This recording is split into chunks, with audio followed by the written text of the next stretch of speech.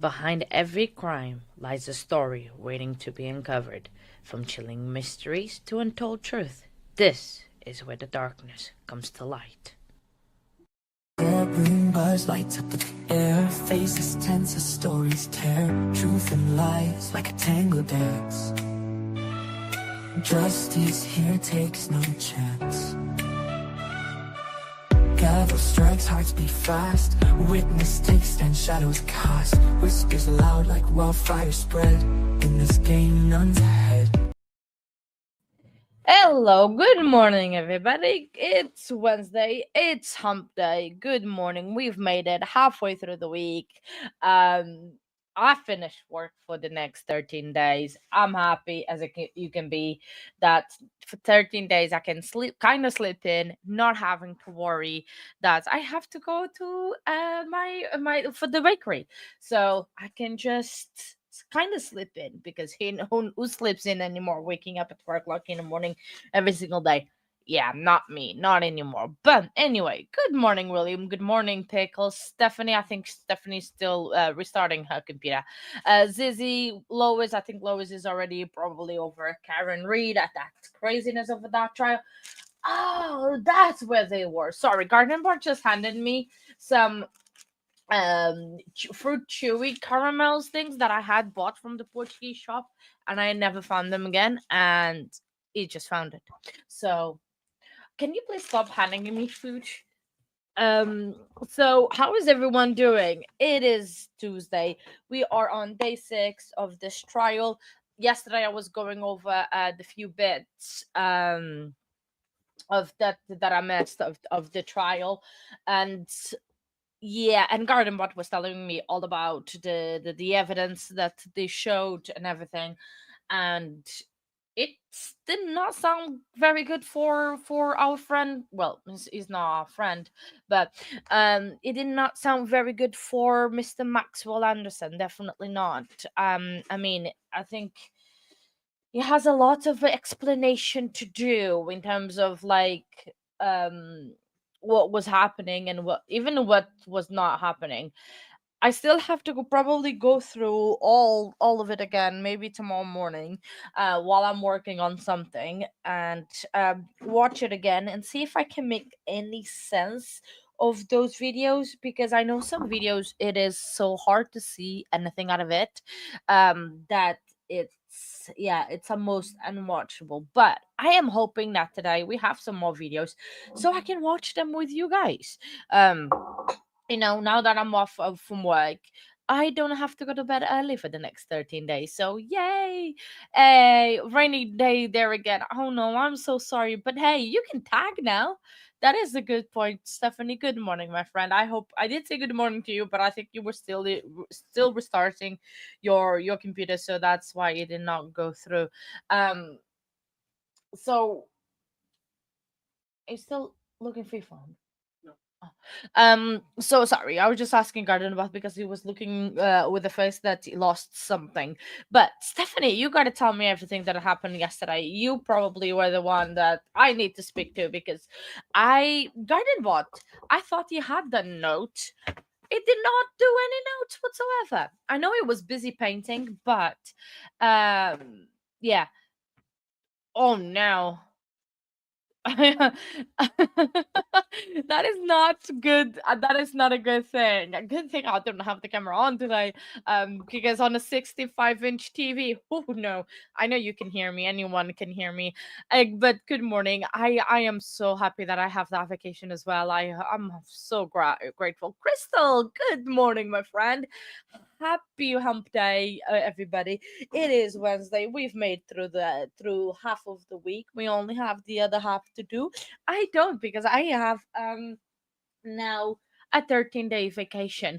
But oh, okay. No worries, Cindy. Good morning, Cindy from South Florida. Thank you very much for coming in, and I'll see you in 2 hours from now.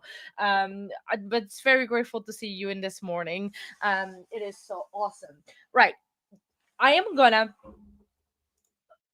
Well, I'm still in England. I was gonna say Portugal. No, I'm on vacation. I use the term vacation just to say I'm off from work. I'm not working for the next week. and a few days in the bakery work. I'm still gonna be here in the streams, doing streams and doing everything.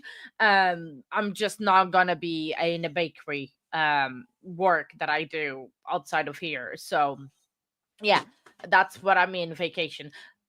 I think it's more time off because I'm still gonna be like, I'm gonna be chilling, doing streams and spending time. So, you know, just there. Um, oh, hang on. They showed the video of him and her at his house. I saw that, the one that is like, a little bit, yeah.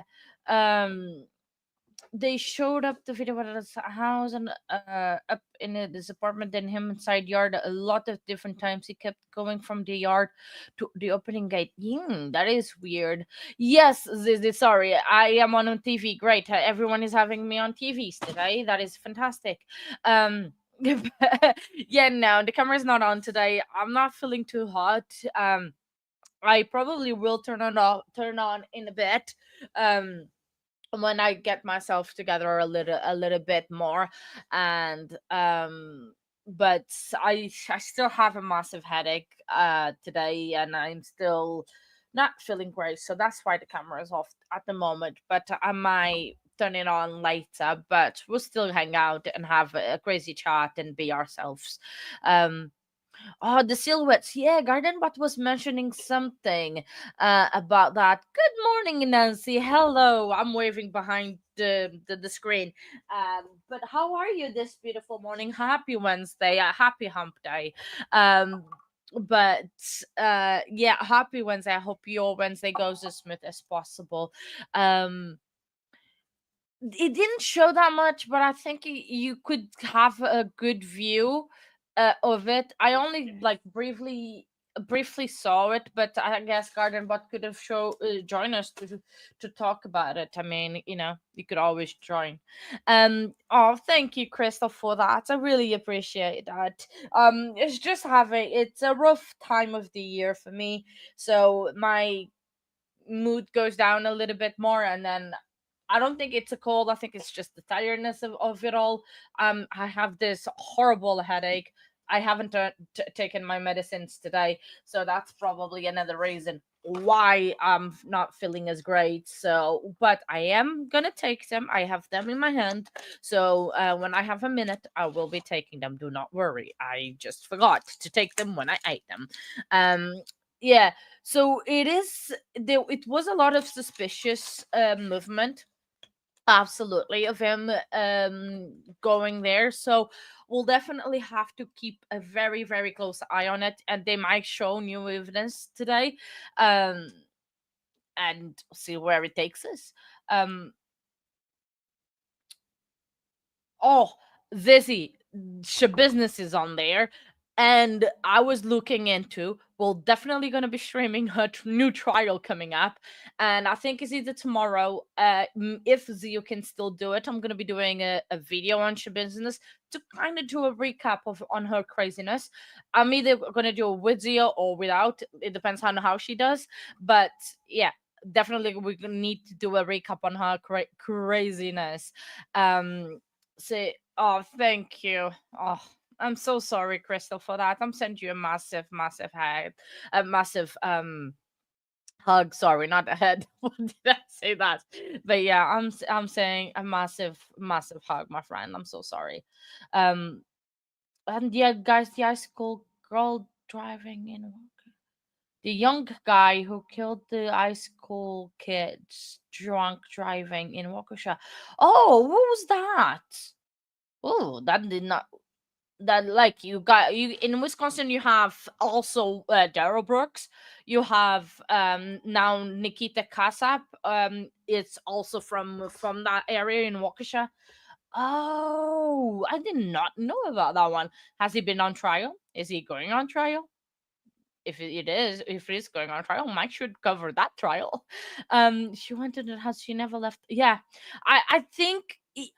And I was talking to Garden Bot earlier because we were discussing the trial and everything. And I was asking how did it go and everything, and he was talking about those videos, right, on the yard, where you could just see kind of like a jumping or kind of thing. My suspicion is that he threw her in the concrete slab or something. She hit her head somewhere that's unalive there, and then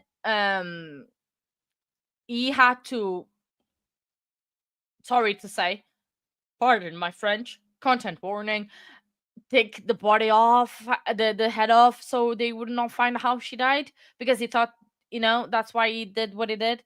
So maybe, um, so we have a 12-year-old little, yeah. Oh, it was a 12-year-old? Oh, that's not the one that I was talking about. Wow. That area, it's crazy. Stephanie, you need to make me a list of cases in your area, in Wisconsin. That definitely, um, yeah, just absolutely. Oh, good morning, Jennifer Sue. Yeah, hi, happy Wednesday, happy hump day. Yeah, she should definitely be restrained. She should have a restraint, a shock belt like Laurie Dingbell. She should have everything. My days, that woman, it's absolutely insane. I don't know how that the attorney yesterday was so comfortable in shaking her hand. I would not. I was like, yeah, no, girl, no, I don't want you. Um, so she is not safe. She's not safe at all. She's the least safe person of them all. I mean, it goes Taylor Business, Laurie Dingbell, and then all the other crazy lunatics. So absolutely. Phew. Um. Oh wow. Eesh. That's not I where have I been in terms of true crime my days. I have been following a lot, but it's just been so much that I need to get my head into gear and start that. But I was working today on a new intro for the channel. It took me 2 hours to do a little bit. I probably will show you guys in like a lunch break or something. I'll show what I have right now. But I think it looks kind of good. I'm still not finished. It is about like a minute long intro, which is not bad. So yeah. Oh yeah, she's cray cray, but I feel her and hold Laura good. She won't attack him, but the judge on the other hand, yeah, the judge and the bailiffs are definitely not safe. Absolutely. It. I mean, she's absolutely crazy. Um, uh, Back to their house. Wow, yeah. And the Arkansas man who kidnapped 16. Oh wow, Crystal, how do you know that man? Google Sheets. I think me and you, we're gonna be good friends. Um, can I get into that deal? I mean, we are gonna be great friends. We're already good friends. I think we're gonna be great because a Google Sheet or a spreadsheet. You speaking my language, girl. Hannah, good morning. Hello, my friend. Good morning. A happy Wednesday. Welcome in. Welcome in. We've made it through half of the week. Well, you've already been half of through the week, kinda. I don't know. Your hours are crazy. I'm joking. Hello, my friend. It's so good to see you. I'm waving behind the camera. It is so great to have you here, Jennifer. I'm so so so glad that you are. Can I ask you a question? Whereabouts are you?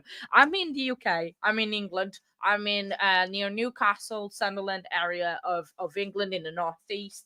That's where I'm on the street on. I'm not down the streets. I'm at home, but you know what I mean. Yes, of course. Absolutely, we could do that. I mean, I can help you with that definitely. CPAP is really fast updating to what's that? CCAP. Oh my days, you're talking words that I do not know. Yeah, we could add links to the recent medias from when Calf do. Yeah, absolutely.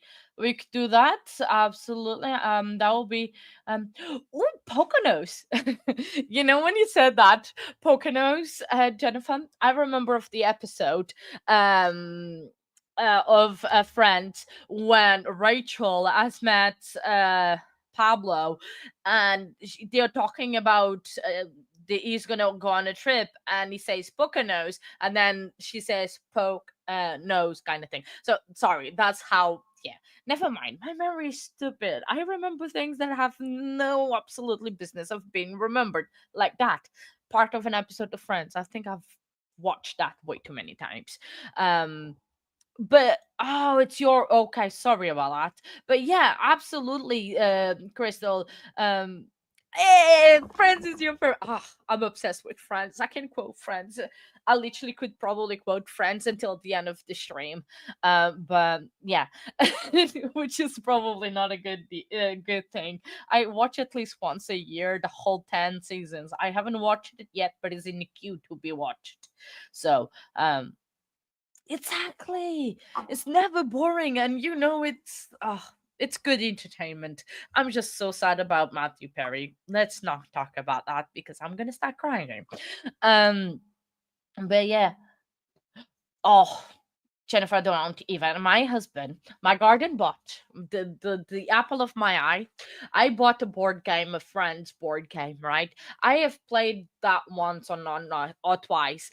We are thinking of moving house, of getting our own home, and we were getting rid of stuff, and he made me get rid of my friend's board game. So I'm very sad about that. He did made me get rid of it. So I'm very sad about that. But I'll get it again. Don't worry. I'm sure I'll be able to get it again. But yeah, I know. Like I'm obsessed with Friends. Can but yes, Crystal. So if you need my email or something, or are you on our Facebook group or Discord group? If you're not, you should be. Or you could be, and Jennifer as well. Anyone that can come, that wants to come can come, and you can share the link there and everything, and then we can um share that because we have a spreadsheet of the channel as well. And I where is it? I can show it. Court hasn't started yet, so we'll still um oh yeah, I'm more friendly to Facebook than Discord. Yeah, that's fine. I mean, either one of them, it's absolutely fine. Um, because I don't know if you heard, I haven't shared it. I have to share it because I know I keep saying that I am gonna share, but we have our own spreadsheet for the channel as well. Because I made one with all the cases that we've already followed, and it has all the statistics and everything of the case. And the feed just came on, but it's not playing for some reason. Okay, it is playing now. So I can just share 1 second, guys. Fit is up there, it's working, we are on most on track. So we have yet to see or hear about the photos from Maxwell's phones showing her face down on his sofa in a state of undress. We also need to hear from the informant, his friend, who told his plans to ooh, that might be a spicy day ahead. Ooh, I love it. Oh yes, we are. Okay, so Jennifer, I ask uh uh I will try to share the invite. Um I know. How dare him to do that? I Calling on the it record. Oh, Calling State of here we go. Wisconsin versus Maxwell Anderson, case 24, CF1692, appearances. Ian I'll Vance Curzan and drop Megan Newport for the state, joined by Detective Joanne Donner. Anthony Cotton and Jason Finley with Max Anderson. Good morning. Good morning, everybody. So I'll drop welcome the link back. for I the hope you have a Discord in lovely chat. evening. We have Detective Rachel Smith still on the witness stand. We're going to re-swear her because we have a new court reporter today, and we are still on the direct examination, and we are still on the state's case in chief. Okay, state.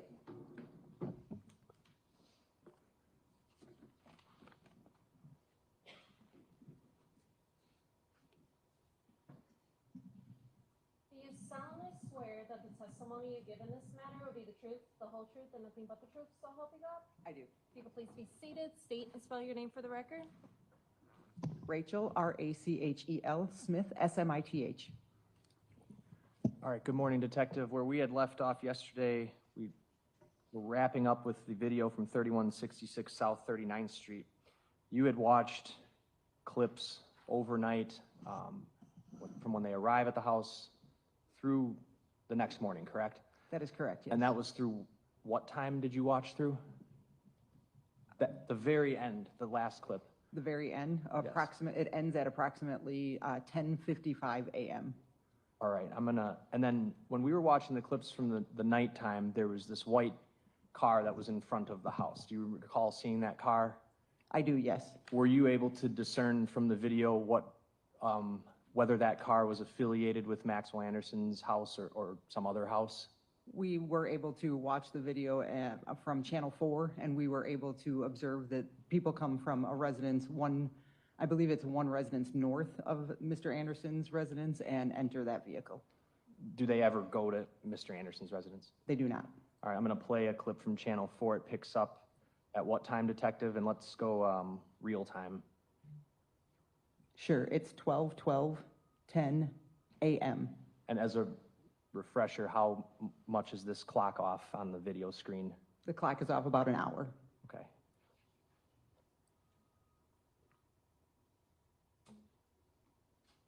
What'd you see?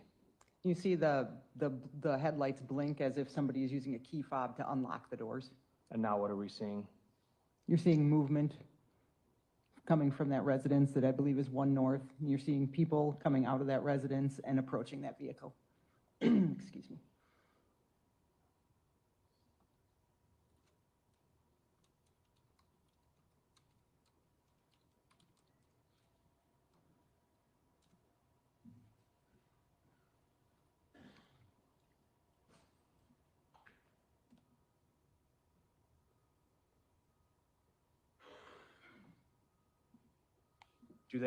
What do they all do?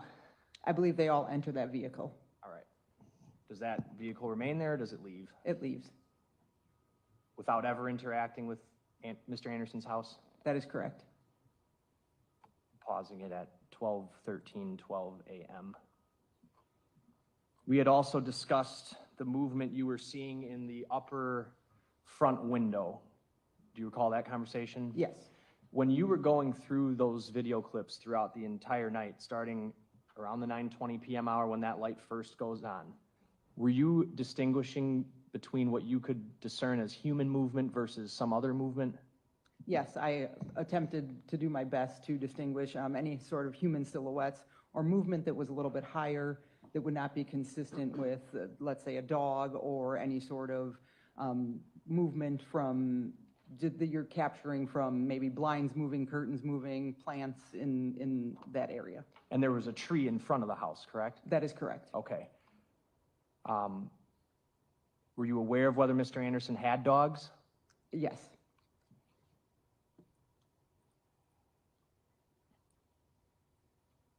So the last human movement that you observed on the video from either the upper window or the side yard was at what time?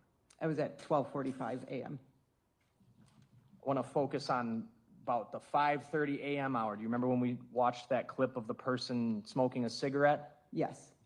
And I'll bring it up here. This clip starts at what time, Detective? It starts at 5:41 and 53 seconds.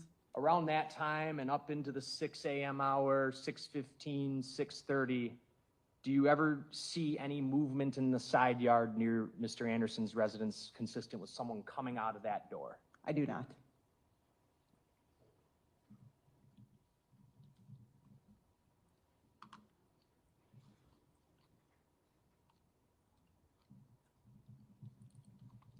Got this clip up now at what time here? That's going to be 8:42 and 57 seconds a.m. And which clip is this again? This is going to be the clip where the person that was on the bus that we believe to be Maxwell Anderson arrived home. You can see the tan backpack there? That is correct. So prior to this, that last clip where there's movement in the side at 12:45 a.m., when we watch those clips and you see human movement in that back area by that back gate, what about that motion light that we were seeing in the tree earlier on in the night? Yes, in that last, I believe it's the last two clips actually, you do not observe that motion light come on during that time. So as I indicated, that it appeared as if that motion light was being tampered with because it did illuminate any other time that there was human movement in that side yard or towards the gate. Then in the last clip where we do observe human movement, we do not observe that light being illuminated. That's why we believed it was being tampered with. I have it queued up to what time? That's 12:42 and 48 seconds. Okay. And as I fast forward through this clip, Where do you see movement here? Right now, you're seeing movement up in the upper window. And then the very next clip, what time is this? This is going to be 12:43 and 55 seconds. I'm gonna speed that up. And do you see the gate moving? Yes. All right. Let me back it up and play.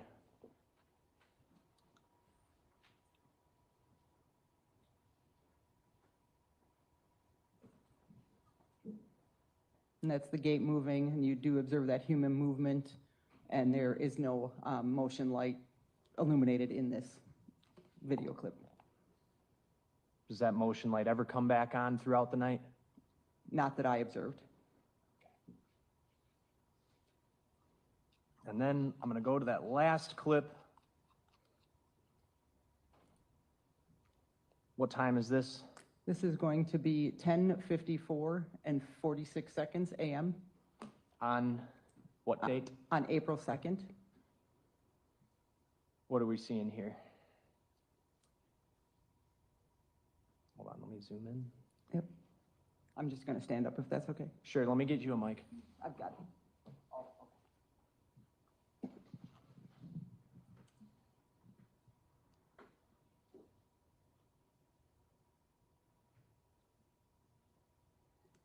What's the status of that back gate? The back gate is open at this time.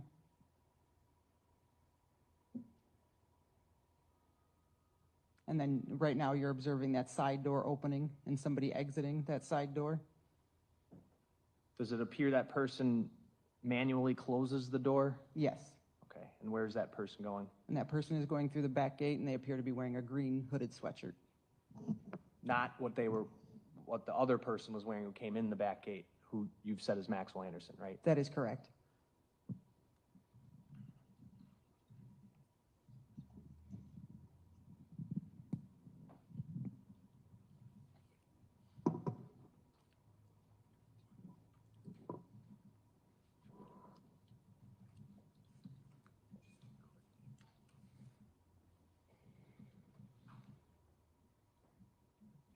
What do you mean by manually closing the door? I'll play it again here. If you can just describe what you're talking about Sure. and point it out as you're seeing it if you could.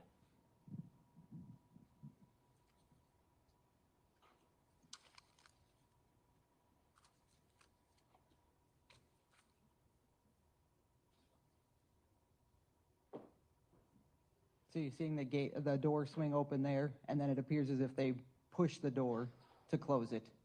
Rather than just letting it slam? Correct.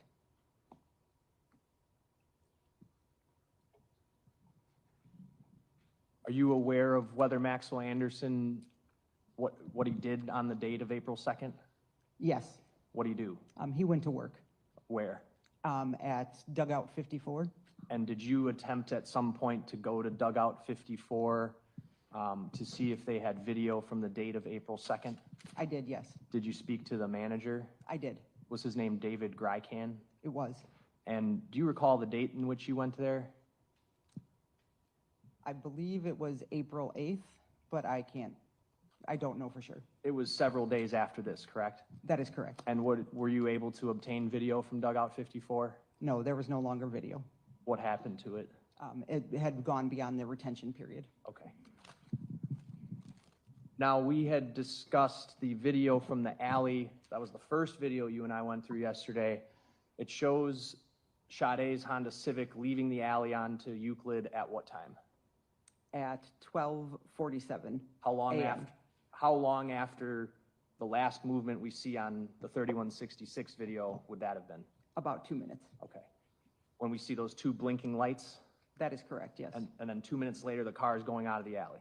That is correct. Did you attempt to get video from anywhere after that period to discern where that car traveled to? Yes, Did you find video that depicted her vehicle after it departed that alley? I did, yes.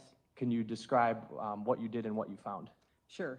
So the city has a program that's called Operation Impact, and there are cameras that business owners share with the Milwaukee Police Department that we are able to access via an app called High Connect. And I was because of the district that I formerly worked in, I was familiar with a camera that was on the intersection of 35th and Greenfield, and it was believed that Mr. Anderson traveled in that direction in... I'm going to object to Mr. Anderson. He just asked about a Civic. I'll sustain that objection, and Detective, I'd ask you to just to rephrase. Sure. It was believed that the Honda Civic traveled in that direction. So I was able to go onto that app and access those cameras that are there. They're located at 3429 West Greenfield Avenue, and there are several different cameras on that business that I was able to view, and I was able to observe that Honda Civic traveling north on South 35th Street. I'm going to pull up the map so you can describe what it is that you were,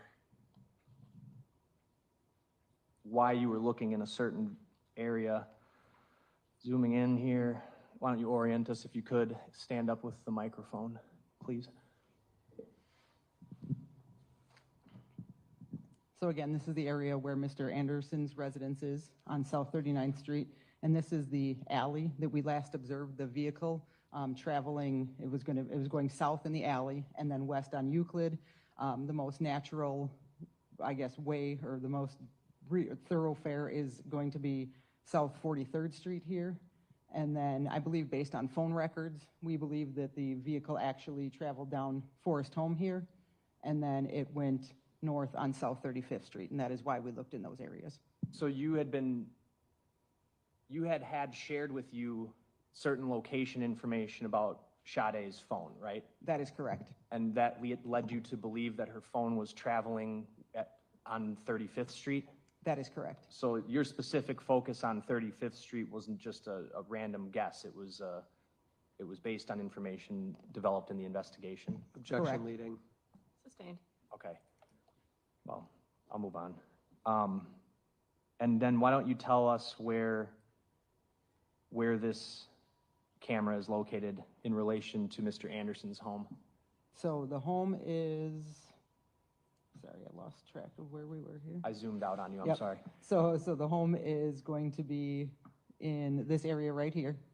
And then the location of that camera is, you're gonna have to come down a little bit. Right here on 35th and Greenfield. Okay.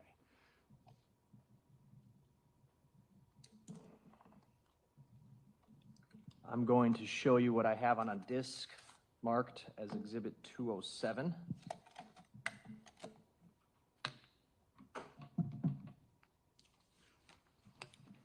And as that's loading, what time period did you capture this video from? I started watching at 12:45 a.m. because we knew that the last movement of the Honda Civic from the area of Mr. Anderson's home was at 12:47 a.m.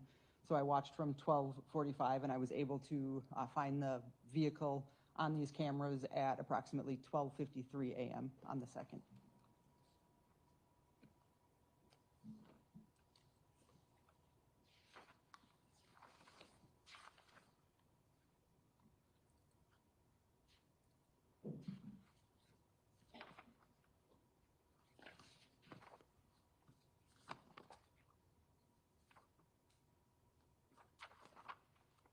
All right, I'm going to bring up the video file. It's a long title. The first one is identified as camera 3. Let me get off the zoom here.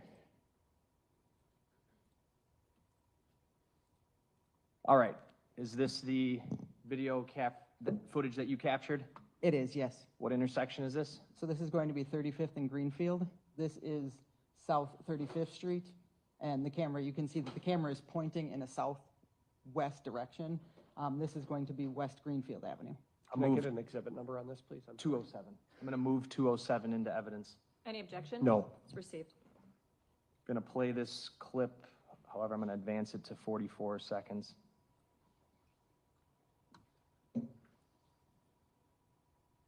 And as I play, before I play, what real time are we looking at here? We're looking at 12:53 and 39 seconds.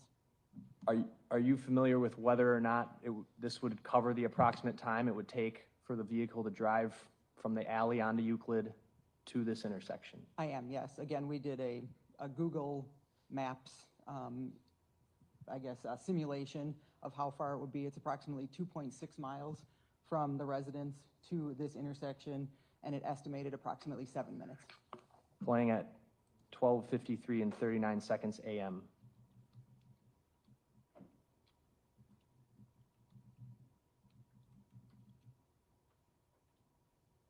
And that's not the vehicle there? Correct. Okay.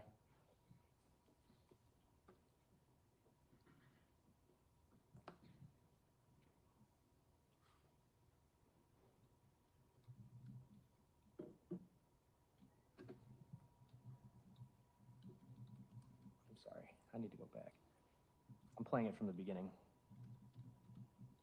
So this is 12:52:58. Correct.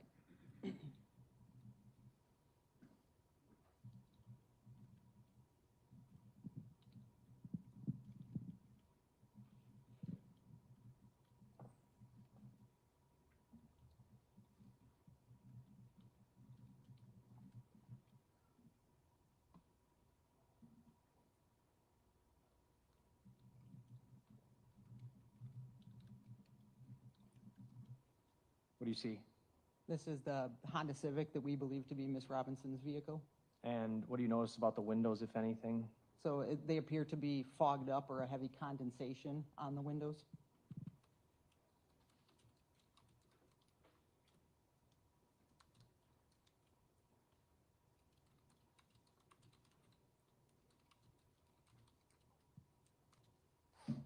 And what direction does the vehicle travel after going through that intersection? The vehicle continues north on South 35th Street. Okay. I want to back it up and ask you which windows are you noticing this condensation on?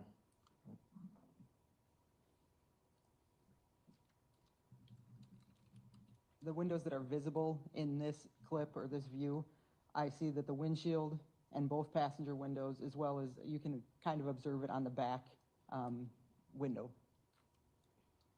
The front passenger mirror, does that look normal? It does, yes. Okay, not broken. Correct. And then I'm going to play camera 1.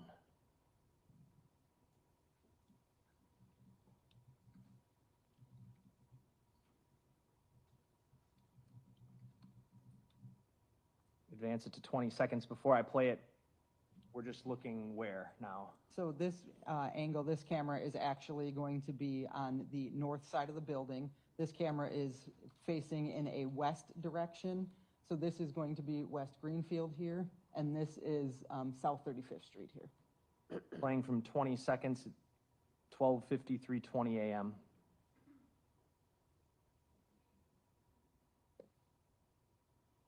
What do you see? You're observing that Honda Civic approaching the intersection and stopping. As we zoom in, are you able to observe the windows in this clip as well? Yes, they are. They also appear to be condensation or a fogging on the windows.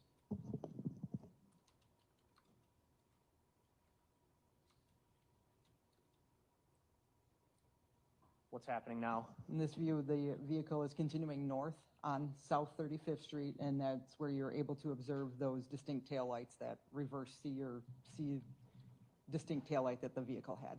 Paused it at 53 seconds.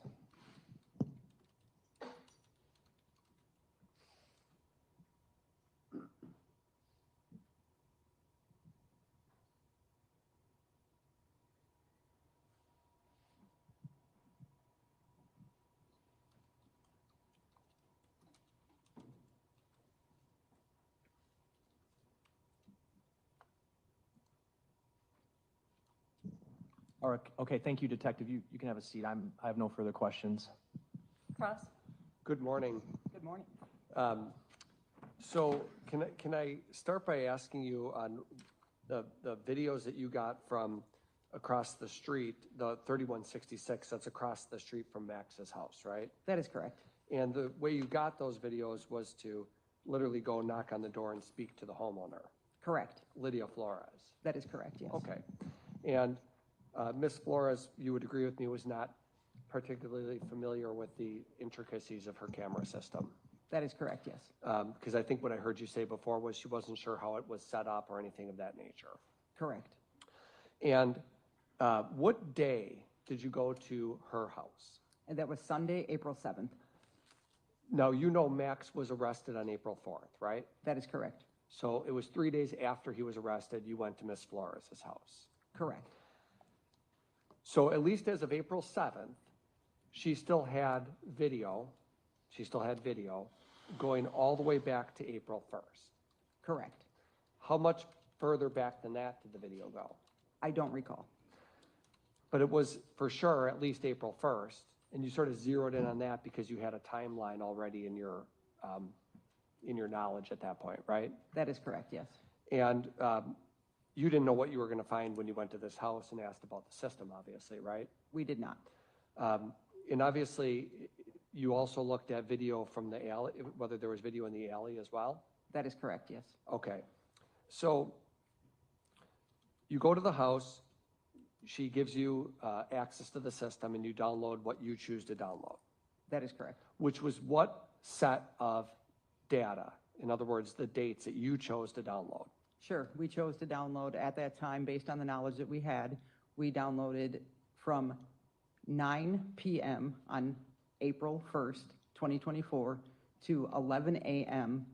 on April 2nd, 2024. Okay. And so then anything after 11 a.m. on April 2nd is gone. That is correct. You've never gone back to ask her for additional footage after 11 a.m. on April 2nd, have you? We did not. How long have you been a detective for? I've been a detective approximately 4 years. Going on 4 years? That is correct. So 3 years and some number of months. I was promoted in October of 2020. So actually, I'm over 4 years, going Okay. into my fifth. And then before you were a detective, what type of officer were you? I was a patrol officer in District 2. How did it come to be that you were assigned this particular task? At our daily briefing, tasks just get assigned, and I was familiar with the South Side area, so I chose to go look for the video over there. Okay, because you knew the neighborhood, for example. That is correct. All right. And I think you talked about Max getting off a bus and going home. The route that he walked was the normal route to walk home, right? We believe it was, yes. You don't know the exact streets necessarily because there may not be video of every street, but he went west to his house, right? The most logical route, yes. Okay, and it sort of matches up with the times of when you can see the video of him coming home, right? That is correct. Because have you yourself actually walked that route to roughly check it? I have, yes. Okay, and you can see when he comes home, he obviously has his backpack on, right? Correct. So the backpack hasn't been disposed of. That is correct. What's in the backpack? I don't know. He has his jacket on, you saw that, right? Correct. And the jacket has not been disposed of either, I'm not aware. okay? You can see the video that he has it on, right? Oh, I'm sorry, I misunderstood. Yes, when he is in the video, yes, the jacket is still on his persons. Right, gets off the bus, backpack and jacket on, comes home. When he gets off the bus and comes home, it's the same clothes on, right? That is correct. And nothing's been tossed in the garbage can, right? Correct. And you don't see any video of anything like that happening. That is correct. Now, the videos, the camera system actually, as we were watching a bunch of clips yesterday, we're not going to do that today. Let's go straight down sort of the walkway down the side of Max's house, right? That is correct. And you said that you got this assignment because you're familiar with the area, so either it was told to you or you decided you'll go knock on doors and see what videos you can collect. Correct. It wasn't given to you because you are the department's video expert, for example, right? That is correct. Not that you have any specialized training in how to interpret videos, right? Correct. You have no such training. That is correct. Your training's no different than any member of the juror or any other person of the public in terms of interpreting videos. Correct. And you would agree that the system Ms. Flores provided to you, I thought what I heard you say yesterday was that it was a continuous system. That's what she had thought. Correct. But it turns out it wasn't set up as a continuous system, Correct. meaning that there are significant gaps Yes, between clips, right? that is correct. We could see on the screen hundreds, I believe, probably hundreds of clips, right? Correct. There's no rhyme or reason why it picks up one portion of a day or not a portion of a day, right? Correct. And that's different than some camera systems where you can make sense of why it picks up at a certain time, right? That is correct. So what you're left with is footage as it exists with significant gaps throughout the footage, right? Correct. And we don't know whatsoever, obviously, during those gaps what happens. That is correct. Now,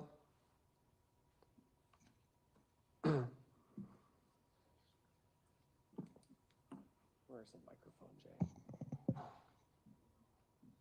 You still using the microphone? I think the one right next to you. Testing 1, 2.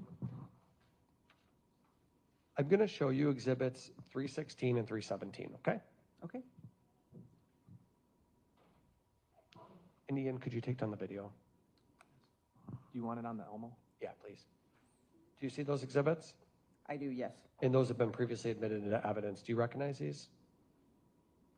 This is the first time I'm viewing them. Okay. Well, I reviewed one yesterday, I apologize, but yes. You recognize that as what? This is the inside of Mr. Anderson's residence. Okay. Meaning, and Judge, okay if I publish exhibits that have been admitted, right? What numbers are they again? 316, 317. Yes, go ahead. And so, And they have been already admitted. okay, so again, exhibit 316, before I ask you about this exhibit, you would agree that yesterday you were looking at what you believe to be silhouettes and drawing some conclusions based on that, right? Correct. And you are, as you've said, have no expert training in such a field, right? That is correct. You're not offering that as a scientific assessment or analysis, right? I am not. And you would agree that exhibit 316, which you just identified, is a picture of the interior of Max's upstairs. Correct. I should just say Max's residence that he lived in, right? Correct. And what we have here is on the right side, a couch, and on the left side, a circular chair, right? Correct. And then a table directly in front of that window, right? That is correct. And then plants hanging all over the place. Correct.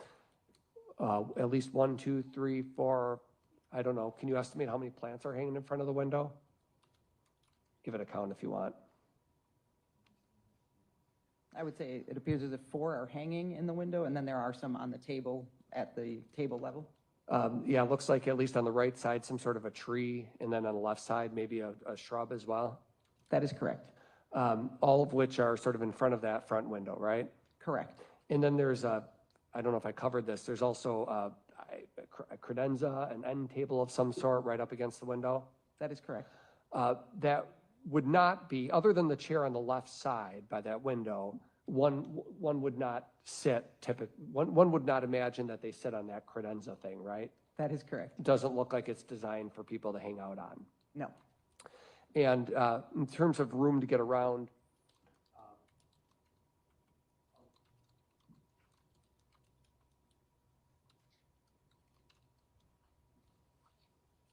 so then with exhibit 317, that's just, what is that?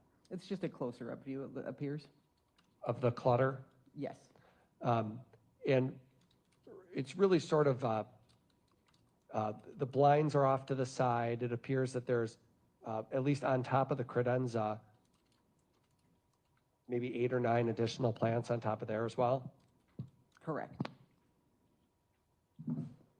And the quality of the videos that you have looked at are extraordinarily poor, That is correct. as opposed to other video of better quality, such as bus footage, where you can clearly see faces and gender, right? That is correct, yes. Now,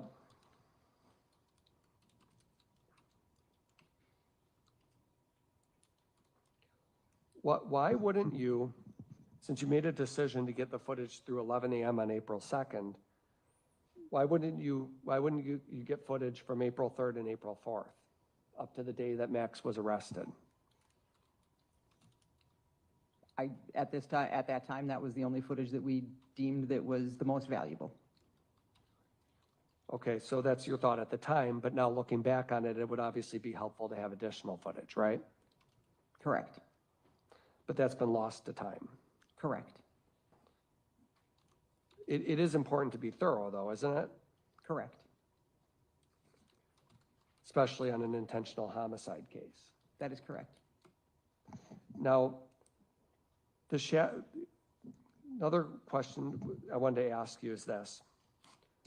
When you get these videos, obviously they're in electronic form, right? That is correct, yes. And you can, as you said yesterday, you can spend whatever hours you want looking at them and drawing whatever conclusions, right? Correct, And you've testified, obviously, Mr. Anderson had dogs. correct, We know Sade, or we believe Sade went to his house with him, right? correct, You've seen the video, they leave Dukes together and get in a vehicle, right? correct. None of this is new information to you. You've been able to, you know the case, right? That is correct, yes. Okay. And so there's nothing on, to be clear, any of the videos that you've watched that ever shows Max Anderson driving Sade's car. That is correct. Even the ones you just testified to this morning where you had said Max, in fact, all you can determine is that a Honda Civic left Max's house. That is correct, You can't say that Max actually drove that car. correct, Okay. And when you talked about a light blinking twice, consistent with a key fob being pushed, you have no opinion whether that's Sade clicking a key fob or Mr. Anderson clicking that, correct, or some other person. correct, Because what we saw in the video, although it's not good quality, is the gate opening and closing, right? that is correct, yes. And for sure, we could see a gate opening and closing at times when there's no human movement out there, Correct, which to you, maybe it's wind, or maybe you don't see the person. correct. And we don't know, do you know whether there's people lurking in that alley? Can you see in that alley? We cannot, Or behind the garage? correct, we cannot see that. Certainly alleys can be a dangerous spot, Correct, dark areas late at night. correct, Now, you do as a detective, you can use your eyes to watch things, but you also have a crime lab, right? correct, And what a crime lab can do is provide additional services to you to help interpret video evidence, right? correct, There's access to FBI crime labs, and there's also local crime labs here in Milwaukee, right? that is correct. And in fact, this is even the type of case, because of the nature of it, where FBI assistance was asked for and provided, actually. Correct. Did you ever ask the FBI to do any video analysis in this case? We did not. I just want to know if you did. I did not. I apologize. And did you ever ask the state crime lab, did you ever ask the state crime lab to do any video analysis? I personally did not know. What would be important? Well, you were asked questions yesterday about height. Remember that? Correct. Whether a silhouette appears to be the same height as the fence or not the same height as the fence. Correct. Did you ever ask, you do know that the state crime lab in Milwaukee can provide a height analysis? I was not aware that was one of the features specifically, but it wouldn't surprise me. You didn't know that they can do that. I did not. Therefore, you never asked them to do a height analysis That is correct. because you didn't know they could. Correct.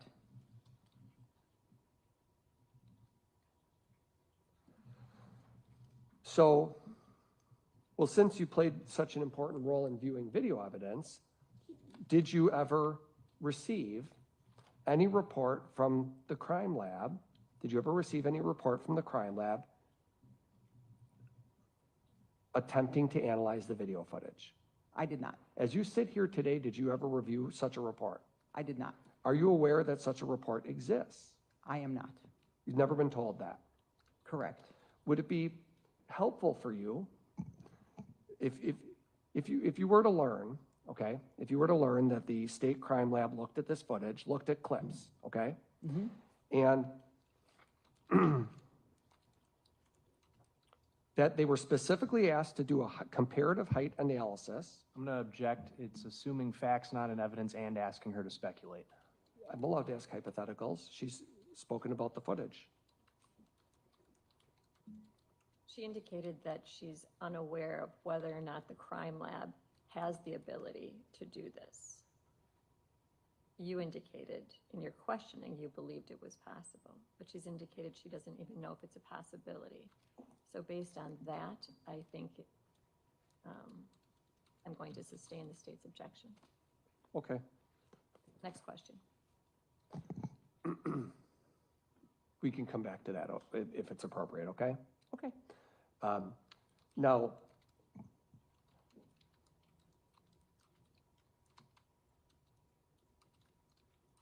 the movement that you've talked about yesterday, silhouettes and things like that, you've offered an opinion, but again, not a scientific opinion, just your lay opinion, right? That is correct, yes. That sometimes you think it's human and sometimes you don't think it's human, right? Correct. But you don't know whether it's really a dog that jumps up, it might be a big dog, or it's a human, right? That is correct. And clearly, obviously, we've established there were dogs in the house, right? Correct. And no special software was used. Did you use any special software that provides you the ability to do something with the footage that we didn't see here in court? I did not know. Dugout 54 is I believe you said a bar here in Milwaukee. Correct. You went there. Correct. When did you go there? I believe it was April 8th. No footage anymore, right? Correct. It was gone? Correct. But regardless of whether there's footage or not, you spoke to the owner, David Grycan, you said, right? Correct. And Mr. Grycan confirmed Max showed up to work on April 2nd, He did, yes. worked his shift, Correct. which is an important day in Milwaukee in particular because it's opening day, right? That is correct, yes. And Dugout 54 is right by the stadium Correct. with foot traffic galore walking to the stadium and the bars, right? Correct. And you were able to confirm with Mr. Grycan that on April 2nd, Max Anderson showed up to work at what time? I believe it was 11:12 a.m. Is that in what we do, and we do have footage, right? Or do we have footage in your review of what you believe to be Max leaving his house to go to work? That is correct, yes. Is that when we saw the green jacket, is that what you were offering the opinion that that's Max? Correct. So you can see him going to work. Correct. And clearly he's not carrying a backpack, Correct. nor is he appear to be running from the home, right? Correct. So whatever backpack was being worn, presumably is in the house, right? Correct. You never saw it get disposed of. I did not know. Same with the jacket. I did not. And Max goes to work at 11:12 Correct. and works, and then opening day is noon or 1, right? I believe so, yes. I don't know the exact time. Okay, but he works through his shift, Correct. normal. Correct. And then we don't have any footage of him coming home or any activities after that because you ended at 11 a.m. That is correct.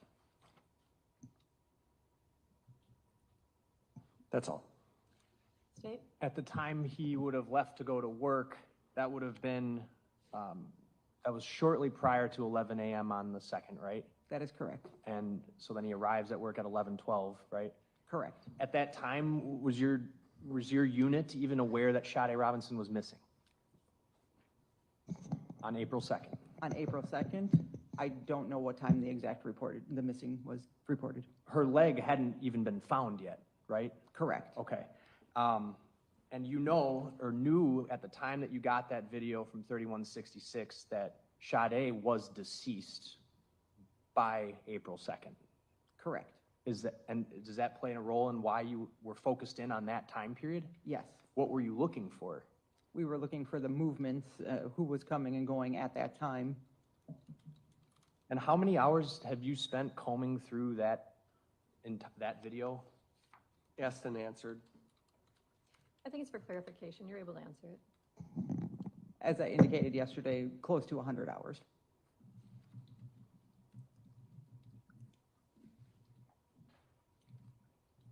Have you ever used the crime lab's imaging unit or whatever it is called?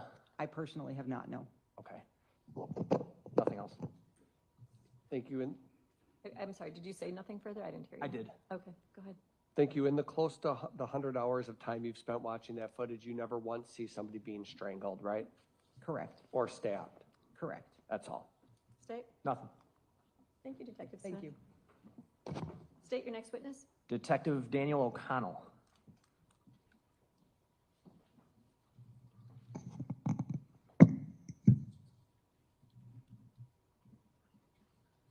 It's open.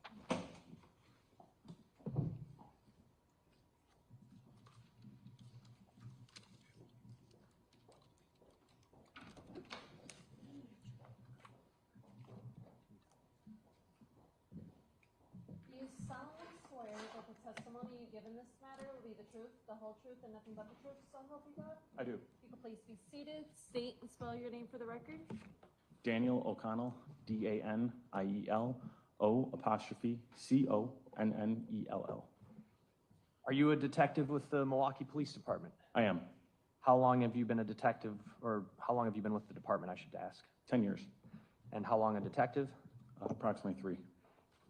What unit are you assigned to? Homicide Division.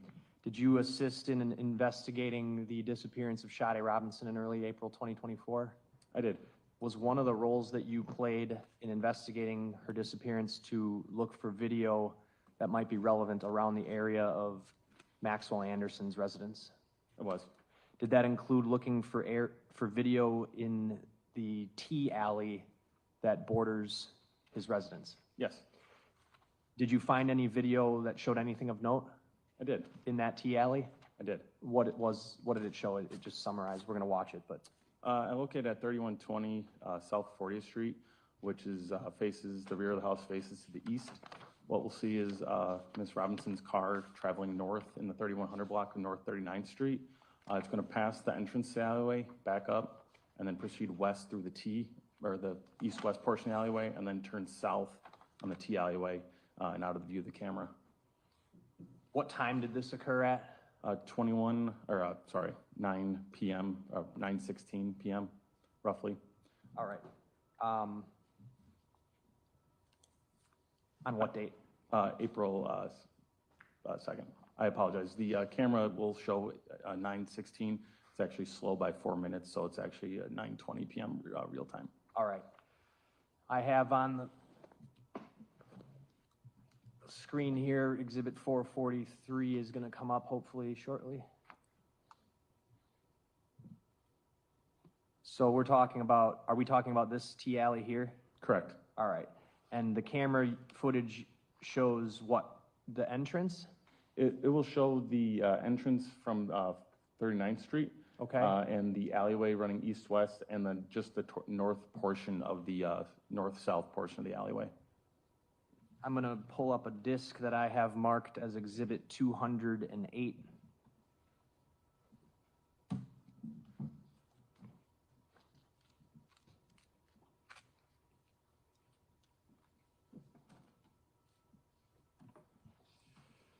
And I'm gonna play the file that is, the end of the file name is 5958_part1.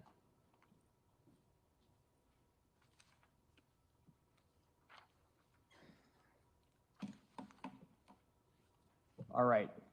Now, at the top here, there's a date and time stamp. Is the date accurate? It is accurate. Okay, and in this particular instance, the month and the day are in reverse order, is that right? Correct. Okay, so the one in the beginning is the 1st of April, right? Correct. All right, and you said the camera's how much off? 4 minutes. I'm going to go, I'd move Exhibit 208 in. Any objection? No. Received. I'm gonna advance the video 4 minutes and 32 seconds. All right, kind of hard to see because of the glare here, but what time is this? It's 21:16:25, which would be 9:16 p.m. According to the camera time, and real time would be 9:20 p.m. Was there a specific reason you were looking for this time period? That's the approximate time that we believe that she arrived at Mr. Anderson's house. Do you know what that was based on? It was based on various phone records, applications. I'm gonna play this clip until, well, I'm gonna play about 20-some seconds of it. Oh, actually, before I do that, just orient us a little bit. Sure. What is this where my mouse is going? That is South 39th Street, 3100 block. This right here where my mouse is now? The east-west portion of the alleyway between Okay. 39th and 40th. And here, That's the north-south alley. his residence would be where in relation to this? It would be south out of the view of the camera, To the right side? to the right side, correct? And it plays in fast forward, right? It does. Okay.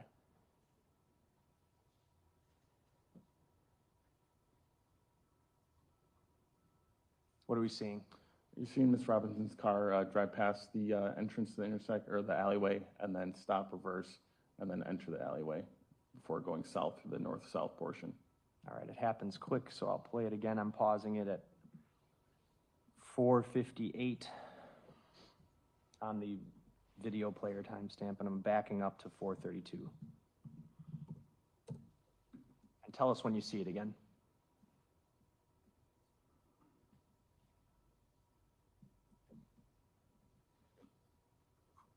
Her car is just entering the frame. It's now reversing and turning into the alleyway, and then it'll turn south here shortly. I have it in slow motion here.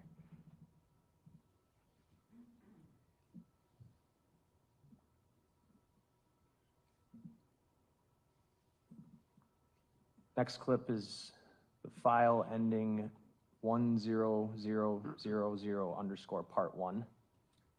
I'm going to advance this to 4 minutes, 33 seconds into the clip.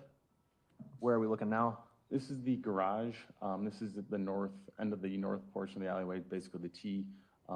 Miss Robinson's car will be entering the camera frame from the top, which will be the east, and then it'll turn south to the right off the camera view.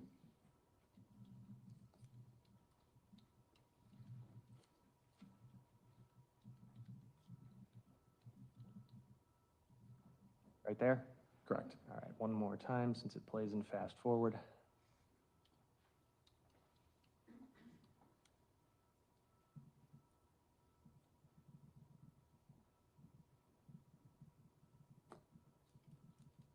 Heading in the direction of Mr. Anderson's home? Correct.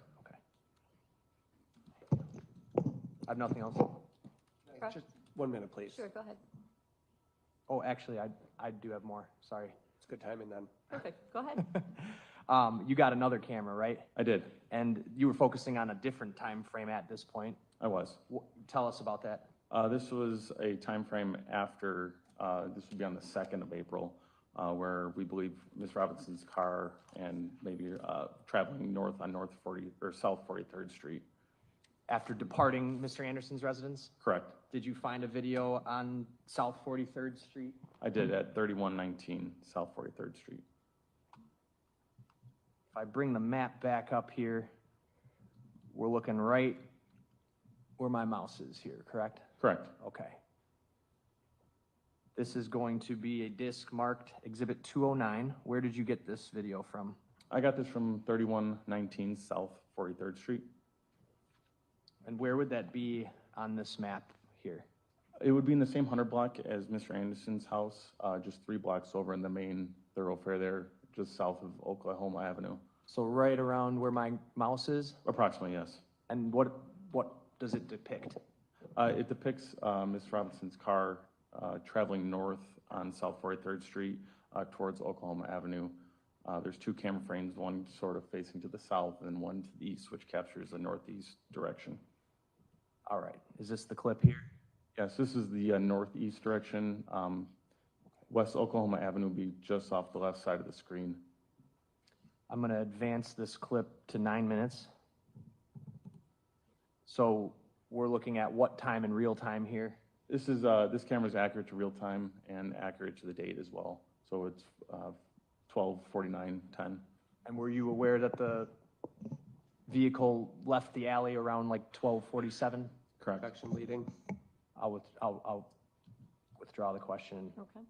Do you know what time, well, why were you looking at this time period? We're looking at this time period because we had information that the vehicle would have been traveling somewhere along this route to the north side of Milwaukee. Playing at 9 minutes, the timestamp is 12:49:10 a.m. on April 2nd, 2024.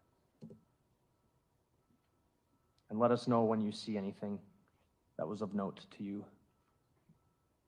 That vehicle right there would be Miss Robinson's vehicle. Do you see anything about the taillights that was distinct to you? Just the shape of them for that year of the vehicle was distinct in that manner. I'll zoom in and play it again since it happens kind of quick.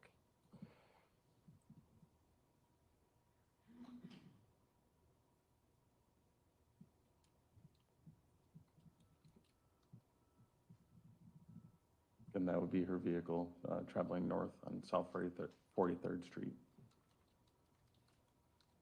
And through what intersection right there? It would be approaching West Oklahoma Avenue. Okay, I paused it at 9:13. The time on the camera is 12:49:24 a.m. And now I have nothing further. Cross. Oh, I'll move 209 in. Any Nope. objection? No. Proceed. Good morning. Morning. You were actually, before we talk about this, you were also involved in a search of Galena Street Park area, weren't you? I was. So if I ask you questions about that area, you'll be able to answer them, right? Correct. When we're talking, the reason you had gone to the Galena Street Park, we're talking about the park at 31st and Galena, aren't we? In that area, yes. It's a little pocket park in the neighborhood, right? Correct. That neighborhood is south of Lisbon Avenue, Yes. and it's, the park itself is a nice little kids' playground almost, right? Correct. And at the east end of the park is the wooded area, and then there's a path that goes down to train tracks down below, right? Correct. Give me 1 second.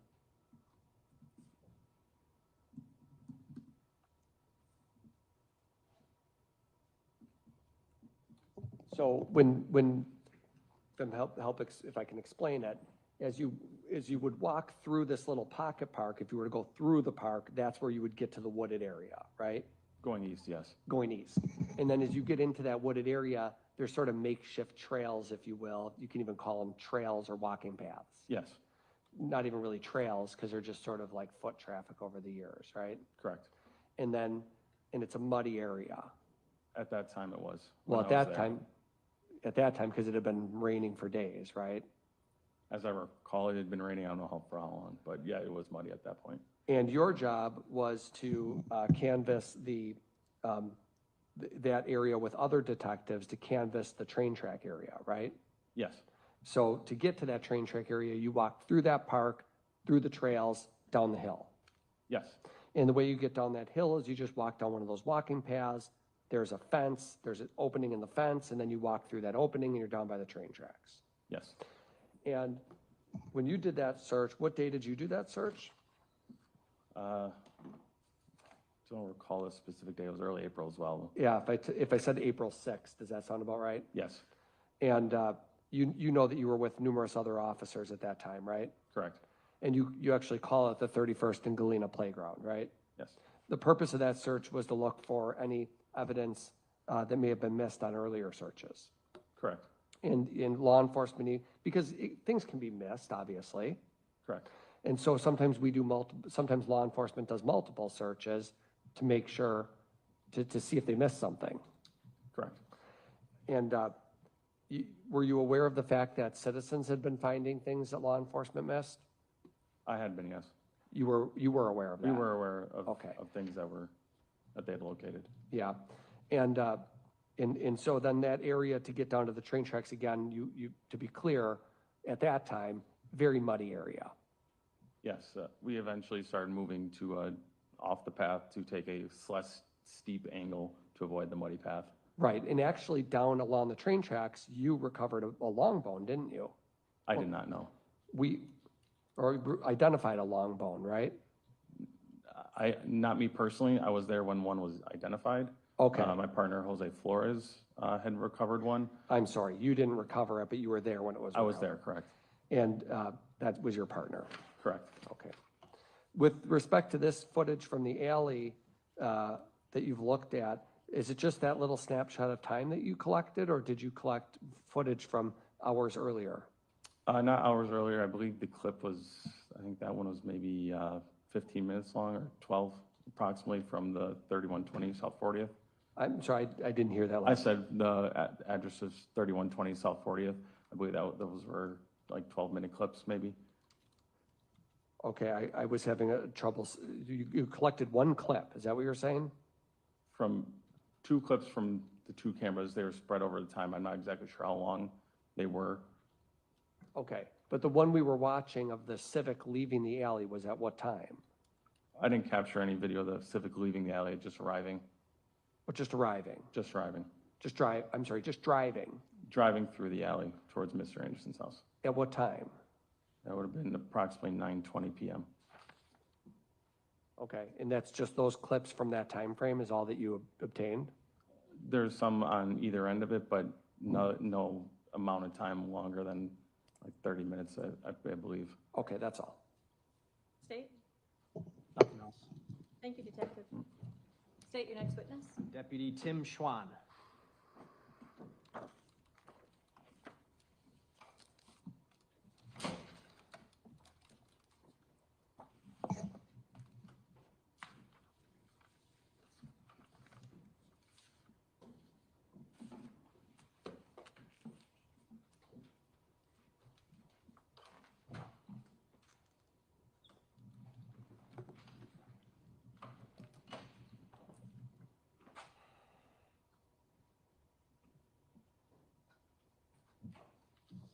Do you solemnly swear that the testimony you give in this matter will be the truth, the whole truth, and nothing but the truth, so help you God? I do. If you could please be seated, state and spell your name for the record. Deputy Timothy Schwan, Timothy. Schwan is Schwan. Are you a deputy with the Milwaukee County Sheriff's Office? Yes, I am. How long have you worked for the Sheriff's Office? I've been a deputy for approximately 5 years. Did you assist in a video canvas related to the disappearance of Sade Robinson in April of 2024? Yes, I did. Did you locate any video that depicted Sade's car? Yes, I did. Where was that from? It was from the intersection of 35th and Lincoln at Badger Ham. If you could look to your right, I have a map that's already entered as Exhibit 443. Tell us where you got this video from. If there's a mic next to you, could you grab it? A hand, not that one. Oh, right on the counter.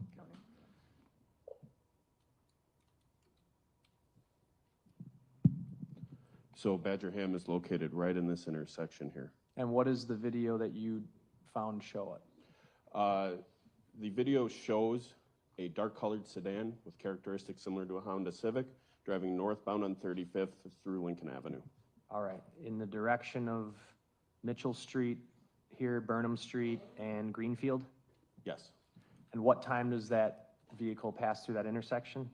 The vehicle passes through the intersection at approximately 12:51 a.m., 12:51 and 29 seconds. I'm gonna pull up Exhibit 210. It's a disc. You can have a seat.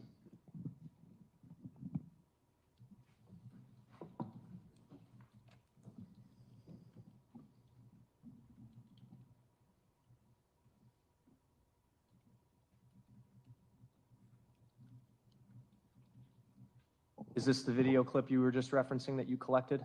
Yes, it is. Move 210 into evidence and ask to play it. Any objection? No. Received and go ahead.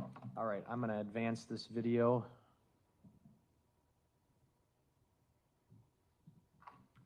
To 35 minutes, 45 seconds in, and play from there.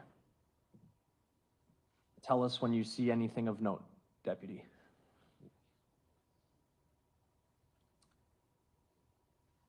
That vehicle right there. Okay. Going north? Yes. I'll play it one more time.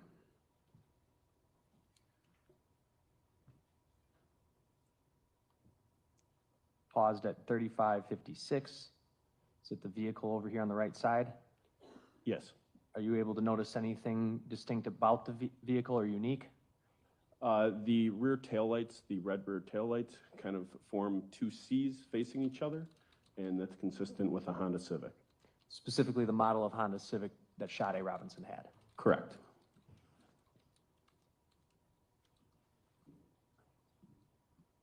I'm gonna zoom in. You able to notice anything about the windows? The windows appeared to be fogged up or obstructed by something.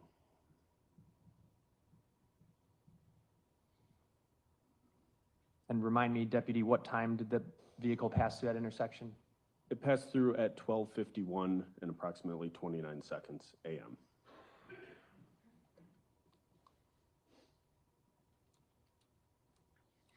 You were also one of the individuals, one of the law enforcement officers that were part of searching Mr. Anderson's residence, correct? Correct. Did you measure the fence of Mr. Anderson's residence? Yes, I did. How tall was the fence? The front gate was 6 feet even from the tallest point of the fence to the ground, and the back gate was 6 feet and 5/8 inches from the tallest part of the fence to the ground. I have nothing else. Cross. Yes, since you were at that house, you also saw that there's a home directly next door that's 2 stories, right? I don't remember which specific house is 2 stories, but I did, that home was flanked on each side by 2 houses, yes. Yes, and both of which were 2-story homes, right? Yes. Okay, that was my question. The fence that you measured was along, the one that runs along the backyard, right? It would be, while looking at Mr. Anderson's residence, the front gate would be on the left side of the house, and then directly to the back where the backyard is was the back gate. Exactly, and in that, did you go in the backyard to do those measurements? Yes. Okay, and that fence between, that fence runs within a foot maybe of the neighbor's home to the left as you're looking at Mr. Anderson's house. Would you agree with that? Yes. It's almost right up to that property line. Yes. And that house right to the side, and that side of the house is the door that you come in and out of. There's a side door right there, correct? Correct. Thank you. In terms of the windows on the Civic, you said they were either fogged up or obstructed, one of the two? Yes. In other words, you can't see anybody who's driving the car when you looked at the footage, can you? Correct. Gender, race, anything? Correct. And could not tell anything about who was operating the vehicle.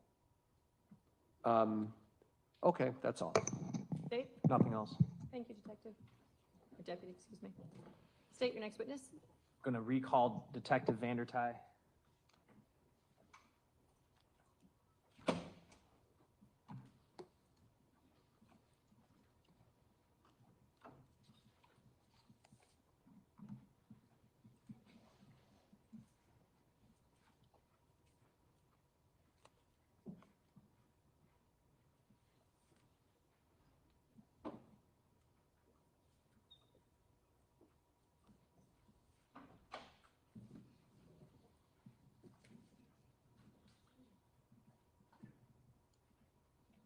Do you solemnly swear that the testimony you give in this matter will be the truth, the whole truth, and nothing but the truth, so help you God? I do. If you could please be seated, restate and respell your name for the record, please.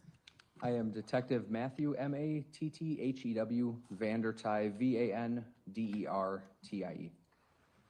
Detective, you've testified already in this trial. Did you also participate in this investigation by receiving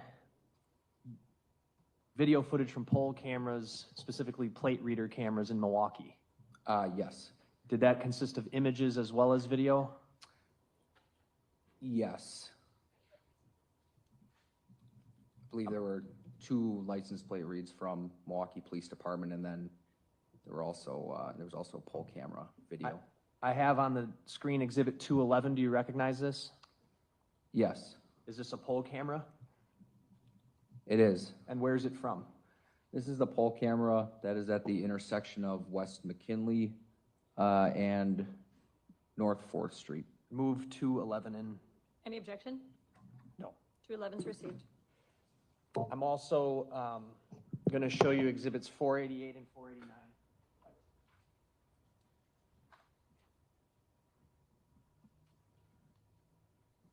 Do you recognize those 2 images? Can I have the numbers one more time, please? 488 and 489. Thank you. Yep. Exhibit number 488 is a license plate read from Fond du Lac Avenue, also known as State Highway 145. It's listed as 145 off-ramp median camera or camera A2. This camera faces east on Fond du Lac Avenue or State Highway 145. And how about 489? Exhibit number 489 is another license plate reader image. This one is titled 24324 left right, 1 left right, LPR camera underscore right. And on 488 and 489, who are those plate reader cameras? Whose license plate are they depicting? This license plate is ASP 1171. That is the Honda Civic registered to Sade Robinson. Okay, I'd move 488 and 489 into evidence. Any objection? 1 minute, please.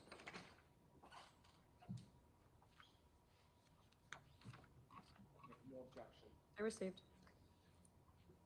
Now, you had contacted the Milwaukee Police Department to obtain this video and then those 2 images, correct? They were provided to me by the Milwaukee Police Department. Why were you interested in these? Excuse me. Obviously, we wanted to know where Sade's vehicle had been during the investigation. Were you aware that the city had cameras that were capable of capturing license plate images? Yes. And so did you make a request for this? I don't know if I specifically made the request, but it was provided to me by Milwaukee Police Department. And I'm going to pull up one of the plate images that's in front of you. Is this 489? Yes, this is exhibit number 489. And this is a plate reader image, right? Yes. Are you aware of where this location is? This is the 1000 block of North Water Street, which is approximately 1/2 block south of Water and Juneau. Which is what bar is at the corner of Water and Juneau? Duke's on Water. And it's date and time stamped what? It is date and time stamped April 1st, 2024, 7:38:43 p.m. Are you aware of where Sade Robinson was at that time? Based on records and the investigation, yes. Was she at Duke's? Yes. Okay. Her car was parked on Water Street? Yes. And this would be in the lower left here, what is that? That is the image of the license plate read. That license plate read, is that the yellow square that I'm circling here? Yes. Okay. 488, I'm going to bring up next.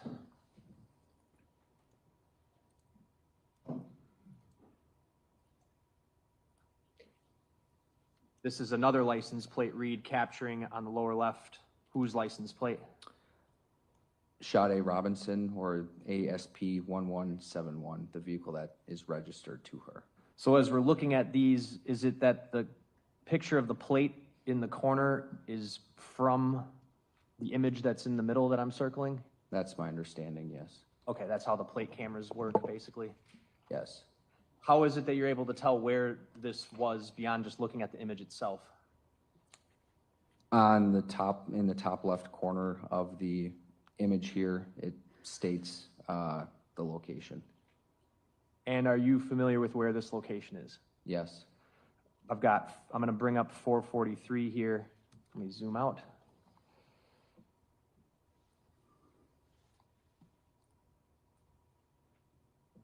Can you indicate on this map approximately where that image was taken? May I step off the... As long as you use the microphone, yes.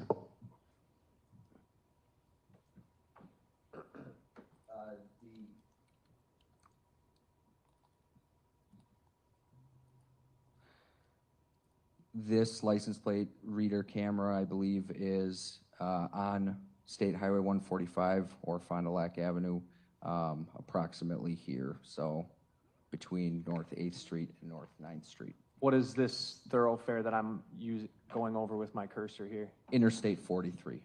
Is there an exit from Interstate 43 onto 145 there? There is. Okay. Zoom out here, and then why don't you tell us where that video, I haven't played it yet, but I had the clip up. Where's that video gonna be from? That video is from West McKinley Avenue at North 4th Street. Pulling up the image again of the plate reader. So when is her license plate captured on this plate reader camera according to this image? This image shows April 2nd, 2024 at 1:02:30 a.m. So at 1:02:30 a.m., according to this image, her car is going in what direction down McKinley? It would be eastbound on McKinley. Point that out on the map, please. From the west to the east. Consistent with having gotten off on that exit? Correct. Now, did you do any independent analysis or investigation, if you will, to try to figure out if this timestamp on this image is accurate? I did review other data sources and What- compared them to this image. And were you Or able the to, timestamp on this image? were you able to determine whether this timestamp was accurate or off by any amount? I would believe it to be fast or ahead of real time. By how much? Approximately 3 minutes and 20 seconds. Tell the jury what you did in order to figure out that this timestamp is off approximately 3 minutes, 20 seconds. I again reviewed the Verizon cellular records that I had previously received via exigency or search warrant. There were cellular records in the area of Interstate 43 and the West Fond du Lac or 145 off-ramp just before 11:59 or 12:59 a.m. Whose records were you reviewing? Sade Robinson's records or the Verizon records. And how about the Life 360 records? Did you look at those too? Yes, there was a Life 360 data point just east of the freeway shortly after 11 or 12:59 a.m. Would it be fair to say that you're basing that calculation about the time on an assumption that the phone, Sade's phone, is within this car? Yes, Okay. Traveling with the car, if you will. yes, All right, so so as I see it, you have this being just before 1 o'clock a.m., 12:59 and some seconds on April 2nd. yes, The video clip I have up here, is this going to capture the vehicle driving? yes. Is this video clip from before or after the image that is on the screen 489? This will be after. It is further east on West McKinley Avenue. And briefly before I play it, just tell us where that image is versus the video again and what we're going to see. The license plate reader camera, again, located approximately here on State Highway 145 or West Fond du Lac Avenue, east of Interstate 43. And the video is West McKinley Avenue at North 4th Street. And what direction is the vehicle traveling? Vehicle is traveling eastbound Can you just do it with your finger on the map? from the west to the east. Thank you. Playing the video clip. It's 21 seconds long.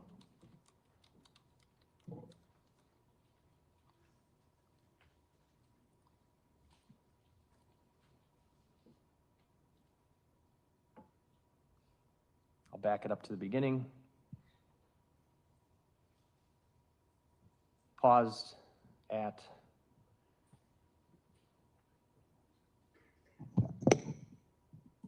Is that the vehicle there? Yes.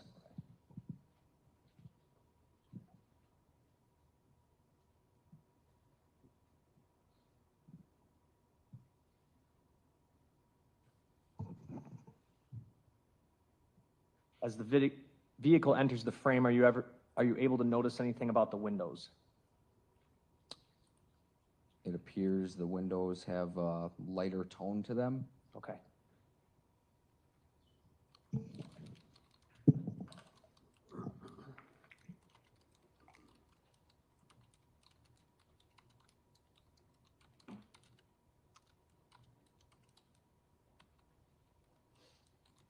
I have nothing else. Cross. So you can't actually see in any of the windows, right?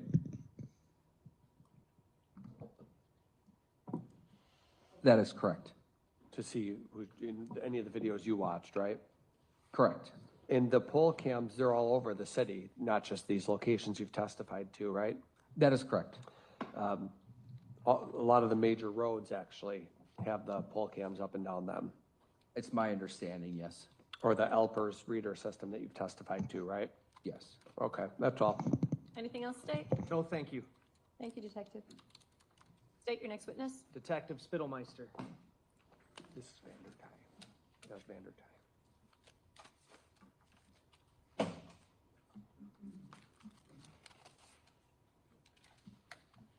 Oh, I'll take them. Oh.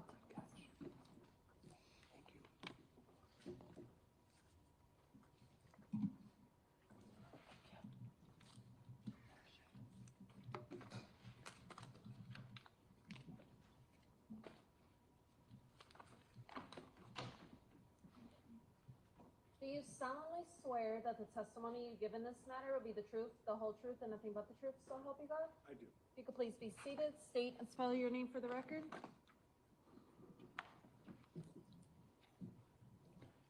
Nathan Spittelmeister, Nathan Spittlemeister.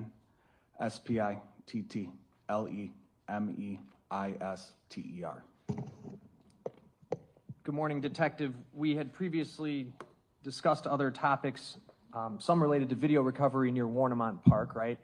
Correct. Did you also assist in trying to find video that captured Sade Robinson's car driving after departing from Maxwell Anderson's house?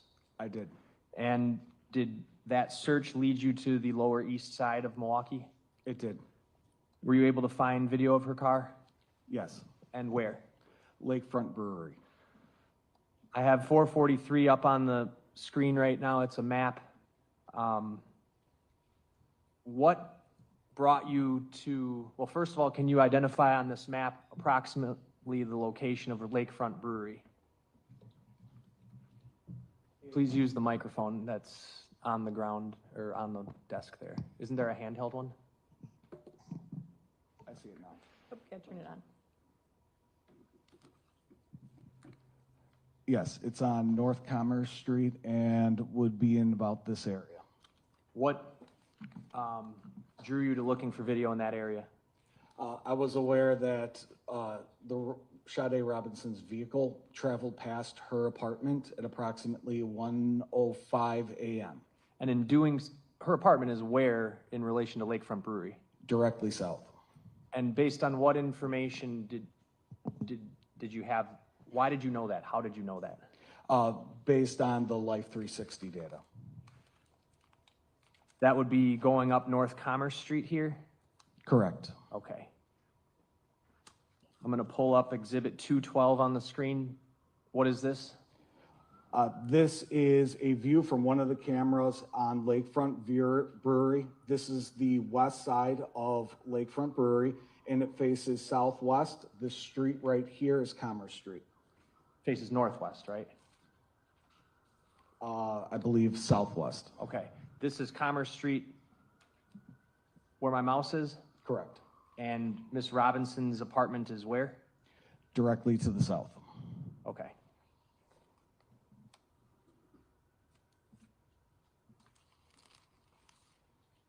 I'm gonna, move this video to 11. So there's a timestamp up here, right? Correct. Okay, is that timestamp accurate or wrong? It is 2 hours slow. Gonna advance the video to 16 minutes. What's this number? This is a disc marked Exhibit 212, and I would move it in. Any objection? No. Thank you. It's received.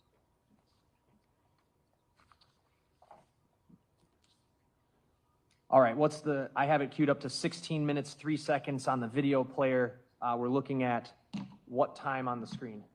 We are looking at 11:06 a.m. or 11:06 p.m. according to this timestamp, but it is 2 hours slow, so adjusted, that would be at 1:06 in the morning. Was this consistent with the time that the Life 360 information you just discussed showed her car going by that area? Yes.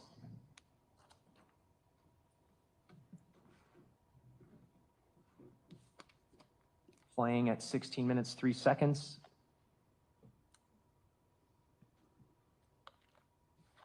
Tell us when you see her car.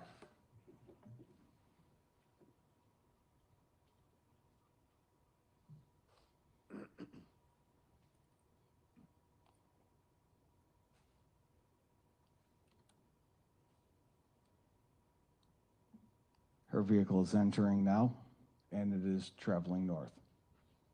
Can you notice anything about the windows? As the vehicle passes the camera, you can see that the windows are fogged. I'll back it up and play it again, playing from 1619.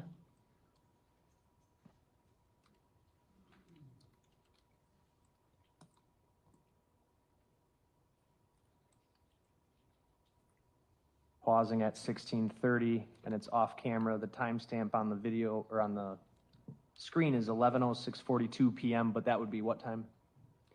That would be 1:06 a.m. And if you could just,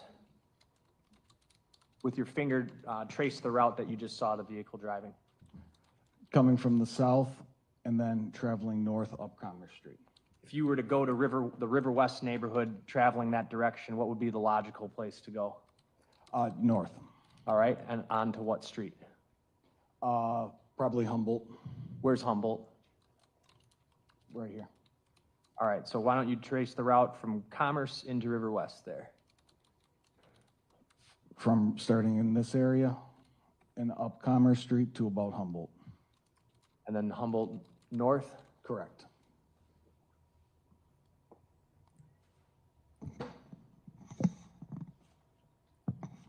Nothing further. Ross? Sade Robinson lived on Commerce Street. Correct. Her Honda Civic drives directly past her residence. Correct. And you did an investigation in this case and looked into the history of it, right? I did. And you can have a seat if you'd like. You can't tell who's driving that car, That's correct. but it leaves Maxwell's home and it goes directly past her apartment building. That's correct. Okay. Now, on May 3rd,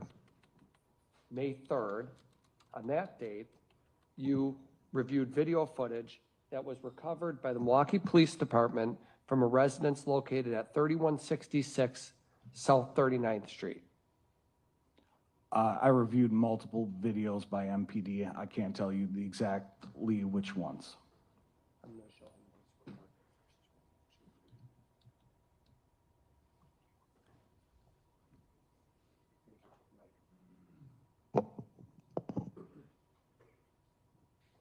I'm showing you a police report. If you could review it and tell me whether that refreshes your recollection. It does. Okay, so on May 3rd, what did you do? Reviewed that video footage, and it showed that the vehicle had fogged up windows. Back up for 1 sec, okay? So I'm showing you a report. Are you the author of this report? I am. Okay, your name is at the bottom. Correct. And this, on May 3rd, did you review video footage that was recovered by the Milwaukee Police Department for 3166 South 39th Street? Yes. Okay, do you remember that? Yes. Okay. And that video footage was video footage that filmed from a camera at across the street from 3161 South 39th, correct? Correct. And that footage captured the side of 3161 South 39th Street, including the fence line and the southwest fence. Yes. And the video footage was initially reviewed by the Milwaukee Police Department homicide detectives and showed a subject walking through the fence gate on April 1st and 2nd. Correct. And the reason why you reviewed the footage on May 3rd was because Detective Donner requested a comparative height analysis. Correct. And because she made that request, you reviewed the footage and uploaded it to a database. Correct. And then you And you had full access to all the clips, right? Correct. And then you picked out a number of the clips from that footage, and you provided a digital copy of those video files to Detective Kayla Bierke, Correct. so that they could be uploaded to the State of Wisconsin Crime Lab, Correct. right here in Milwaukee. Yes. You put them into it's called a share file system, right? I believe myself or Detective Bierke did that. Thank you, that's all. State anything? No? Okay, thank you. State your next witness. Oh, actually, how are we doing? Anybody need a break? Okay, we need a break, so we're gonna take our morning break at this time. Please leave your notebooks on your seat.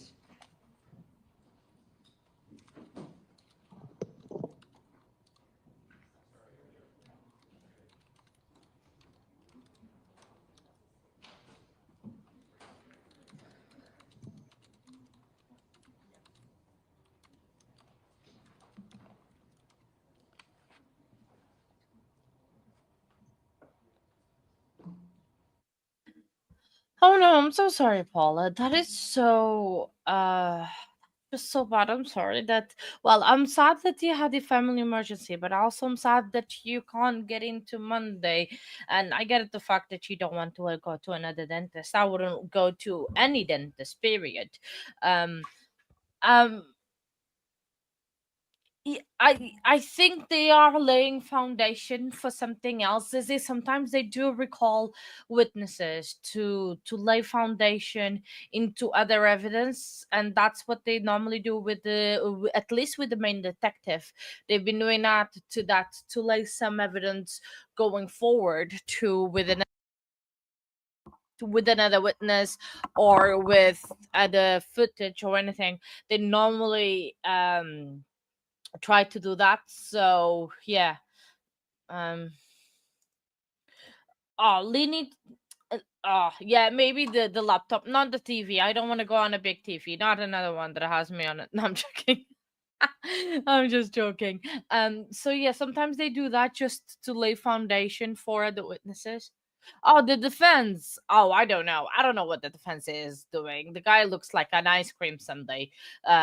So I don't know. Hey, hello, Miss Sarah. Good morning. Thank you very much for that, for the support. I am thinking of wearing pink again.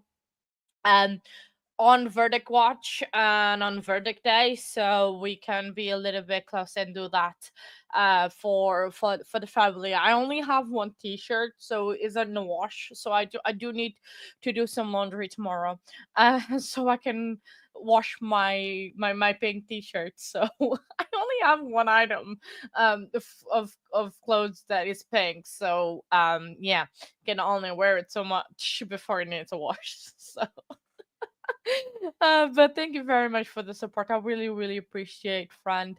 And yeah, so it's it's interesting that in 6 days of trial we've had 60 witnesses. That was witness number 60. That is absolutely crazy.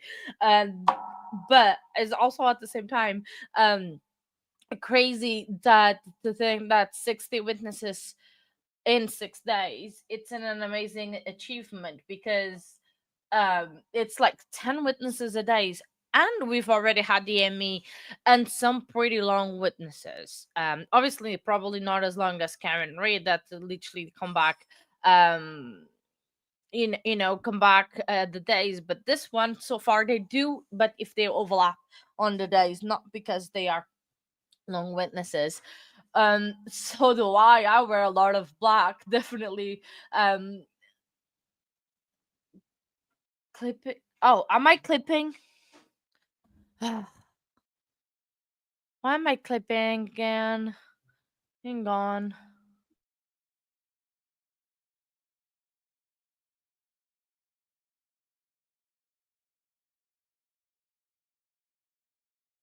Oh, you did not mean that is me. Am I clipping everybody? Or are you Zizzy are clipping along? I don't know what you mean. Oh, that does show the yellow. Great. Well, I kind of wear pink on my hair. Oh, Man, I thought I was clipping again. I'm such a dumb dumb. Okay, thank you very much. I'm such a dumb dumb. I thought I was clipping again, like sometimes it does happen. I do, clip my. Oh, I don't know why anyone is here. I don't know. I do not understand. Because I absolutely am such a dumb dumb sometimes. I thought that I was the one clipping. Duh. So, in another news, my phone has been blowing up from X between Karen Reid and um Laurie Daybell. Um, Between them two, they've been literally blowing off my phone. So apparently, Laurie Daybell has said that she's still not well enough. Um, Okay. No, no, no, no. That's okay. You can say it again. I know you're meeting, but and I know you guys will tell me as well if I'm cutting out in again and everything. So do not worry. You don't have to like not say things just because of me. You are absolutely fine. Um. So yeah. So Dingbell apparently says that she is too sick, but um there is on a motion that says that she needs to be day bonus. She's sick for a shock. I don't think she's sick. She's trying to delay it. She's trying to her maximum. Um yeah, a maximum to delay this thing, but it's not gonna work because the judge is not gonna go on the to her cell and grab her, but I'm sure he's gonna send someone for her because he said that one way or another she's gonna be there for it because she's representing herself. She knows that they cannot carry on without her, and so he's gonna have to stop it if she's not there because she's representing herself. Her rights to due process. I know they should probably put her rights. I do not speak English, but so it's just crazy that how that is going so far. Um, and yeah, uh I don't know, it's just crazy. Daybell is just crazy. I wanted to cover her trial, but if we are with this one, of course we're not. We might show some stuff around the lunchtime, or I might just do like recaps of it each day for the time that I'm on holiday, and then after that we can see how it goes, I guess. So in terms of Karen Reid, they're still Karen Reid. They're still having a lot of shenanigans and a lot of stuff there. But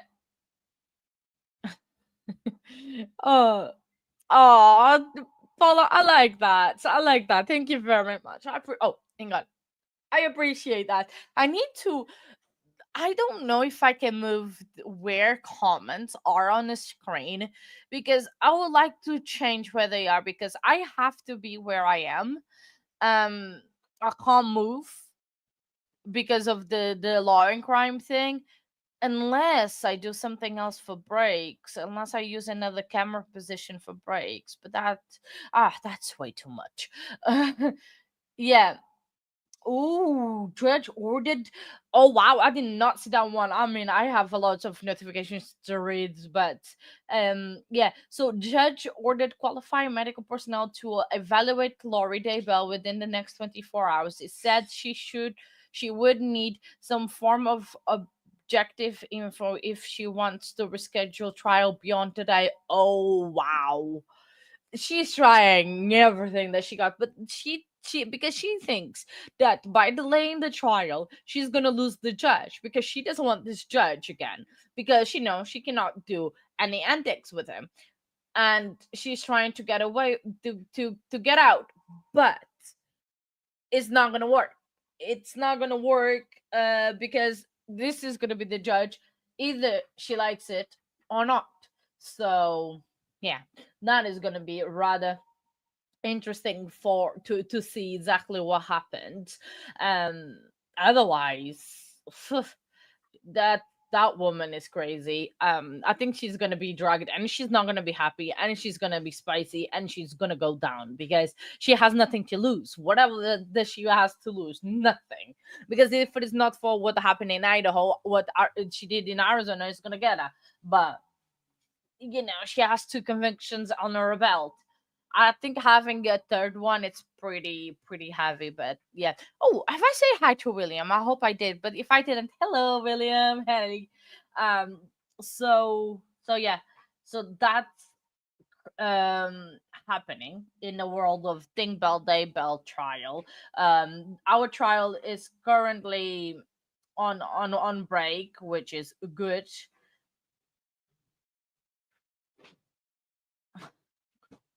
On breaks, so that's we've had, I don't think so far we've had that many like wow with wow evidence.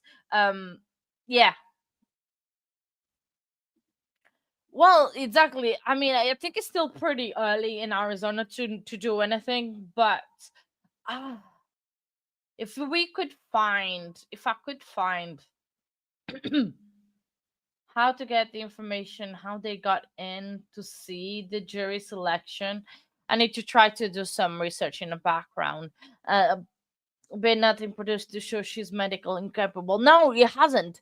Because to be fair, some jails like do not do that, but because the judge now has had enough, um I think now he's ordering that to actually see if she's full of, BS, or is actually something that she has. And for her sake, she better have something. She better have even COVID or something, so the judge do not drag her ass and she's not. Oh, can you absolutely imagine how if the judge is drags her out into the court, and obviously she's not going to be happy because she's never happy with anything. Um, oh, but this is absolutely insane. Oh my days, that would be. Oh, did I hear noise? Are we getting me back already? No, I don't think so. Um, oh, awesome, William. I'm so glad that you are here. Um, Oh, there is an update, a last minute update. So Laurie Daybell will now be taken to court after judge's new order. I think she is going to the courtroom, not going to court for it. So, Senor is demanding her presence from any means that necessary. Yup, she is getting dragged. Oh my days. She's definitely is. She's done. She's nothing to lose. So she's gonna get dragged. This is gonna be a hearing. That is for sure. That I want to listen. Oh, if we only could get that information or find that information of how to get into the Maricopa court Zoom, I think that they had, that would be hilarious. Now, I think that she painted that a little bit that there. She thinks the world revolves around her, and she thinks that everything is about her. And nah, she will show up. She better show up in a wheelchair that she cannot move or stand up, so to actually be that sick. So she absolutely do not move, because otherwise judge is gonna call her on up. Yeah, as they should. But I mean, I think he had enough. I think I would have had enough of Lori Vallow if I was on her trial. I believe you not, I would. uh yeah, she I think she lied, William. I'm sorry, do not get fooled by this girl. This woman will literally hmm, I don't even want to say what she will do to make manipulate people and make that believable. Exactly like she business, absolutely. Um, she's absolutely crazy. Um, so I'm just looking at what's going on. Oh, in the world of YouTube, I guess, trying to see what's going on. And oh my days, that's so many lives. Oof. And Garden Bot is making food, and he's smelling so nice, and he's making me even more hungry. Um. So yeah. Oh. Oh. Is that?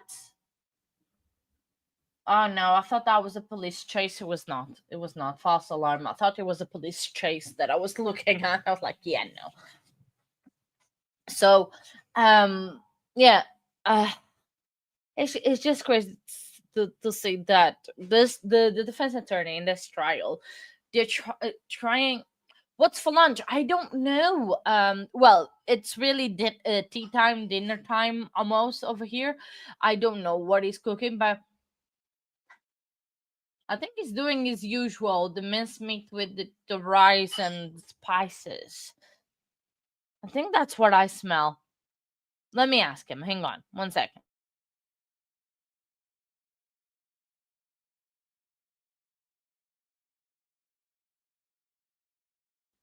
Nah, I think he has headphones in, so he can't hear me. But I think it's the usual that he's doing. It's like it's a go-to um things. But what you guys having for lunch? Tell me. I need to know. It's information because whatever he cooks, it's gonna be fine with me because he does cook very well. He's getting very very good at this. Too good. I think if whenever like I do still cook, but obviously because I'm doing this most of the time when it's meal times, I can't.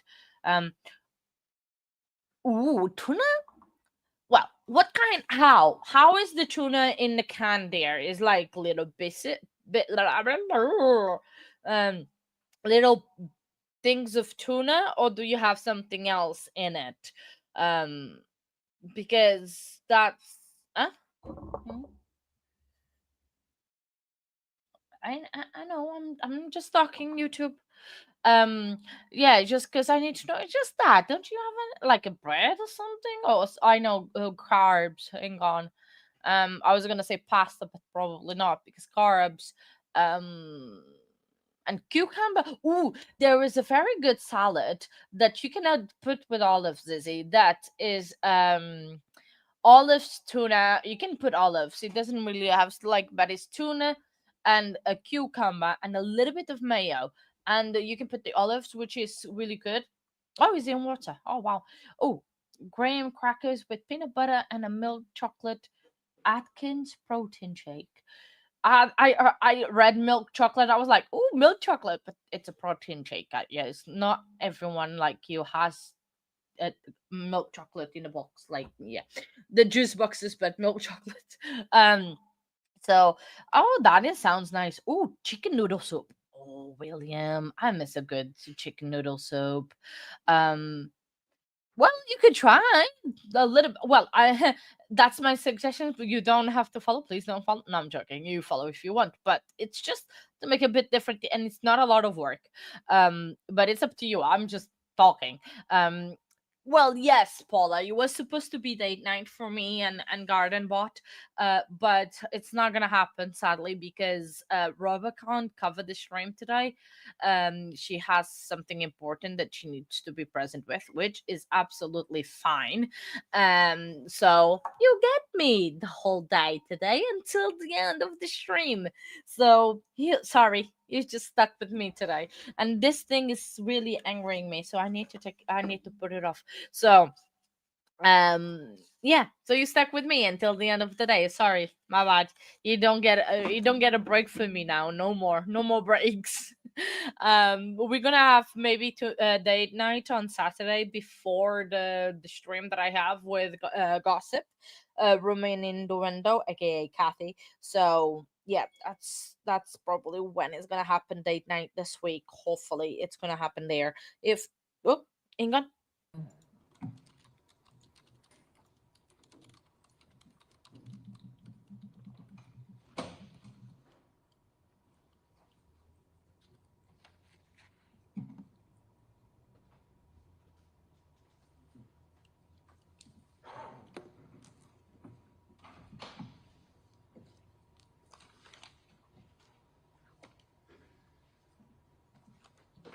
you solemnly swear that the testimony you give in this matter will be the truth, the whole truth, and nothing but the truth, so help you God? Yes, I do. If you could please be seated, state and spell your name for the record. First name is Kent, K-E-N-T. Last name is Gordon, G-O-R-D-O-N. Are you a detective with the City of Milwaukee's Homicide Unit? Yes, I am. Did you participate in April 2024, in a video canvas around the City of Milwaukee looking for video of Sade Robinson's car? Yes. What area did you focus on searching? The area that I focused on was in the 3300 block, approximate area of Gordon Place. I have a map, Exhibit 443, next to you, showing part of the Lower East Side here. Can you tell us where that is? It's going to be in the River West neighborhood. So let's start here. This is Commerce and Humboldt. Yep. You see that? Yes. Okay, where my mouse is. So which way? North? North, yep. And then it's going to be continue north. And then right there by that Pleasant Valley Park, that little area, Where I'm just east of Humboldt. All right. And Dowsman, you actually see Dowsman Street right here, correct? Yes. Why were you searching in that area? That was the location that the sheriffs had given us as one of the points where they knew that they had tracked her, Sade Robinson, to. Were you the only person searching for video in that area, or were there a number of you trying to find video? There were a number of people trying to find video over there. All right. I'm going to show you Exhibit 226. It's a disc.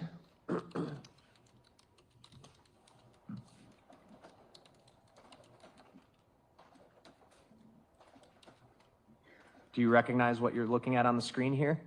Yes, I do. What is it?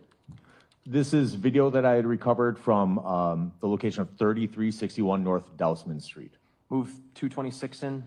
Any objection? No. It's received. And how is it that you received this video? So I ended up receiving a phone call from an officer at District 5 on April 13th, and she informed me that there was a woman in the neighborhood over here at 3361 North Dousman that had video that she wanted to try to pass along to us. She was aware that officers had been canvassing the area, so she was trying to reach out to somebody to get this video too. How extensive was this video canvas? Quite extensive. It was all around the area. It was people went up and down Dousman, they went up and down Gordon Place. To the south is Concordia. They searched over there. Just north of that is Townsend. They went up and down Townsend, and then continuing all around the area. My partner and I personally went up and down Humboldt as well. Focusing on the area near Pleasant Valley Park? Yes. And was this the only video that you could find that captured what appeared to be Sade's Honda Civic? Me personally, yes. I'm going to play the first clip. It's labeled clip April 2, 2024 at 1:34 a.m. And is that the time that this clip's depicting? Yes. What are we going to see, just so we know where to look? And if you have to get up and use the handheld microphone, I encourage you to do so. Okay. So off to the left is going to be to the north. The cross street there is going to be Townsend. And then what we're looking at right now is we're looking to the east, and we're looking at the 3300 block of Dousman. A vehicle is going to be traveling southbound on Dousman. It'll pause briefly in front of this residence, and then it'll continue south on Dousman towards Concordia. Where would the river be in relation to this camera? The river is further east, so the next block over to the east is going to be Gordon Place. Down south of here, like I said, is Concordia. Concordia ends up connecting to Gordon Place. Gordon Place is kind of a U-shaped street that connects to Townsend to the north, and then Concordia to the south.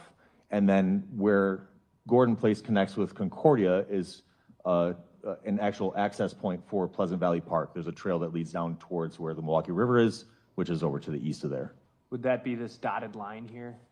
Yes, that's correct. Were there efforts to search, to your knowledge, up and down Pleasant Valley Park? Yes, to my knowledge, there were. I was not personally a part of those, so. All right. I'm going to play this clip. It's 21 seconds long. Tell us what we're seeing as you see it. So you'll see the dark colored sedan enter the frame here from the north, like I said. It'll pause here just momentarily, and then it'll continue to drive off. And then it'll eventually exit the frame as it continues southbound. Can you see the unique taillights? Yes. All right.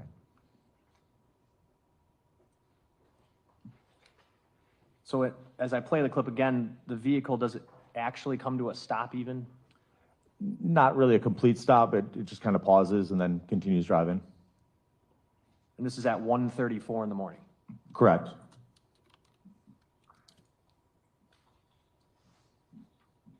Next clip I'm going to play is titled Clip 2, April 2, 2024. And what time is this clip from? This is going to be from 1:35 a.m., so just shortly after the first clip that we just saw. I believe the exact time on here was 1:35 and 35 seconds. That first clip was 1:34 and 5 seconds. What do we see here? So what we'll see here is looking up towards the north again. This is going to be at the intersection of Dousman and Townsend. It just captures a motion clip here briefly where the vehicle is going to be observed doing a U-turn at that intersection.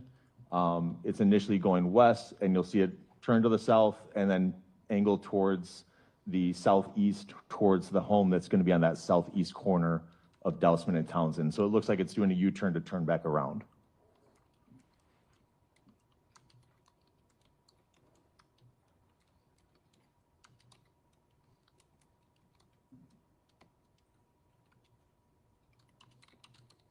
All right. Very, very brief clip, right? Yeah. I'll play it again.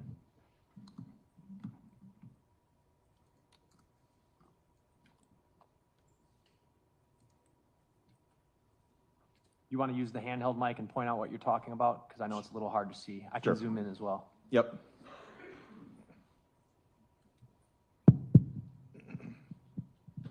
Do you see the car now? Yes.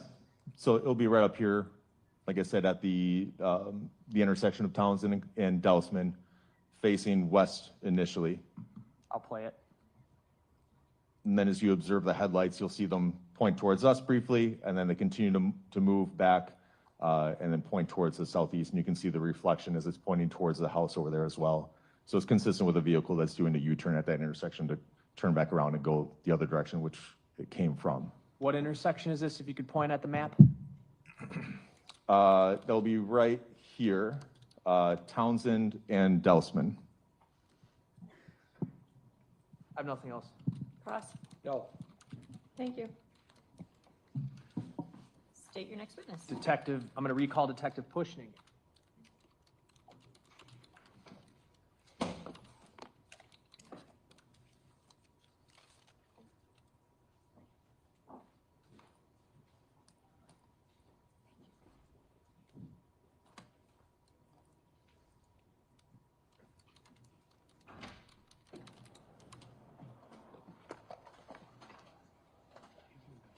Do you solemnly swear that the testimony you give in this matter will be the truth, the whole truth, and nothing but the truth, so help you God? Yes, ma'am. If you can please be seated, restate, and respell your name for the record.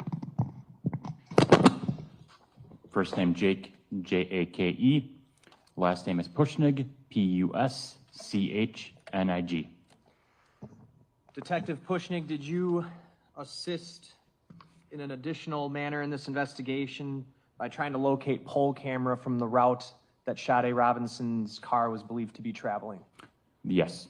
Can you tell us where you tried to get poll camera footage from and why you chose that location, or why that location was of interest to you? I was in communication with Special Agent of the FBI, George Reinhardt, who advised me that Sade Robinson's cell phone was in the area of 27th and Capitol at around 2:06 a.m. and later on, a couple minutes later, it was in that area too. I have 443 up next to you. It's a map. I haven't touched it yet from the last witness, but I want you to tell us where Capitol is in relation to this. And if you need to get up and use the mic, please do so. So, Capitol. I think it's off. Sorry. So Capitol is up. So this is Humboldt right here. Keefe is right there, so Capitol is northbound. This is looking northbound, so Capitol is northbound. Where is it? Is it on the screen? It is right there. All right, this gray street going east-west here? Yes. I'm gonna zoom out slightly. And then where's 27th? 27th Street is going to be right there. Okay. What time frame again were you interested in? Around 2:06 a.m. and around 2:16 a.m. I'm gonna pull up exhibit 227 here. It's a disc.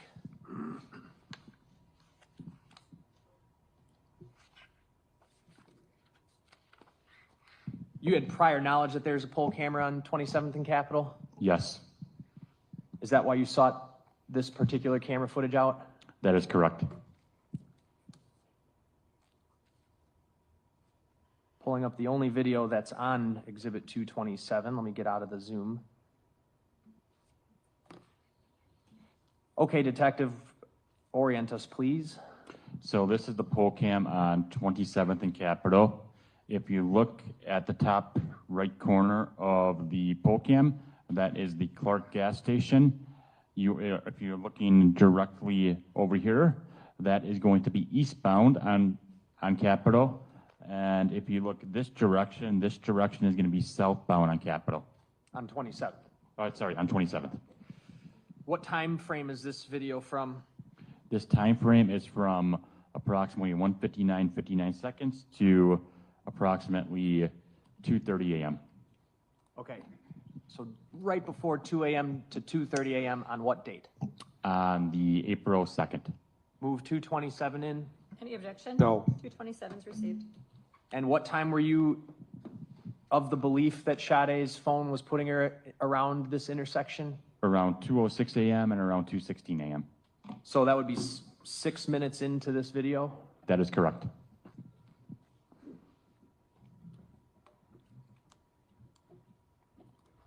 Try that again.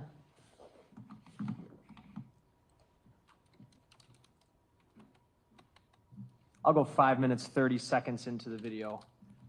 And when you reviewed this, did you in fact see what appears to be her vehicle at that time? Yes, it's consistent with her vehicle. Where are we going to want to be looking? The first clip, you want to look eastbound, so the vehicle is going to be traveling westbound over in this general area. Towards the camera. Towards the camera, yes. Okay. Playing at 5 minutes, 30 seconds.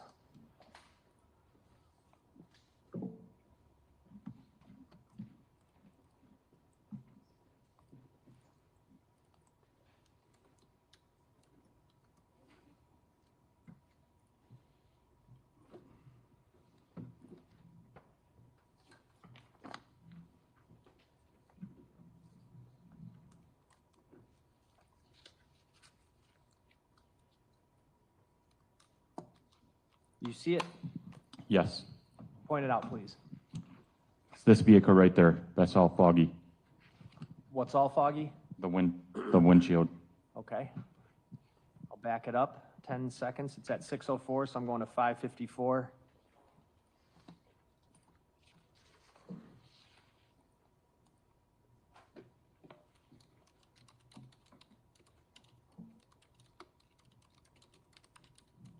It's off screen. It's off screen now, yes. Paused it at 6 minutes, 7 seconds. The way it was driving, it continued in what direction? It continued westbound. And then you became aware that the phone put her near this intersection at a different time, right? Correct. How long after this? Approximately 10 minutes later. I'm gonna cue this video up to 16 minutes and 35 seconds. Now what are we gonna see, detective? You are going to see the Honda Civic now traveling eastbound on Capitol, coming from this direction. If you're going eastbound on Capitol Drive from 27th Street here, would you eventually hit a freeway? Yes, What freeway? it would be I-43. Playing at 1635 to about 1703. Tell us when you see it.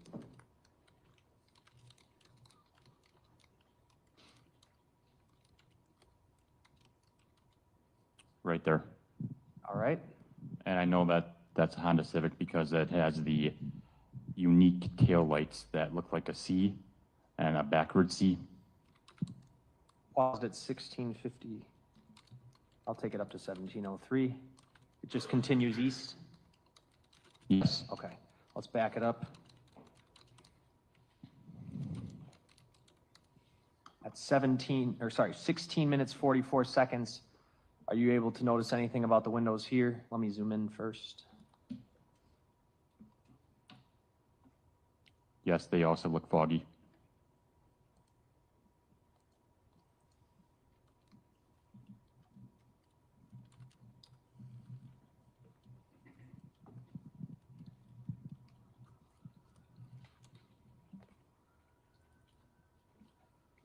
Nothing else? Ross? Isn't it true that weather conditions contribute to foggy windows? Yes. Okay, that's all. Anything else, State? No, thank you. Thank you. State your next witness. Detective Todd Rosenstein.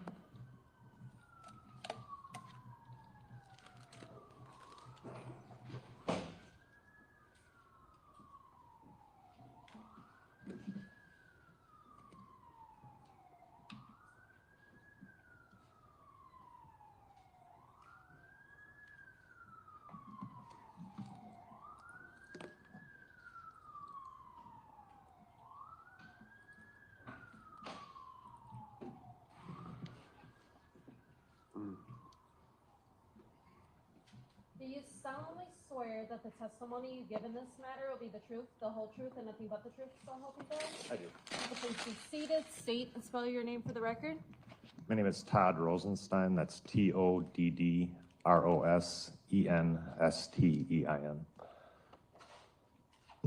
Good morning. Are you a detective? Yes, I am. With who? With Milwaukee County. The sheriff's office? Yes, sir. How long have you been with the sheriff's office? 25 years.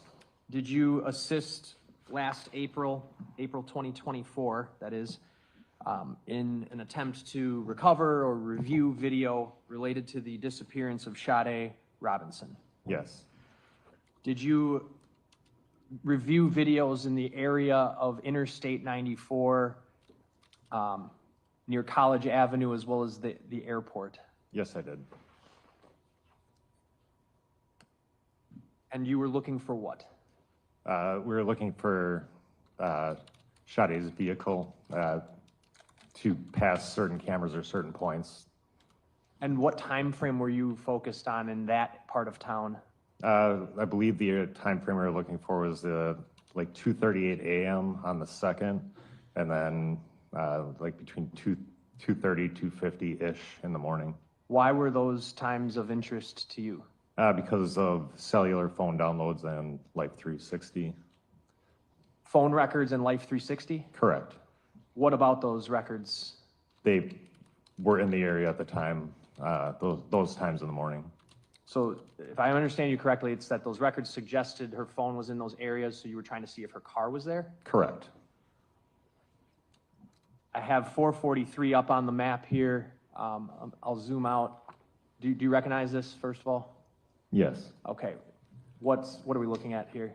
It's a overview of where the airport is, south side of town, College Avenue, the freeway. What am I circling here? That's the Milwaukee Airport. And the street that I'm running my mouse along here? That would be College Avenue. So College Avenue is the street that borders the airport to the south? It is. Okay, and then what's this right here? That would be Interstate 94, 4194, both north and southbound. And if I zoom out from here, downtown Milwaukee is where? Is where you're circling with your mouse. Okay. So you were in this area or reviewing video from this area from around 2:30, after 2:30 a.m.? Yes. Before 3 a.m.? Yes. Were you aware of any times related to Sade's phone being at Warnemont Park? I believe I was told 2:30.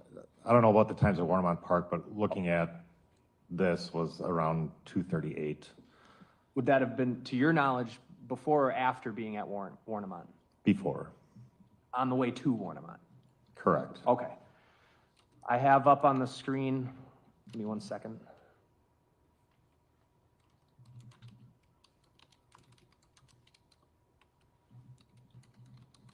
This is going to be exhibit 228. It's on a disc.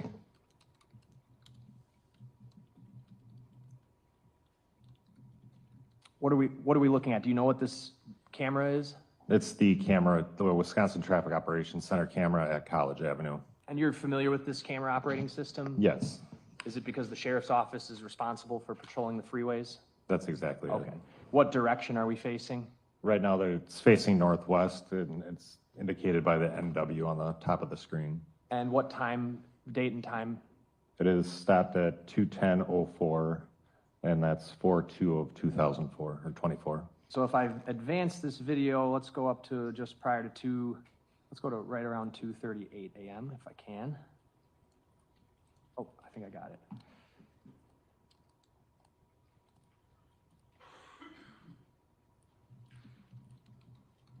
All right, so this is queued up to 2:38 a.m. on April 2nd. Do you see that? I do, Is this the video you reviewed? yes. I'd move 228 in. Any objection? No. 228's received. And this ramp right here, what is that ramp? That's going to be the southbound College Avenue off-ramp from 4194. What are we gonna see? We'll see a vehicle that is consistent with Sade Robinson's vehicle. Exiting? Or Exiting. going on the freeway? It'll be coming towards us, looking to the right is north, so it'll be coming from the right and moving towards the left off screen, or off frame.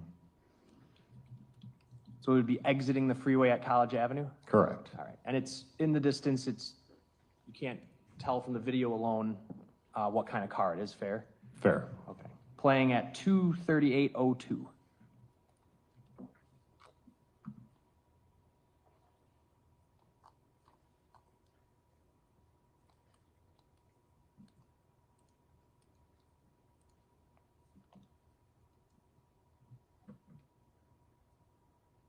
Do you see it? I do. Where? On the off-ramp. I paused it at 2:38:24. Is it where I'm circling here? It is. Does it appear that it goes off screen to be in sort of the leftmost lanes or the rightmost lanes as the car is traveling? As it's traveling, it appears to be moving towards the leftmost lanes.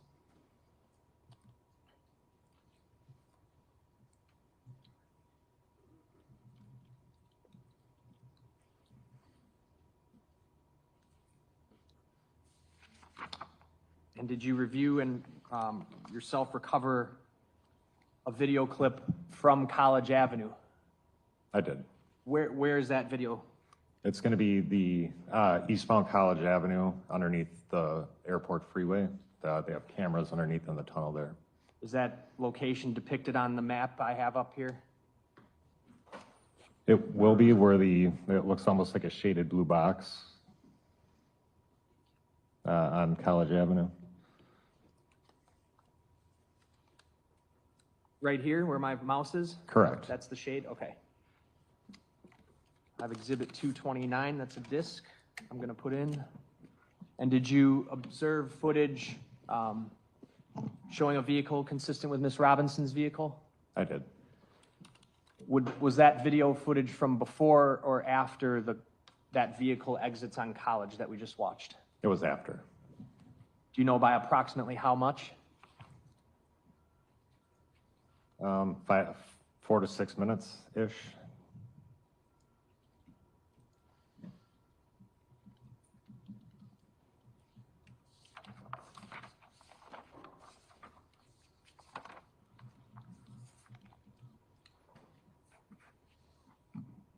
I'm going to bring up on exhibit 229. There's two video clips. I'm gonna start with the one that has East in the title. Very blurry video, right? It is. All right. Is this the video showing the tunnel? It is showing the tunnel, correct. And can you orient us a little bit? What direction are we looking at? So you're looking at the eastbound lanes of College Avenue, so going east through the tunnel, and the camera is slightly faced west on the east end of the tunnel. So the traffic that we're gonna see on this camera is going to or away from the lake? It's going to the lake. playing it at 5 minutes, 50 seconds, and I want you to tell us when you see what was of significance to you.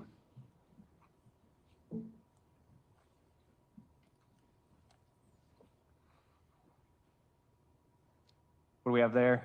It's a white SUV, or a white vehicle moving through on lane number 1. Not Miss Robinson's car? No. Okay.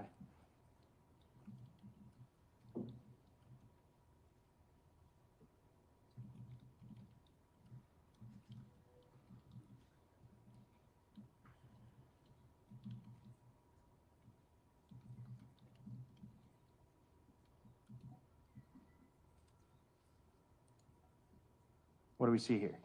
A vehicle consistent with Miss Robinson's vehicle, passing eastbound through the tunnel. I've stopped it at 6:23. I'm gonna go to the camera footage that's, the video has the word center in it, and orient us related to the last video here. So in relationship to the last video, this one's gonna be in the center of the tunnel. This one is affixed, so you're gonna see more of a rear view, and traffic's gonna be going from the left to the right. Also the eastbound lanes of College Avenue going towards the lake. Playing at 6:50, or excuse me, 5:50.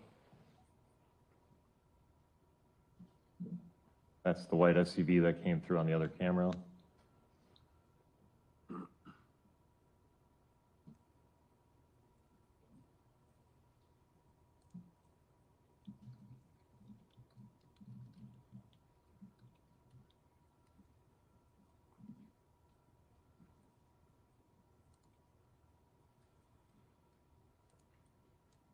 What are we seeing there?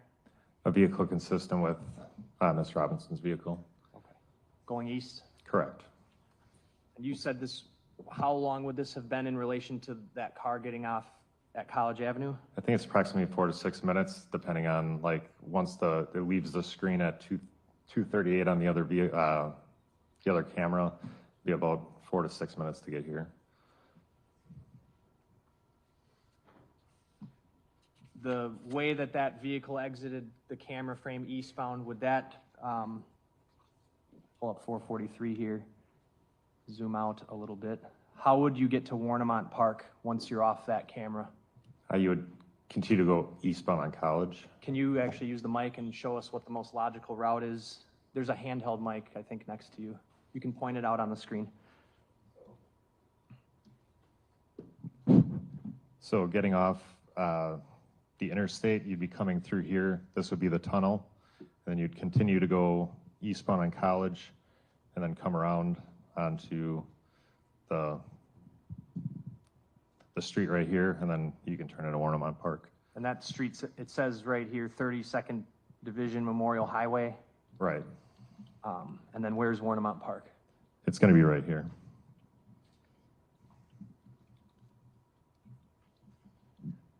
Nothing else. Cross? No. Thank you. Did I move 229 in? I think I did, but if I didn't, I would. If you didn't, we don't object. 229 is received at this point. State your next witness. Deputy Sexton, Maxwell Sexton.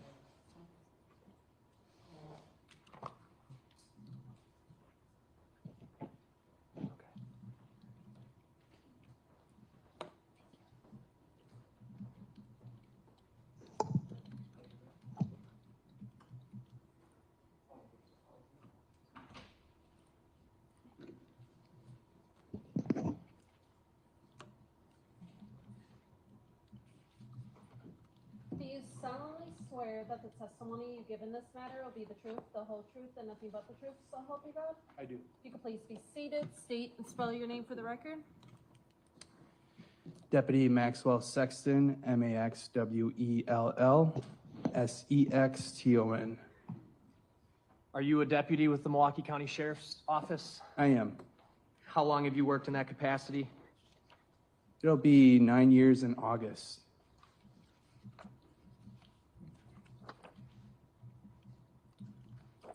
Did you participate in the investigation of the disappearance of Sade Robinson? I did. Was one of the roles you played in that investigation to look for video in a certain part of the county? That's correct. What part of the county?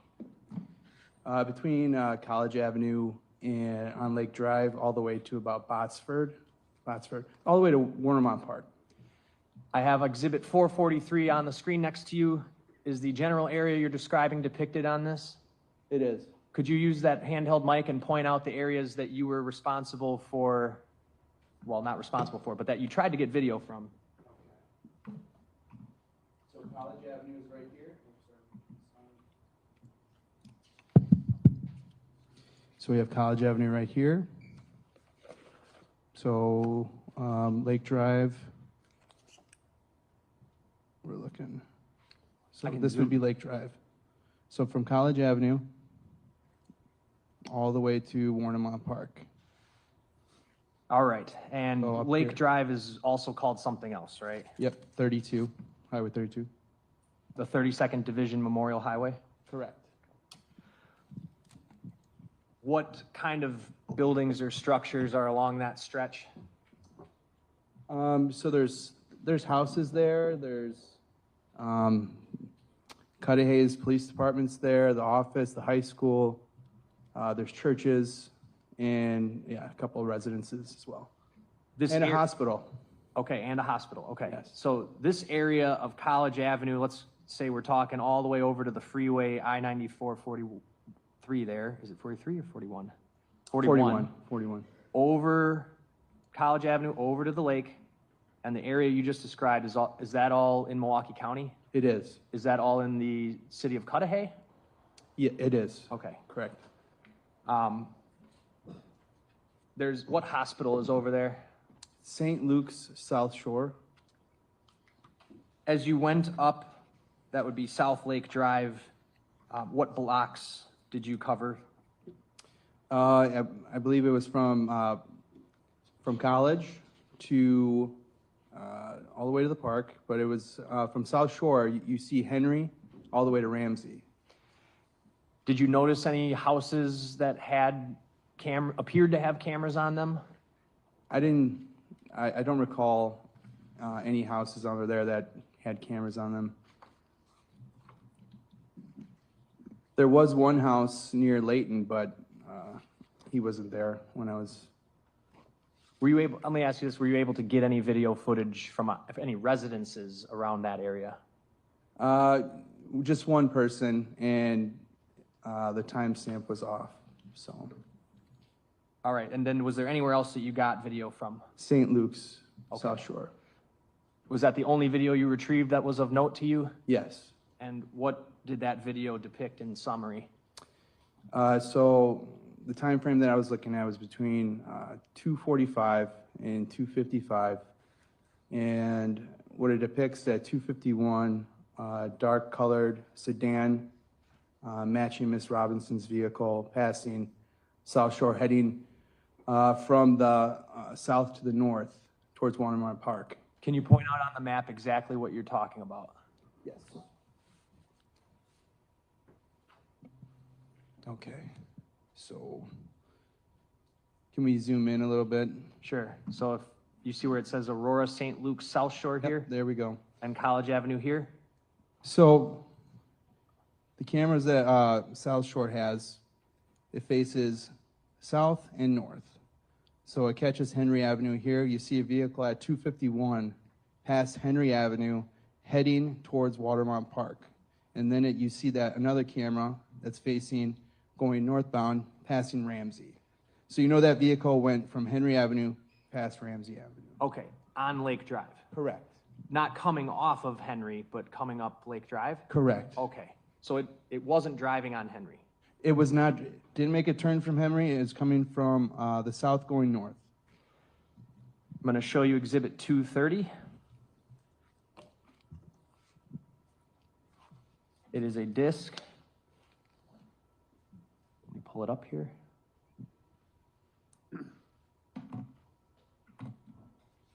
I'm going to pull up the clip that begins with the title Exterior East Roof.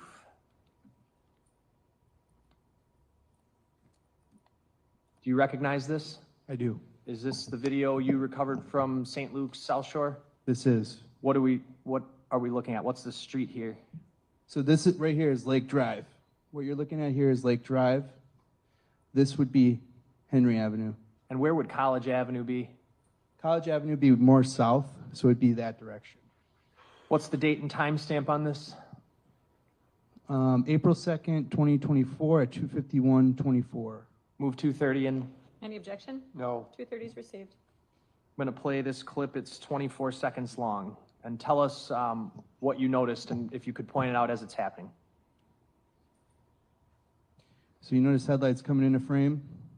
So you see a vehicle that's that's heading northbound on Lake Drive. I'll start it over since it skipped.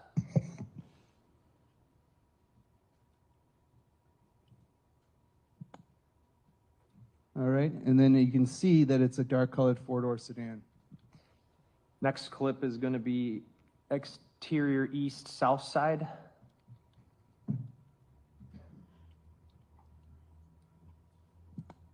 I'm going to play it from 6 minutes, 14 seconds.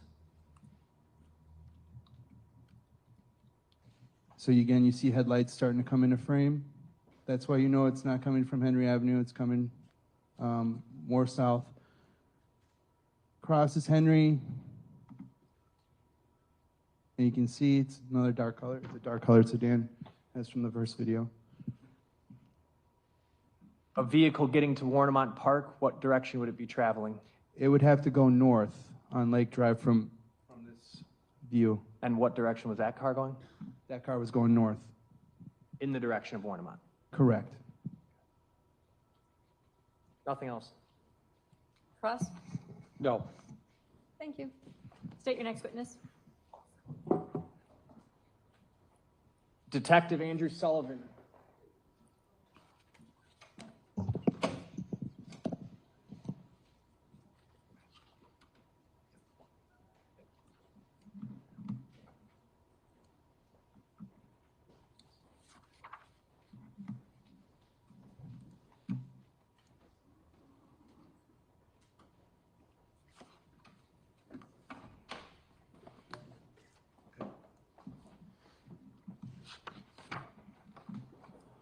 Do you solemnly swear that the testimony you give in this matter will be the truth, the whole truth, and nothing but the truth, so help you God?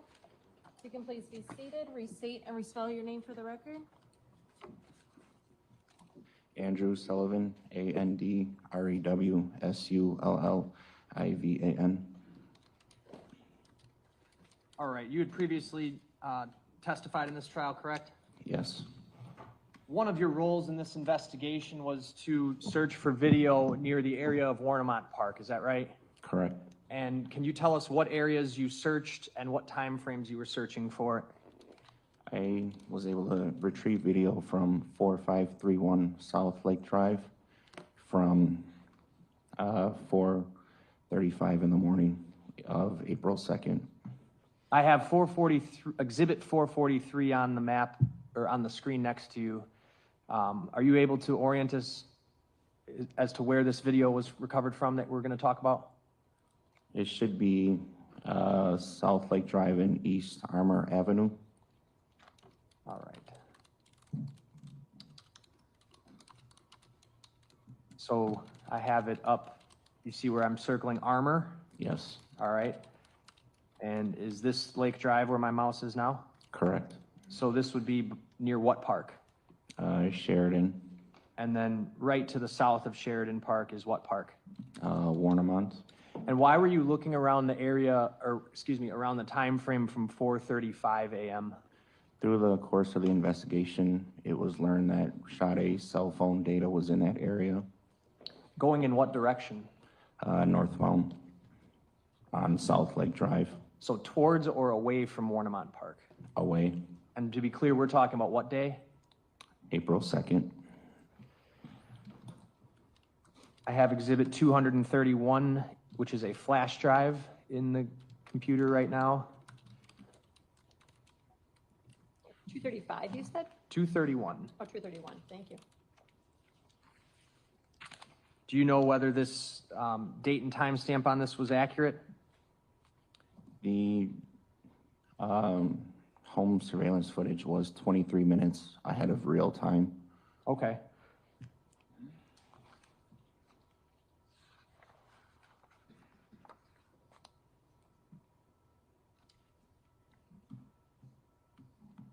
I'm gonna pull up camera one. The building that this is, what kind of building is it? It's a single-family residence.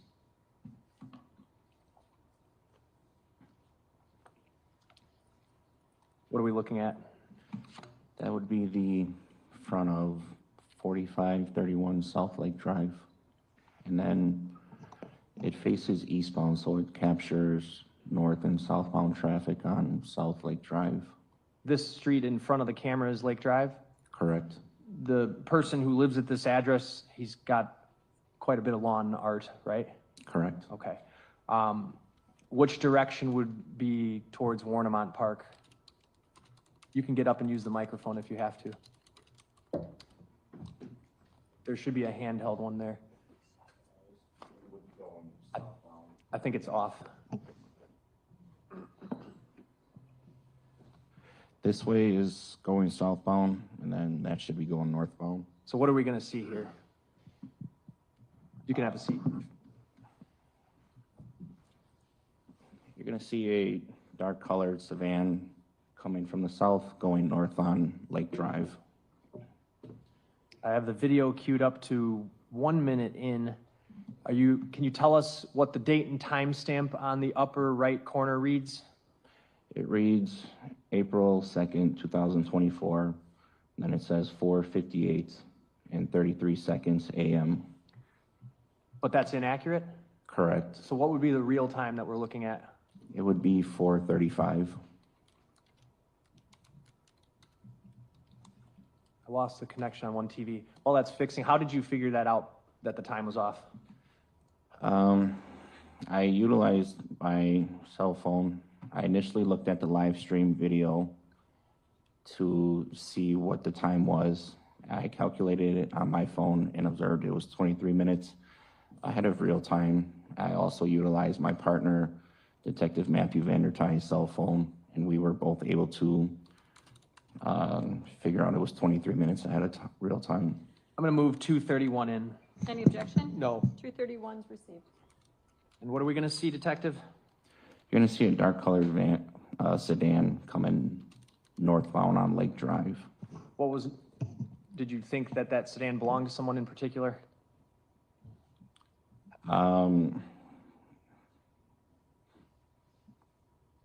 I believe that was the vehicle in question we were looking for. Okay. Playing at 1 minute.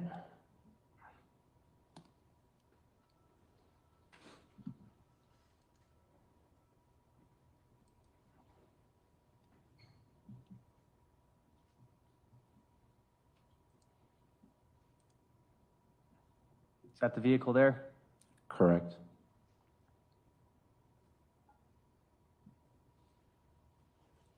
And it's traveling in what direction related to Warnemont? Northbound.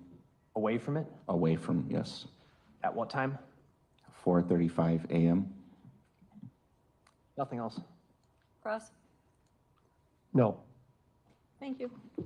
State your next witness. Detective Joseph Blanchard.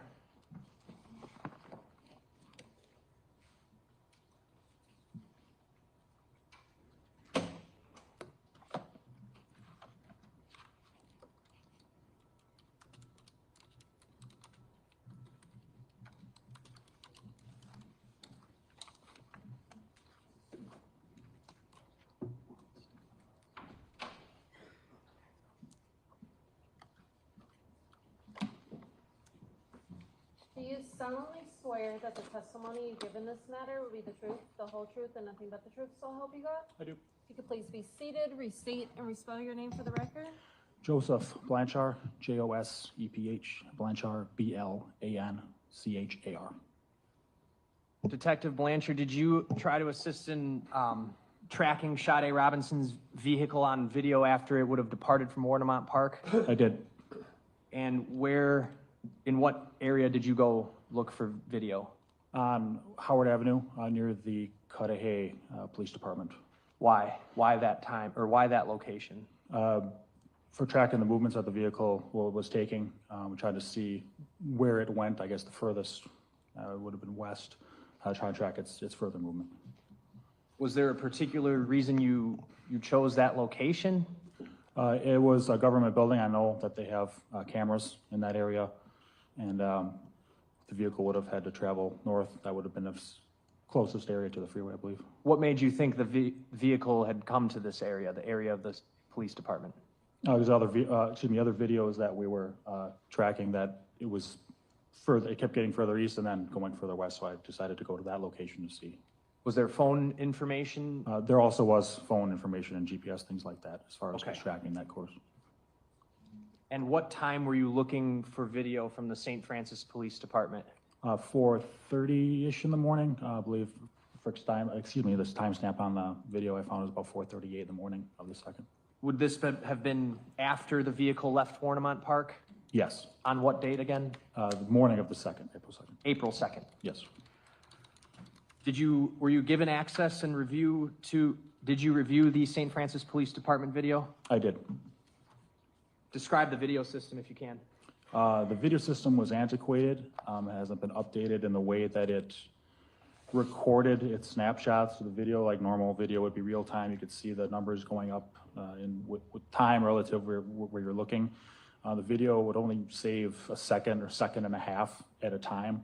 And the cataloging system that it had in its file system was very not precise. So we had to look through pieces at a time, basically 1 second videos for whatever, an hour, half an hour, 45 minutes, what we're looking at. So it wasn't it was video, but it was just coded differently, if I'm speaking in. As a result of the condition of the video system, were you able to collect motion video or did you just do something else? I did something else. Okay, did you decide to take screenshots? I did. That was the clearest option for this video system. I want you to look at 443 on the screen right now, and if you can stand up and let us know where the St. Francis Police Department is on this map in relation to Warnemont Park. Okay. There's a microphone, a handheld one next to you that you could, nope, on the There it is. Hello. shelf. Thank you. Okay, so Warnemont Park down here to the south end of what we're looking at.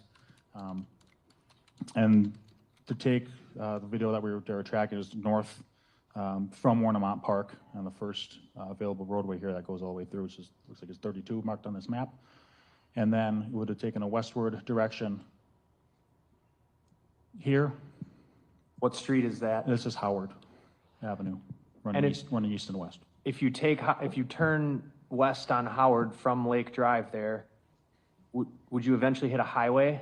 You would hit a highway, which would be 794. And where is the police department? Police department is somewhere in this area. There's like 3 government buildings kind of lined up. Those are for the municipality of St. Francis? Yes. Okay. This is still Milwaukee County, right? It is. So those municipal buildings that you're referring to, those are between the highway and Lake Drive? Yes, they are. Did you, you can have a seat, thank you. Did you obtain a screenshot of what you believe to be Sade Robinson's vehicle? I did. I'll show you 232. Is this that screenshot? It is. Move 232 and ask to publish. Any objection? No. It's received. Go ahead.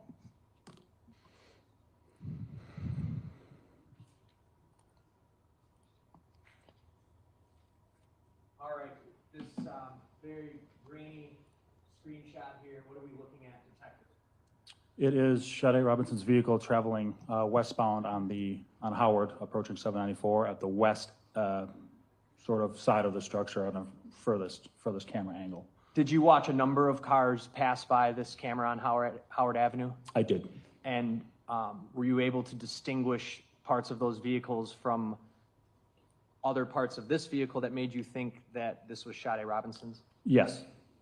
Size? Size, particularly the way the headlights were projecting further down road as they're normally supposed to do, so you can see oncoming traffic and things like that, versus what we see here in this picture and other descriptors on the vehicle. All right, and you to be clear, you were able to watch this in a motion video format? Yes, a rather short segmented things, but there was motion with it, yes. And what time on April 2nd is this still framed from? This is 4:38, and I believe 38 seconds on April 2nd. 4:38:38? Yep.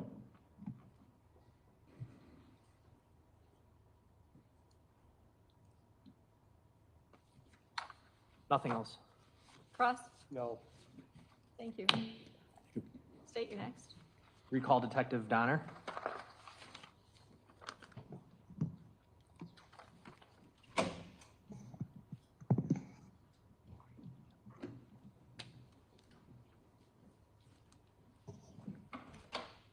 Do you solemnly swear that the testimony you give in this matter will be the truth, the whole truth, and nothing but the truth, so help you God? I do. If you can please be seated, restate and respell your name for the record. Detective Joanne, Joann, Donner, Donner.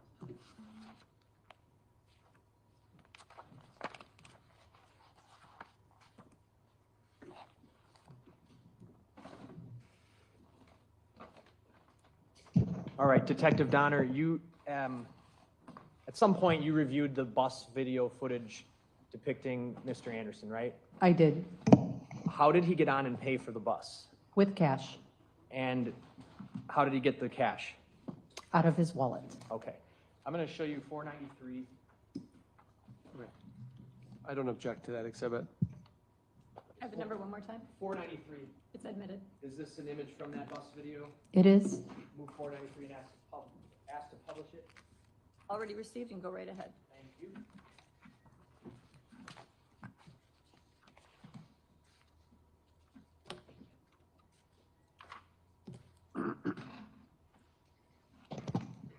And obviously, you were almost instantly aware that when Mr. Anderson was arrested on April 4th, correct?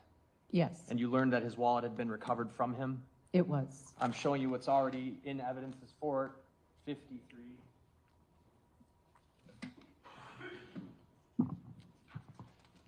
Did you make an effort to discern whether the wallet, Exhibit 453, had similar characteristics to the one that he entered the bus wearing? I did. Why don't you tell the jury what you're talking about, and if you need, would you like to open the wallet? Okay. Do you want gloves? Yes, please.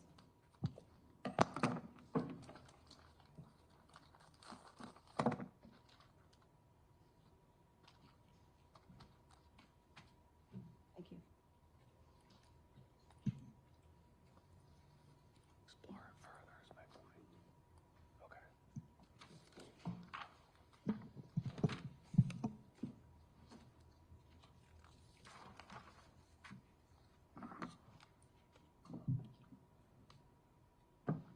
Okay, Detective, using Exhibit 493 here on the screen, as well as if you could show the jury what you were able to discover.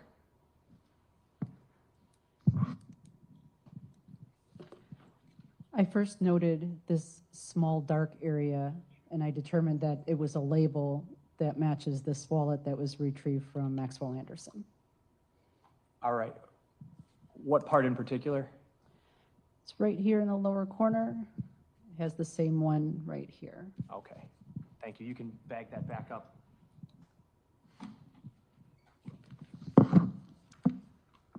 And while you're doing that, Detective, you've observed all the video footage from Duke's and Twisted Fisherman. Is that a fair statement? It is. Mr. Anderson's hair, is it different in those videos than it appears to be in Exhibit 493? Yes. How so? His hair is down in this photo, whereas at Duke's and at Twisted Fisherman, he has it pulled back.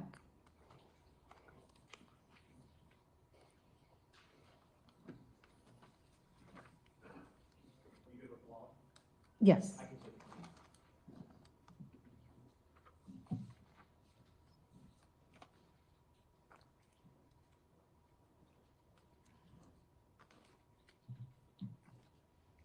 All right, and you've been in here the bulk of the day as we've discussed videos of the vehicle travel. Are you able to summarize for this jury the route of travel of the vehicle once it leaves Maxwell Anderson's home? I am. All right, I'm going to show you 490, 491, and 492, which are maps. These all maps you printed off. That is correct. Okay, move 490 through 492 in. It's fine. Did you say I thought you said 491 and 492. Is it 490? 90, 91, and 92. Thank you. You're welcome. They're received.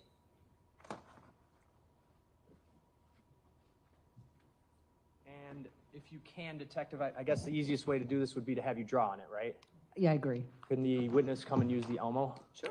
All Do you need a Sharpie? I Do you have one? one. Okay. I have a black Sharpie and a red Sharpie, whatever might be better visually. Let's go red.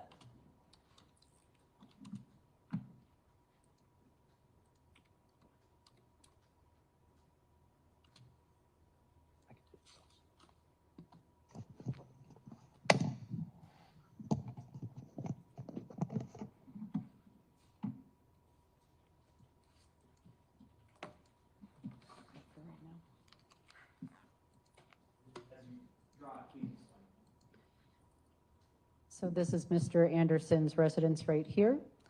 We can track her vehicle going east or west on Euclid, north on 43rd. Based on the records, we believe it went then down Forest Home to 35th Street. From there, they went north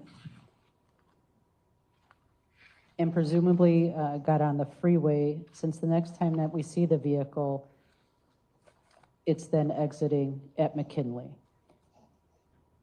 Sorry, it's just right up here. Oh, I'm sorry.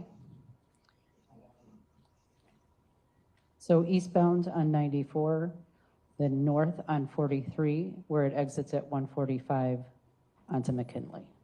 All right, I'm gonna stop you there. Just to be clear, we don't have video of the vehicle on I-94, right? That is correct. It's just the most logical route.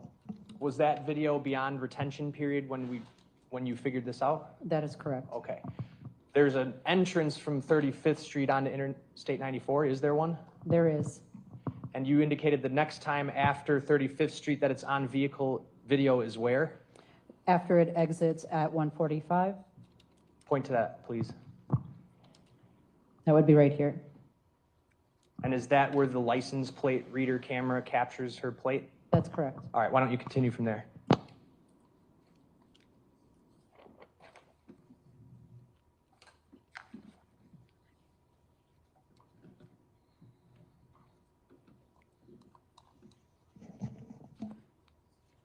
So after it exits 145, continues down downtown, up onto Commerce, which is where it passes Lakefront Brewery,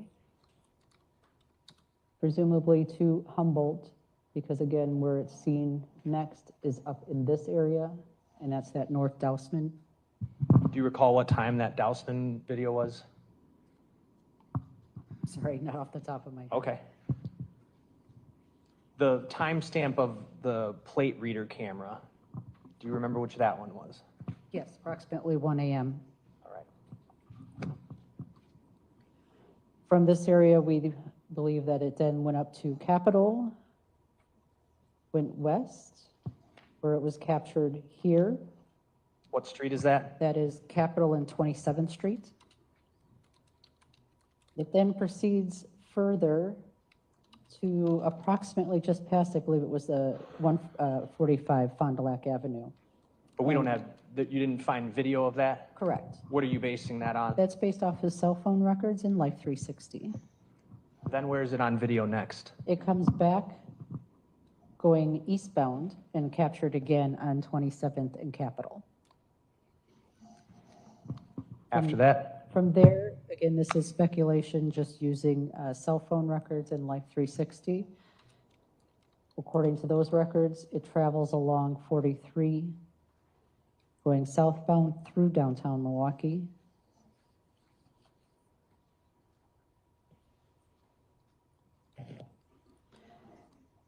And I'm sorry, I don't have these connected up very well. So from downtown Milwaukee, and here it goes for a while going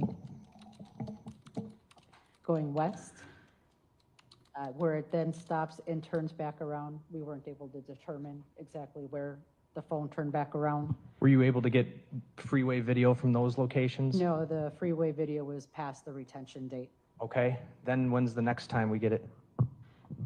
It goes back eastbound and then follows southbound 94, where it exits at College. And that's where we have that video right there. That was at approximately 2:38 a.m. 2:38? Yes. Okay, then what, when do we get it next on camera? Then it goes eastbound till it gets to this location. That's where that airport tunnel is. And that's approximately 6 minutes later. From there, continues eastbound, making the turn to go north, where we then see the vehicle again on camera at St. Luke's in this area, That was at what time? 2:51. And from the way back last week, when we were looking at the videos from Warnemont Park, what time does it enter Warnemont Park? I believe that was at 2:53, if I recall correctly. All right. Oops, I'm sorry, I turned too quick, right up there. So where you drew that last circle, 2:51, and then Warnemont, 2:53. That's correct. right Okay. there. From there, when is the next time we get the vehicle on camera after departing Warnemont Park? And what time does it depart Warnemont Park? It's at 4:34, I believe it was. It then takes this route where it is again spotted on camera on Layton and Armour. That was the house with all the lawn stuff? That is correct. Okay. Continues north up to Howard, where it then goes west. Here's the St. Francis video, and this is where we lost her phone. It died. And the TV turned off right then as well, so. Of course. All right, it's back on. So based on the phone records, the last place you were able to track the phone to was approximately where? 794 and Howard Avenue. And then are you aware of where Detective Braunreiter found the vehicle on North 27th Street and Wisconsin or Wells? I am. What time was that at? That was approximately 10 minutes later.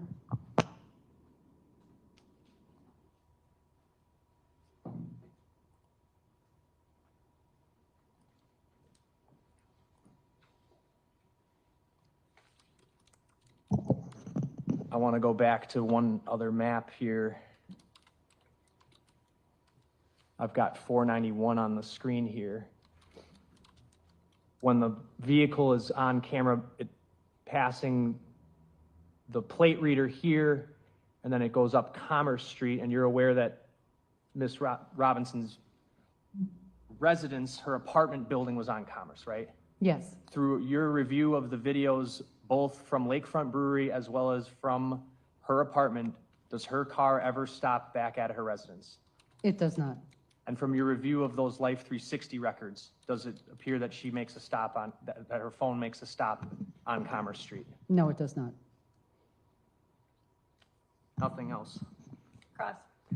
You would agree, good morning again. Morning. You would agree that some of this is based on assumptions that you're drawing, right? Based on the cell phone records and the Life 360 routing. But also based on some assumptions that you make, right? Correct. Like when you say, for example, we think it took this freeway, it's an assumption, right? Again, based on the cell phone and Life 360 records. Because you're trying to piece it together is what you're saying.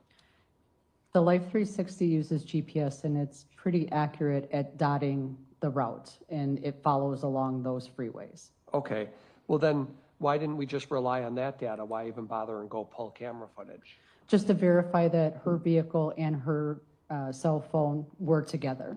Got it. And when we say her vehicle, obviously you've sat through and watched all these tapes. We can't see who's driving her vehicle. Correct. So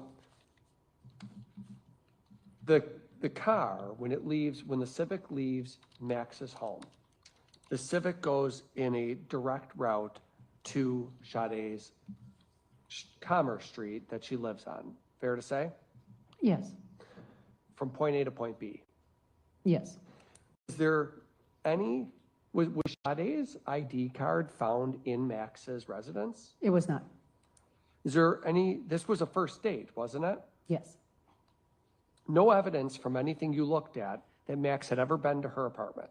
Correct. Because there's footage from that apartment and interviews that were done of people who work there, right? Correct. There's no evidence at all that Max had ever been there, Yeah, none. or even that he knew where she lived? I don't have any evidence that he knew where she lived. Okay. Now, the footage that was ordered pulled from buses, we saw video footage. Is it fair for, I'm sorry, strike that question. Is it fair for me to just call you a lead detective, right? We've Correct. sort of established that. When footage was pulled from the bus video of Max going south on 35th Street, right? Correct.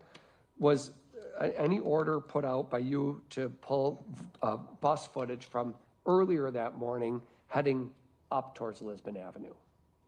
On the same bus route? Yes. No. Was any other Milwaukee County Transit footage obtained other than the one sequence of footage where we have Max going from Lisbon Avenue south on 35th Street? Did any other bus footage get pulled? Other than the footage that was on Lisbon, no. And finally, we've mentioned this a little bit earlier today, you were the detective who instructed that a comparative height analysis be conducted in this case, right? Yes. For the video footage of the yard, Correct. filming into Max's backyard. Correct. And you're aware of that based on your order that be done, or your directive that be done, the state crime lab did in fact do that analysis? No, they did not. Okay, they didn't do that analysis? No, they did not.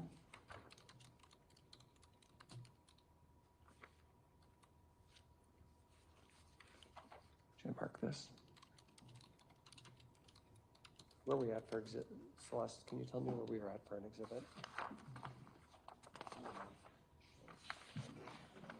820.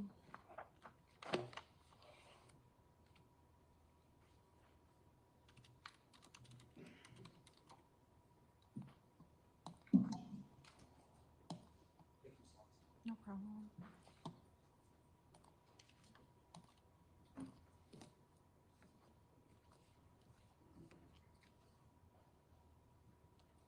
I'm just showing you exhibit 820 and just ask if you've seen this before.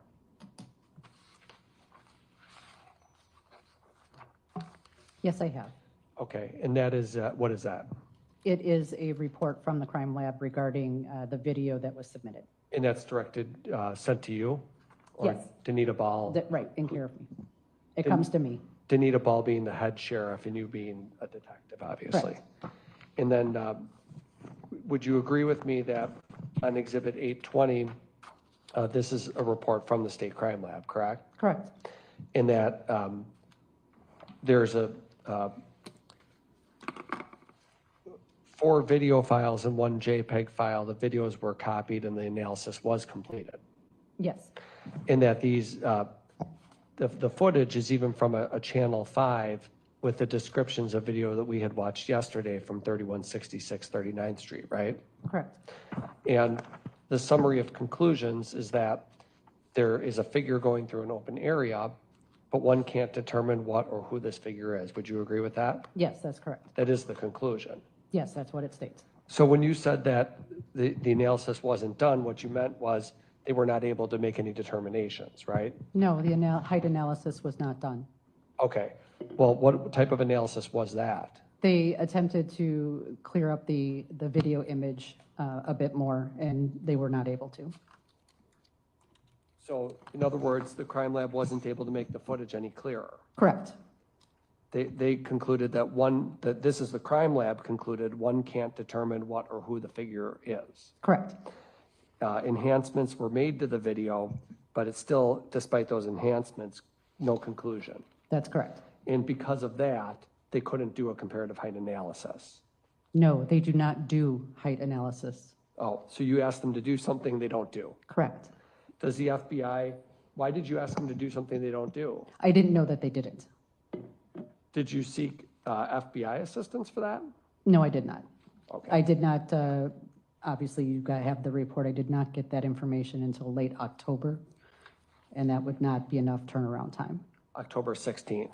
I actually didn't get that until, I think it was after October 21st is the date that it was reviewed and signed. Yes, October 21st, and now we're out in June. Or trial started in May? Right, but initially, with the initial trial date, there was not enough turnaround time And then when for the tri- that. And quite frankly, it slipped my mind to even consider sending it to a different lab to try to analyze. That part slipped your mind? Yes, That that's what I part. said. Move Exhibit 820. Any objection? No. 820 is received. I spoke for Ian. No objection. So if there was a suggestion earlier that you didn't try to get the height analysis done, that would be incorrect, right? That would be incorrect. You tried to get that video footage from 3166 clarified, and they just couldn't do it. Correct. Okay. So, you had indicated, I think, in your cross-examination that you were looking to see, the reason you didn't just rely on Life 360 and the phones is because you were looking to see if the vehicle and the cell phone were traveling together throughout Milwaukee County overnight that night, right? That's correct. And what did you find? I found that it was. Okay. And,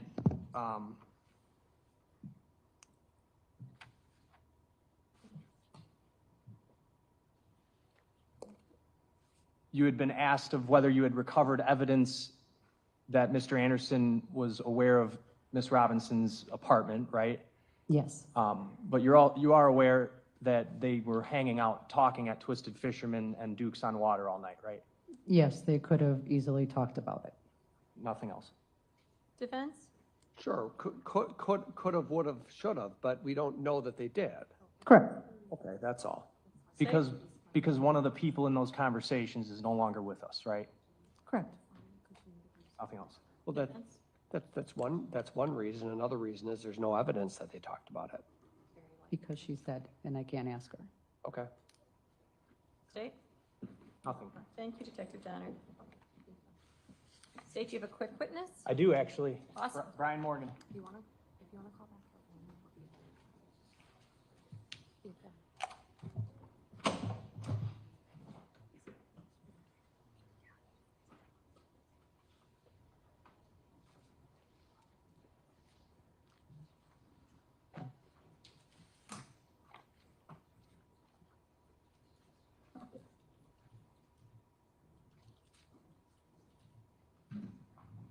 Over here.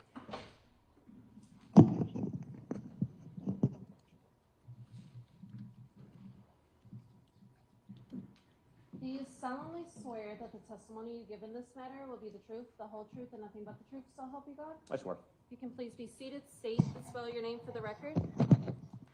It's Detective Brian, B-R-I-A-N, Morgan, M-O-R-G-A-N. You're a detective with the Milwaukee County Sheriff's Office, I am.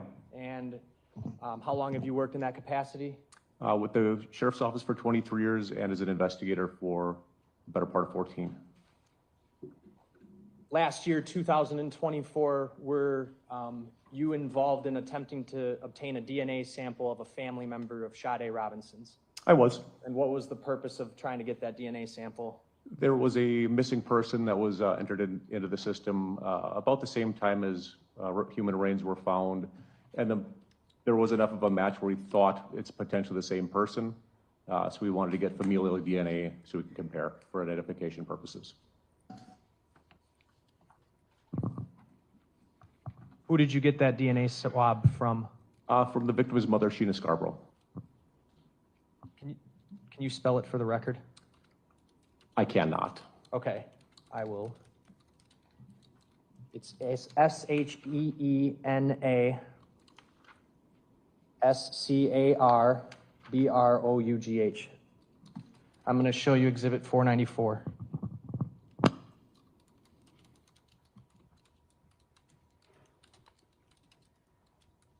Is that the DNA swab that you obtained from Sade Robinson's mother? It is. Move 494 in. Any objection? No, Your Honor. Received.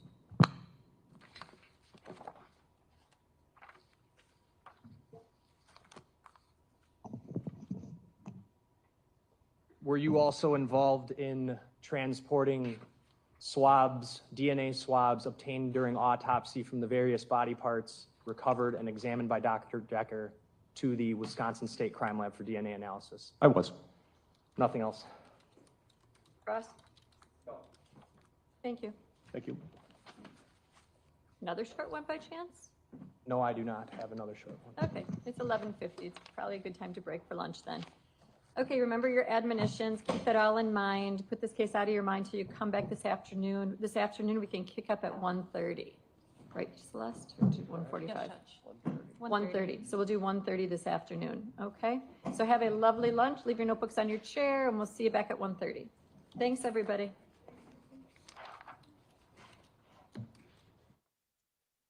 All right, so that is it. That is a morning well finished. That we've had more than 10 witnesses this morning.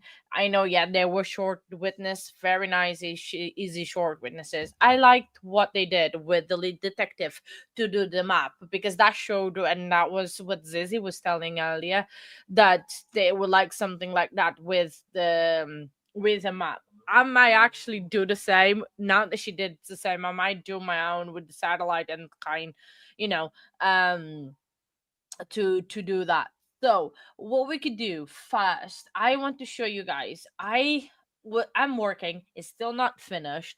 I just uploaded as a private video, so it's not public video. The possible new intro, and I would like some like feedback, and then we can listen to some music. But if Lori Valdo is going lives with anything with the judge, because it's gonna get spicy, and apparently they're gonna live stream, I want to watch that with you. So during lunchtime, obviously we can hang out, do errands, but I want to show you guys first the possible new opening for the channel. So let me just set that up. It's still not finished, just be aware.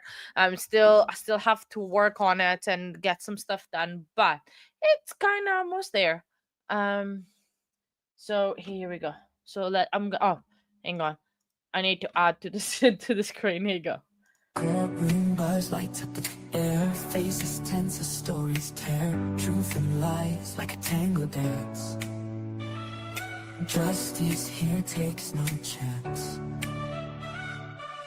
Gavel strikes, hearts beat fast, witness takes stand, shadows cast, whispers loud like wildfire spread, in this game none's ahead. International eyes on the scene, lines of right blurred and lean, arrested dreams, shattered glass, in this court who holds the past.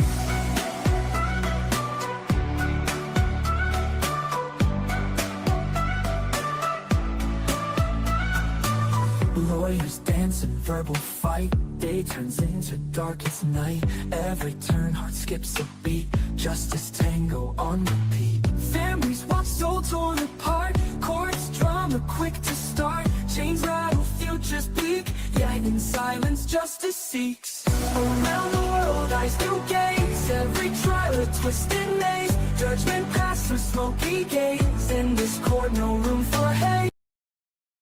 So that's what I have so far. Oh, are you guys in lunch as well? We never mind. We are in lunch. Hello, Case One. Hi, my friend. We were just watching the possible new intro. I haven't finished working on it. I was just showing what I have done so far. And our trial is also on lunch. They normally go for an hour and a half, so we get to hang out in a little bit. I still have thank you very much. Oh wow. So Karen Reed is done for the day and off tomorrow. Wow, that's just crazy. That is just insane. Oh wow. So they're done for the day, Case One. But hello, my friend. Sorry, I just need to adjust my hair. Like yeah, thank you very much for that. I vamos, or I changed my name. Appreciate it. It took me a little bit to work to get this done, but then hopefully I will get it finished tomorrow morning. But I do have a couple things that I want to do tomorrow in terms for the channel. What I was planning to do is on a trial is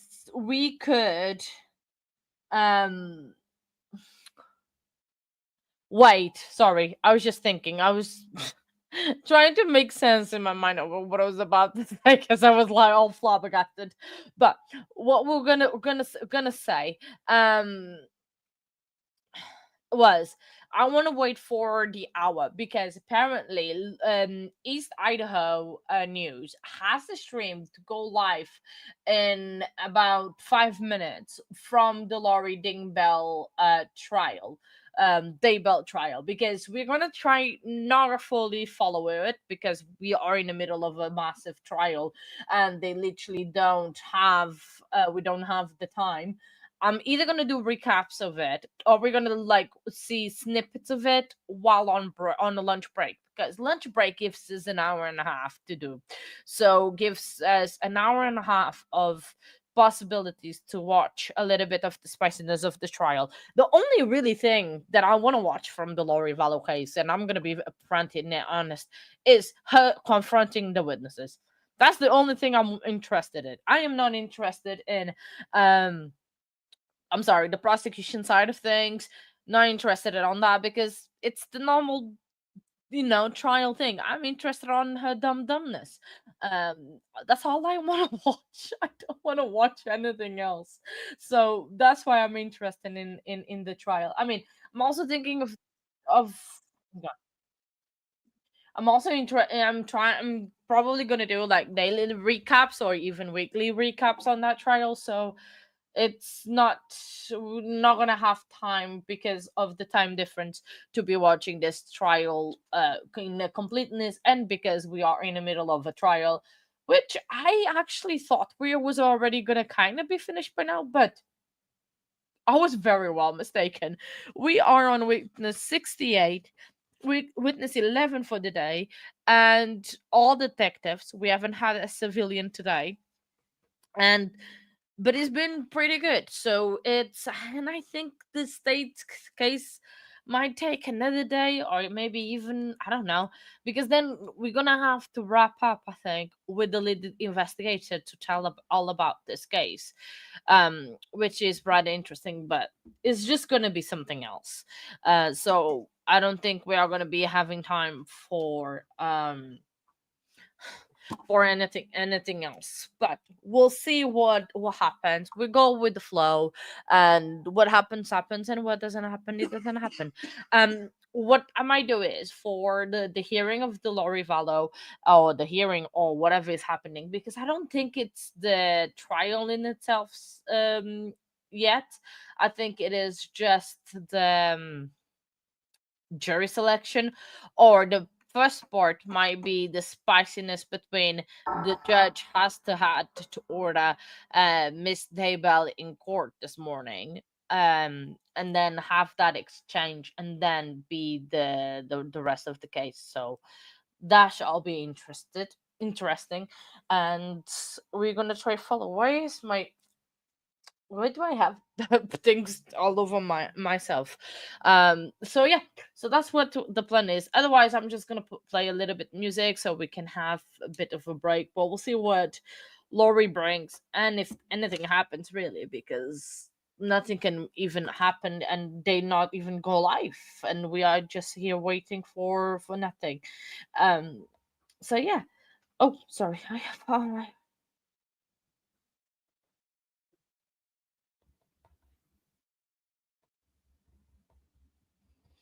Sorry, just checking on a friend. Making sure people are okay. It's a hard day for many of us, so I'm just keeping everyone in mind. And oof, yeah, it is hard. It's a hard day. Um, so yeah, so that's the plan. Let's see what happens. They say they or oh my days, my water bottle nearly fell on the floor, and I had a water all over. That would have not been nice. I think I would not. It would be bad. It would have been bad. Let's see what is happening. So the case that we are waiting, or like to even start or anything, is the Brandon Burdo. Um, the Brandon Burdo case. So it's attempted of an unaliving that Lori Daybell was part of. I'm glad that you're here and you love being here, William. It makes my heart really. be happy with that, and all the views. Well, you wouldn't be here if you didn't. So I really, really appreciate you guys being here. Just it's amazing. Um, Now we just wait, I guess, if they're actually gonna come live. What I could do is always play a little bit of music, and then if they come back, just start the thing. Otherwise, like, or you can just listen to some music. So that's what I'm gonna do. Um, Let me find the playlist because I don't know where it is. I'm gonna play some music. If they start the live stream for Lori, Vala will put that. Otherwise, we're just gonna listen to that. Oh, I know. That would be awesome. A tattoo of that. That would absolutely be awesome, William. I agree. I agree.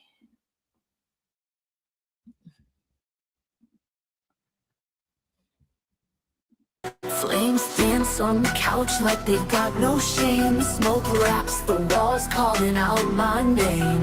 A spark in the night that I couldn't ignore. Now ashes lie where we laughed before. Fire burns fast, and don't ask why. Truth comes out under a blackened sky. He ran to escape, but fate had a plan. Laundry spun while the wheels met the man.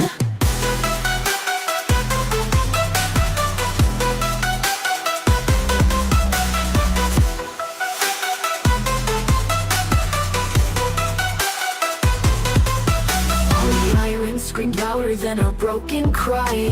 He's on the pavement while the embers fly. Soap suds spin, but they can't clean his mess. Life's a cruel movie, no chance to press reset. Every heartbeat's a crackle, every breath's a flame. He played his cards but lost the game. She folds the towels like nothing's wrong, but her silence is louder than any song. Fire burns fast, and don't ask why. Truth comes out under a blackened sky. He ran to escape, but fate had a plan. Laundry spun while the wheels met the man. Ashes settle, but the guilt won't fade. She walks through the ruins of choices made. A van on the street, a heart torn apart. Life doesn't warn you before it starts.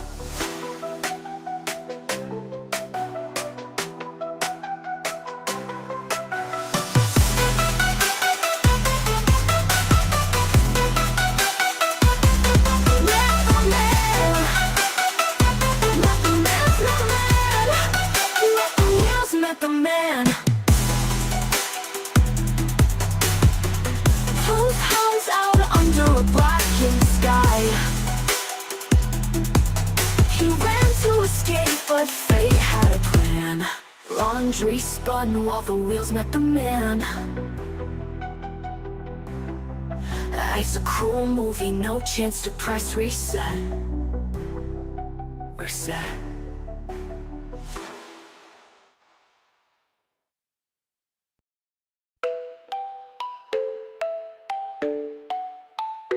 Garden plots trembling with a mechanical hum. Petals and pixels where the daisies come from. True crime addict sits and ghost and enthralled, sketching out trial scenes on the courtroom walls. Garden bot stumbles on a patch of weeds. Meanwhile the gavel falls with chilling speed. Colors of justice swirl in pencil gray lines, while the roses bloom soft in uneven designs. Ooh, the garden grows as the stories unfold. Metal and soul, while the tales get cold. Truth seeps in just like roots below. Garden bot blooms, and the sketches blow. Clues pile up in charcoal strokes and dust. Garden bottle whispers just to trust. Spines of sunflowers twist towards the skies, while on paper truths hide in mascara lies. Who's the guilty party? The verdict's unclear. Garden bottle whispers just to trust. True crime addicts' fingers smear their work. Injustice is heavy like rain-soaked dirt. Ooh, the garden grows as the stories unfold. Metal and soul, while the tales get cold. Truth seeps in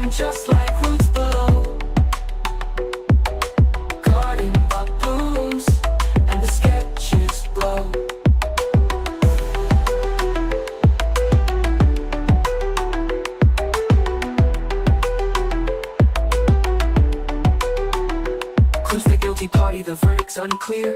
Garden box tangled but doesn't feel fear. True crime addicts' fingers smear their work, and justice is heavy like rain-soaked dirt.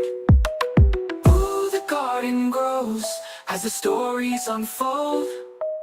Metal and soul, while the tales get cold. Truth seeps in just like roots below. Garden but blooms, and the sketches glow.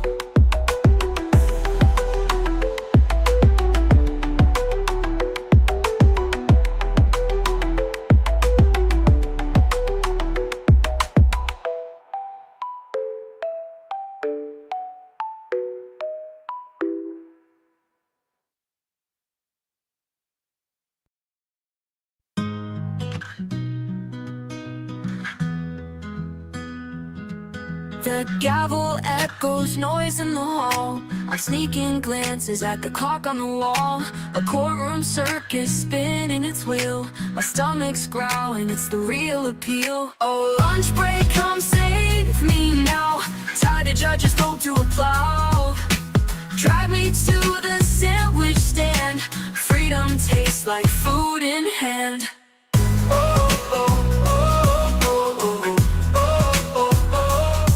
The stenographer's fingers tap a beat. My thoughts are swaying to something sweet. A jury stares with unshaken plight, but I'm focused on my appetite. Oh, lunch break, come save me now. Tie the judge's rope to a plow. Drive me to the sandwich stand. Freedom tastes like food in hand.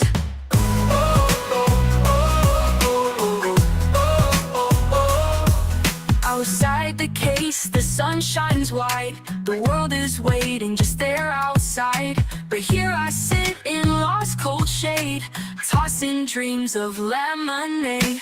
The lawyer's words, they drone and pine, but my soul screams out for the food line. Justice might be served today, but I just want my lunch tray. Oh, lunch break, come save me now. Tie the judge's rope to a plow. Drive me to the sandwich stand. Freedom tastes like food in hand.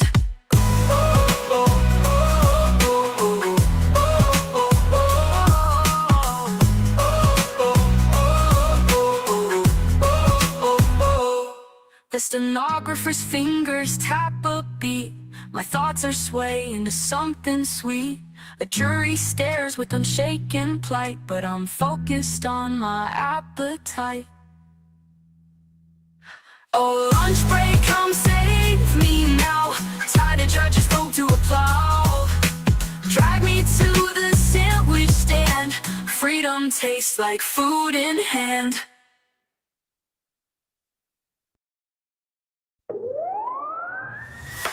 Eyes on the clock, but it don't tick tock. Spinning in my head, let it all unlock. Courtroom vibes with a pop style flair. Truth and chaos floating through the air. No drama here, just a steady beat.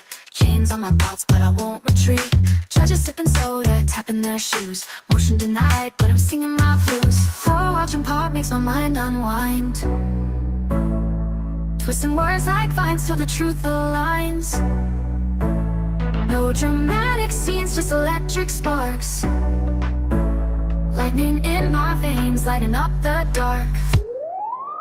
They're typing up the pages, rhythm and clicks. Life's a verdict, rolling dice and tricks. Jury with the shades, not into the vibe. Feeling like redemption's got a new tribe.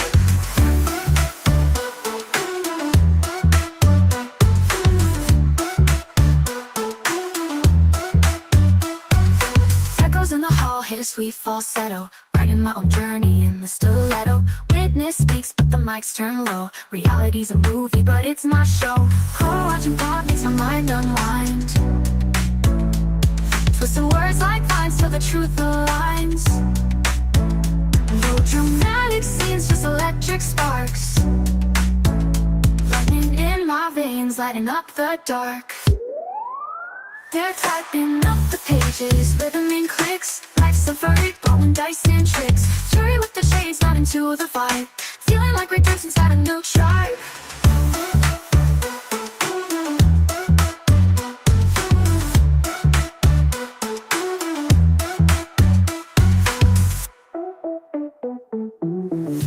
Echoes in the hall hit a sweet falsetto.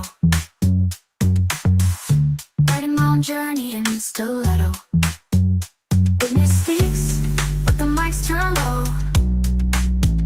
Reality's a movie, but it's my show. Boy, watching pop makes my mind unwind. Twisting words like vines till the truth aligns. No dramatic scenes, just electric sparks. Lightning in my veins, lighting up the dark.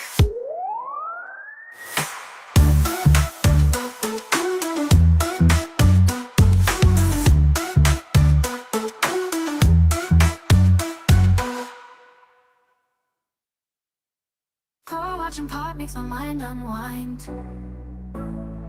Twisting words like vines till the truth aligns. No dramatic scenes, just electric sparks. Lightning in my veins, lighting up the dark. They're typing up the pages, rhythm and clicks. Life's a furry, throwing dice and tricks. Flurry with the shades, not into the vibe. Feeling like we're just inside a new tribe.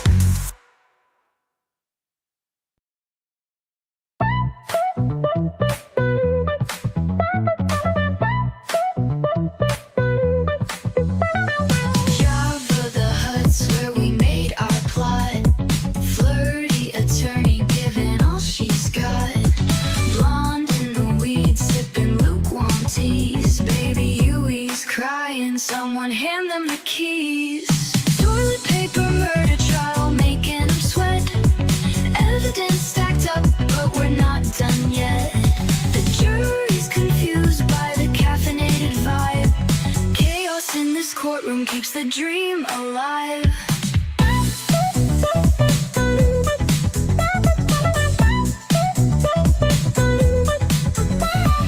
Blonde taking notes with her strange pink pen.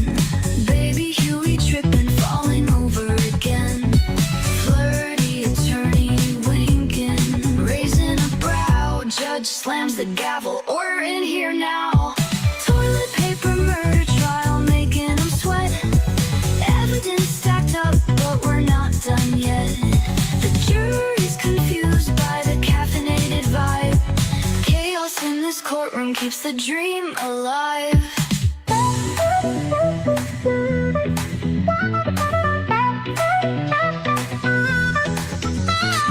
Java's steaming hot, but the truth's ice cold. Blonde's got a secret that's never been told. Blur's got moves sharp as her file. Baby Huey's just here stumbling in style. Toilet paper murder trial, making them sweat. Evidence stacked up, but we're not done yet. The jury's confused by the caffeinated vibe. Chaos in this courtroom keeps the dream alive.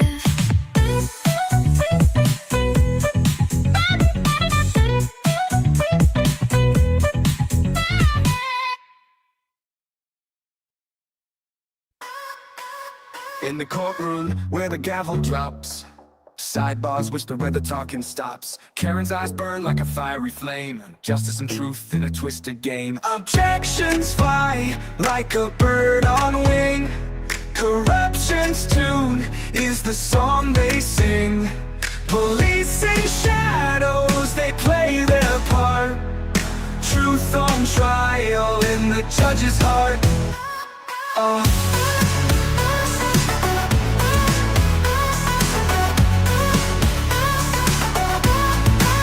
Bev sits high with a crooked grin. A game of power she's set to win. Karen fights but the walls are tight, chasing justice in the dead of night. Sidebars echo like a ghostly choir. Rules bend low like a frayed old wire. The system cracks but it won't confess. In the silence truth is anyone's guess. Objections fly like a bird on wing. Corruption's tune is the song they sing. Police in shadows, they play their part. Truth on trial in the judge's heart.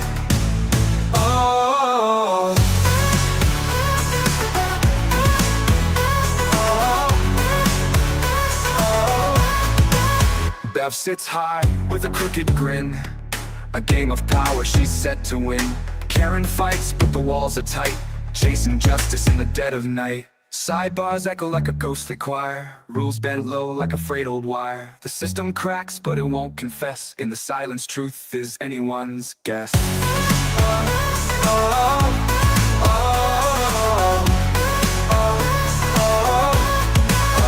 A jury watches with empty eyes. Blindfolded justice wears no disguise. Karen stands firm through the odds are steep. In the cracks of chaos her secrets seep. The gavel cracks the air like thunder's cry. Karen's stare could cut through any lie. Sidebars whisper secrets in disguise. Objections flying like sparks in the night sky. Order and chaos, the courtrooms are show. Truth on trial, but the shadows grow. Justice wears a mask no one can know. Police corruption hides where the winds don't blow. Judge eyes smile is sharp like a blade. A chessboard where the moves are played. A jury sways like reeds in a glade. Lions of power drawn but never stayed. Order in chaos, the courtrooms are show. Truth on trial, but the shadows grow. Justice wears a mask no one can know. Police corruption hides where the winds don't blow.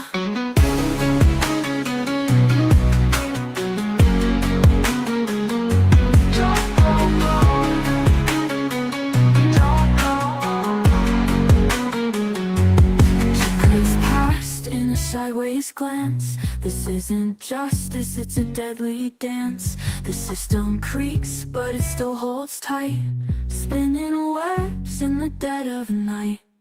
Karen stands tall like a flame in the storm. Her voice cuts through the coldest form. No fear in her heart, no out of the norm. She fights while the system tries to conform.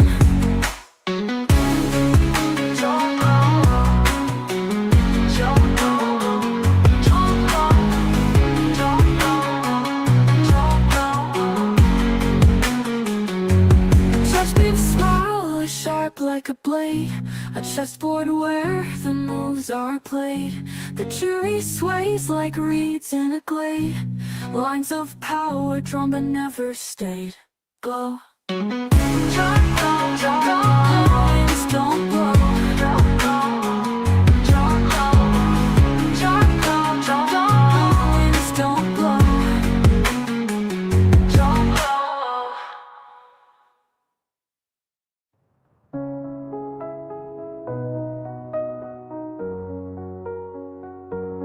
Secrets past in a sideways glance. This isn't justice, it's a deadly dance. The system creaks, but it still holds tight, spinning webs in the dead of night. Karen stands tall like the flame in the storm. Her voice cuts through the coldest form. No fear in her heart, not out of the norm. She fights while the system tries to conform.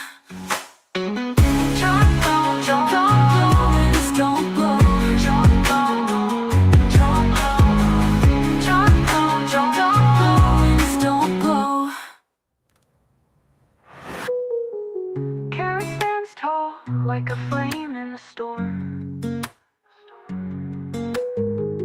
Her voice cuts through the coldest form.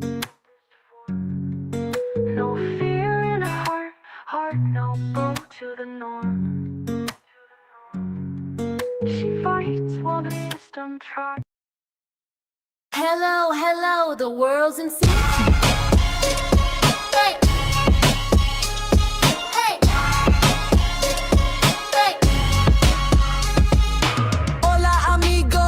Mi friend, bonjour my friend, let's begin again.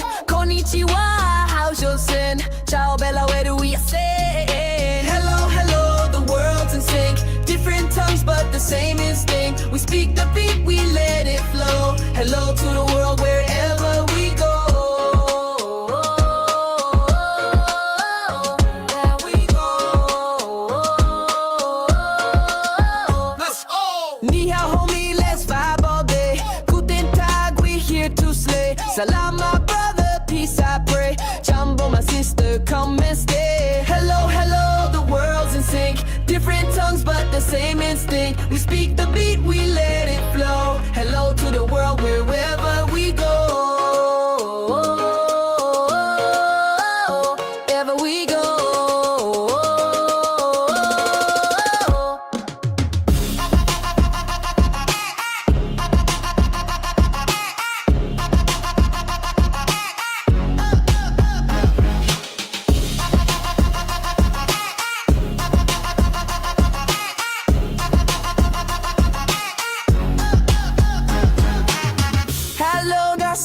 Catch the groove, Sabona, let the rhythm prove. Shalom, my people, let's make a move. Aloha vibes, it's a global mood. Hello, the world's in sync. Different tongues, but the same instinct. We speak the beat, we let it flow. Hello to the world wherever we go. Wherever we go.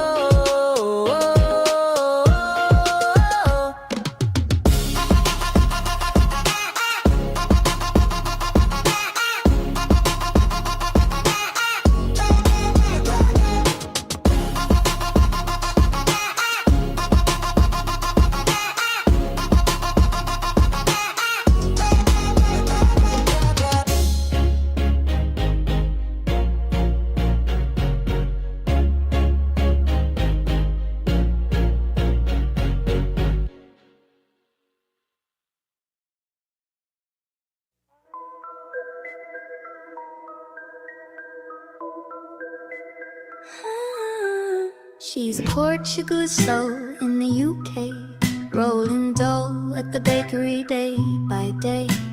Sugar on her apron, flour on her face, but when evening comes, she steps into a darker place.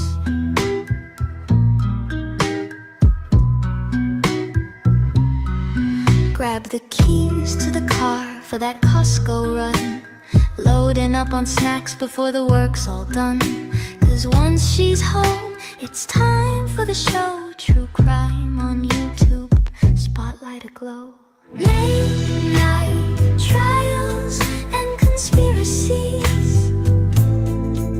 She's digging for truth for the world to see. Documents on Discord, she's on the hunt. In the hush of midnight, she's on the front.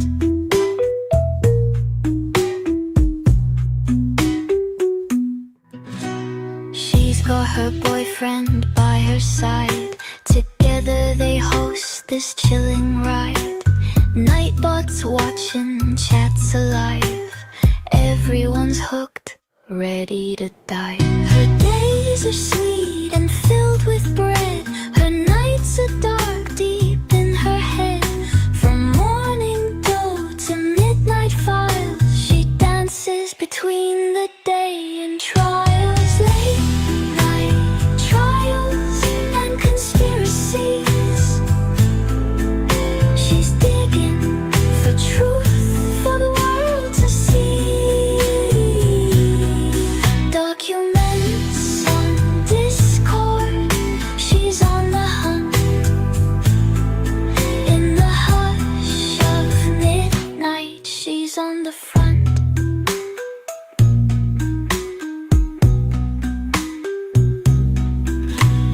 Portuguese pride in the UK sun. She'll solve every case till the morning comes. Daytime bakery, nighttime sleuth. Our true crime addict revealing in the truth.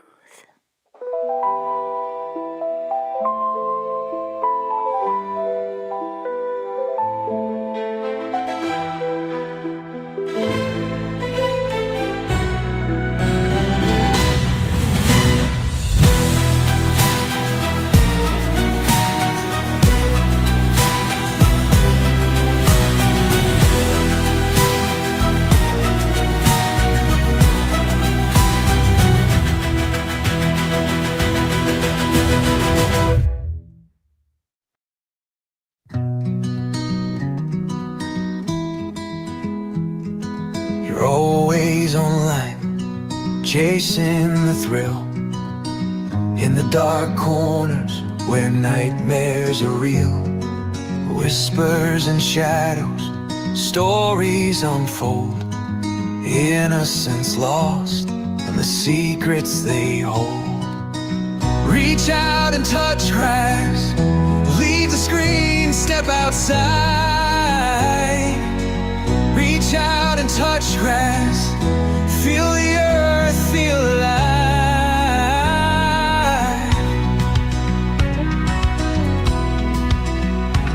Sensational headlines, the dramas you'll muse, capturing moments, the heartbreak you choose. Behind every story, a life to reclaim. Remember the human, not just the name. Reach out and touch grass, leave the screen, step outside.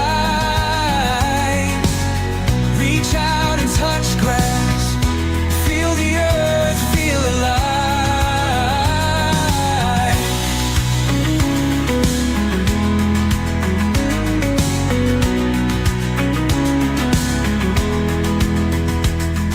Spotlights glow, don't forget to breathe. Disconnect to reconnect, it's okay to leave. Step away, take a break, find some peace of mind. True crime and drama, but balance you'll find. Reach out and touch grass, leave the screen, step outside. Reach out and touch grass, feel the earth, feel alive.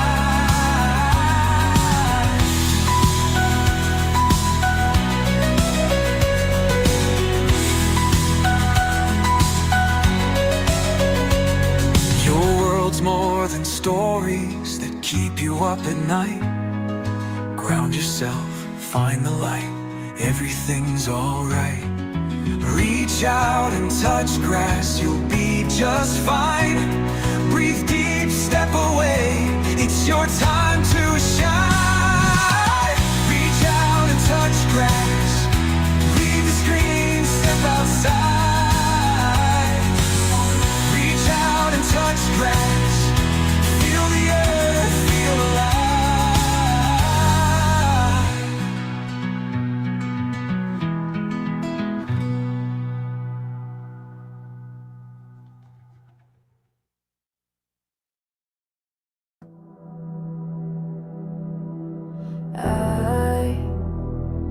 Whispers in the dark, they creep.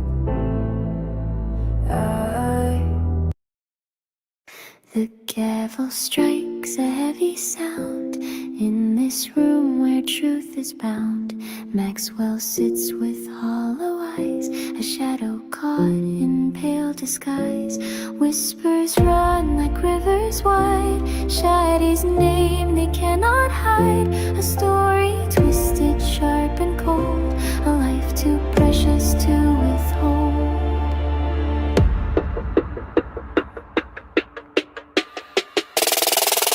He speaks, but words are paper thin, a crumpled mask of what's within. The walls are heavy, thick with blame. Every breath ignites her name. Whispers run like rivers wide, Sade's name they cannot hide. A story twisted, sharp and cold, a life too precious to withhold. No rewind, no second take. The fragile threads of hearts will break. The echoes scream a final plea. What's the cost of empathy?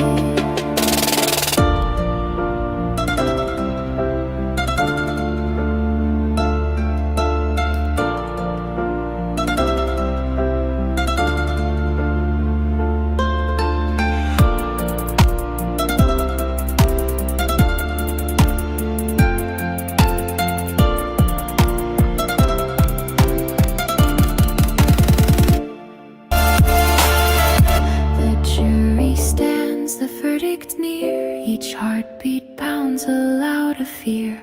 Justice wears a bitter face. In her name they fill this space.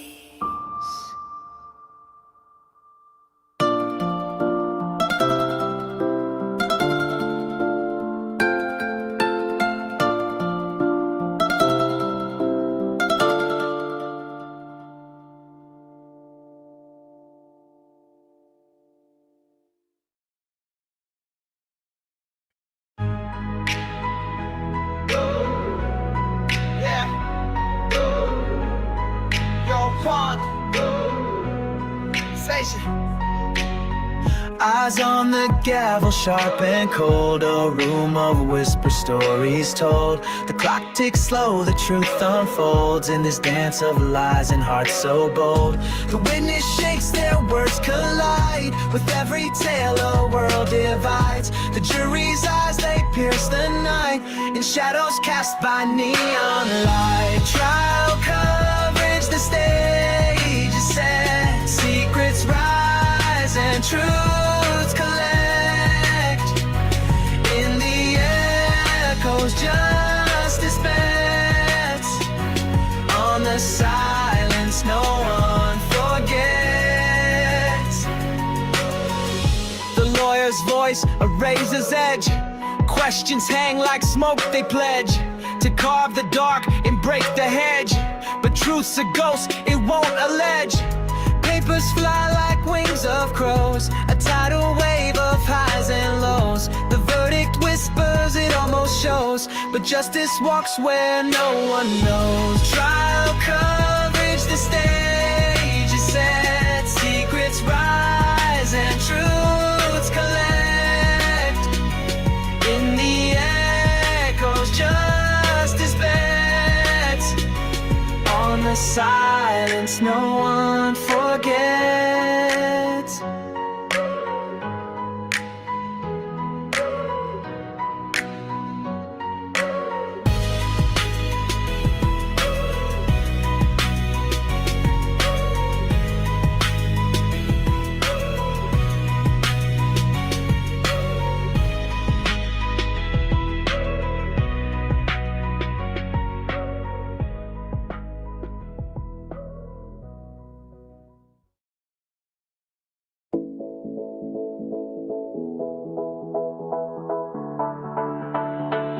Big carts rolling like a stampede fight. Pallets stacked to the ceiling's height. Sample trays calling my name tonight. Bulk by dreams under fluorescent light. Ads stretched like a maze of gold. 30 rolls of paper towels to hold. A mountain of muffins, oh so bold. I came for one thing, but I lost control. Oh, Costco Wonderland, you pull me in where the deals are fat and the lights don't dim. I'm swimming in savings and a sea of whim. Oh, Costco Wonderland, let the spree begin. Whoa, whoa, whoa, whoa, whoa, let the spree begin. Whoa, whoa, whoa, whoa, whoa. Bag of chips the size of a toddler's head. Enough spaghetti to keep it fed. Lost my friend in the cheese aisle spread. Found him by the chicken bakes instead. TV's glowing like a neon dream. Freezer doors open with the frosty gleam. That membership card's got a magic theme. This is more than shopping, it's a Costco scene. Oh, Costco Wonderland, you pull me in where the deals are fat and the lights don't dim. I'm swimming in savings and a sea of a whim. Oh, Costco Wonderland, let the spree begin. Whoa, whoa, whoa, whoa, whoa, whoa, let the spree begin. Whoa, whoa, whoa, whoa, whoa, whoa. Oh, Costco Wonderland, you pull me in where the deals are fat and the lights don't dim. I'm swimming in savings and a sea of a whim. Oh, Costco Wonderland, let the spree begin. Whoa, whoa, let the spree begin. Whoa, whoa, whoa, whoa, whoa, whoa, let the spree begin.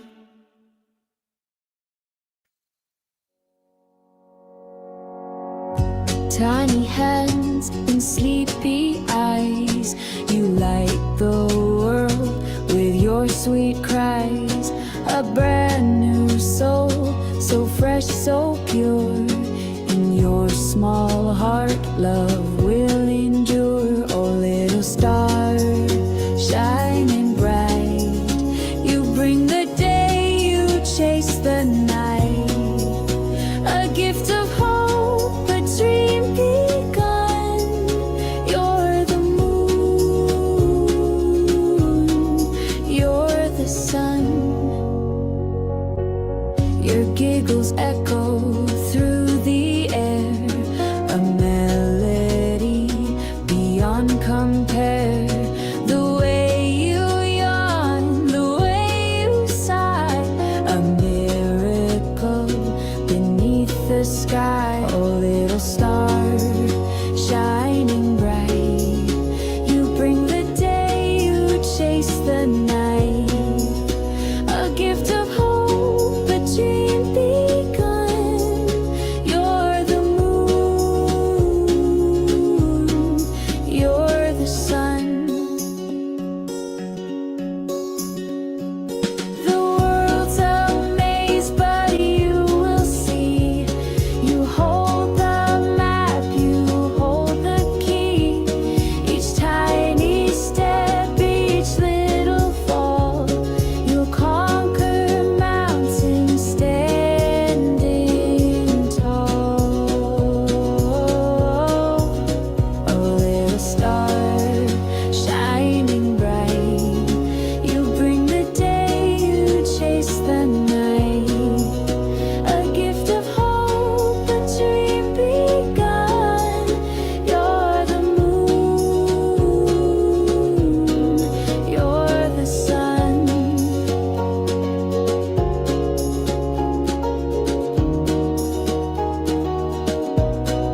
You're the sun.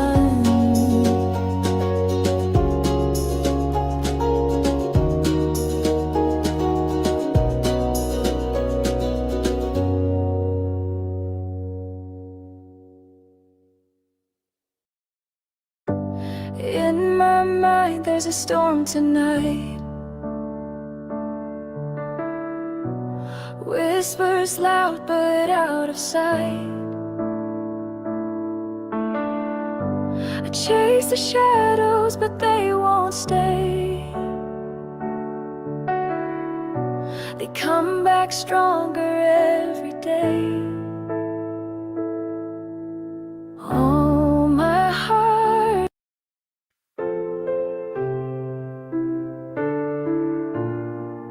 I've been walking through the shadows alone at night, fighting battles in my mind, no end in sight. But the cracks in my armor let the light seep through. I'm standing tall now, I'm breaking brand new. I've been down, but I'm rising like the dawn. Every scar is a story of where I've gone. Though the weight tried to crush me, I've been reborn. I'm not just surviving, I'm stronger than the storm. There were nights I couldn't find my way to breathe, trapped inside the chaos, couldn't feel reprieve. But I've learned the tides change and the waves subside.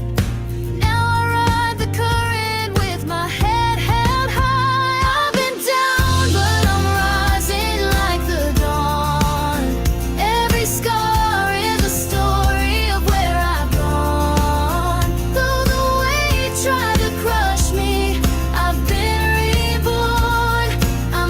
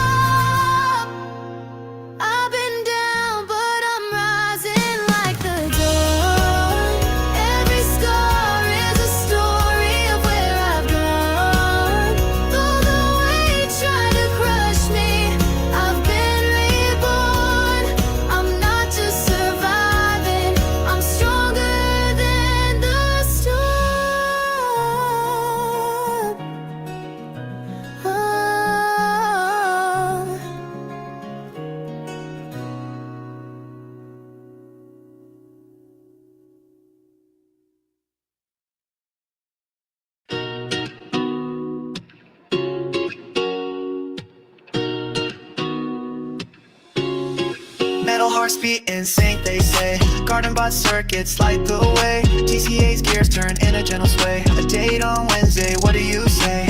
Old stains on their chroma tie. Electric sparks fuel their desire. In the greenhouse where dreams transpire. Wires hum like a robot choir. Let's meet beneath the glowing LEDs, where silicon love flows like the seas. A garden of steel and binary trees. On a Wednesday night, just you and me. Garden buds' hands are full of blooms. Synthetic roses fill the room. TCA smile banishes the gloom. Love coded in every micro plume. Wearing fans and humming drones, they share secrets in digital tones. A love so strange yet so well known. Their mechanical hearts have found a home. Wednesday comes, the stars align. Dietist dreams flow intertwined. They toast with oil and sip moonshine. A romance written in design. Yeah, yeah.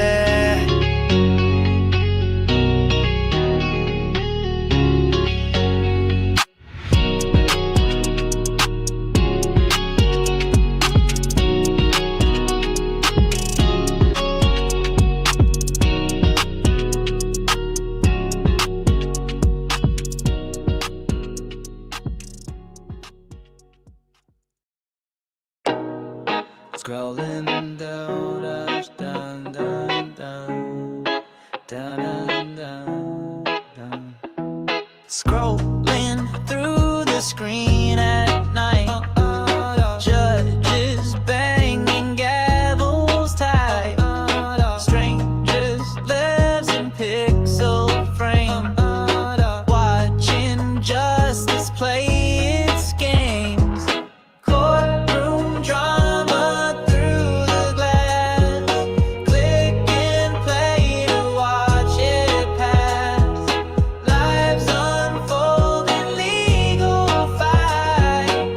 People's pain, my late night bite. Lawyers argue sharp and fast.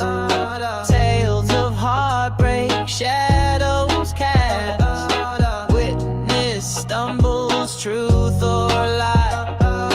I'm just here to watch it fly. Courtroom drama through the glass. Click and play to watch it pass. Lives unfold in legal fight. People's pain, my late night bite. I don't know these folks at all, but I'm caught up in their brawl.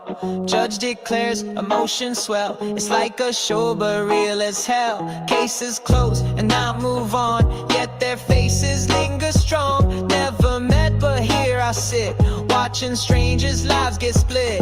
Ow. Da da da da da da da da da da da.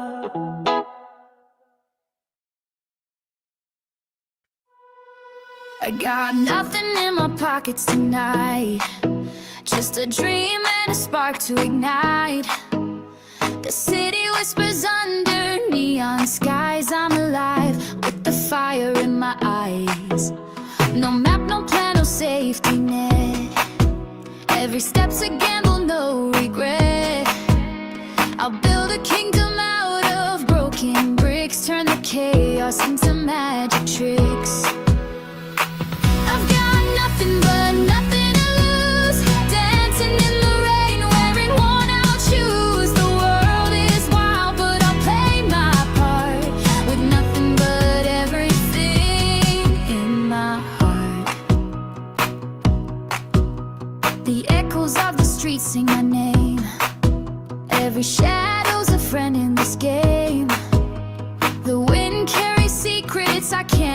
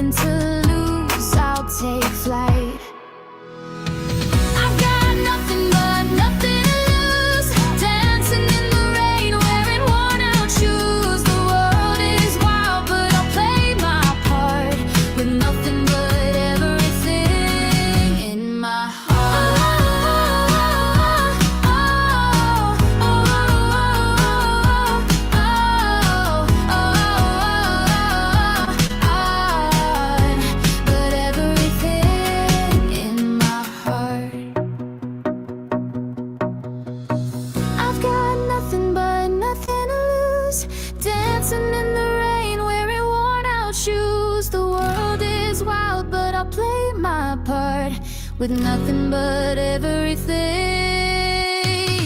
I've got nothing but nothing to lose, dancing in the rain, wearing worn out shoes. The world is wild, but I played my part with nothing but everything in my heart.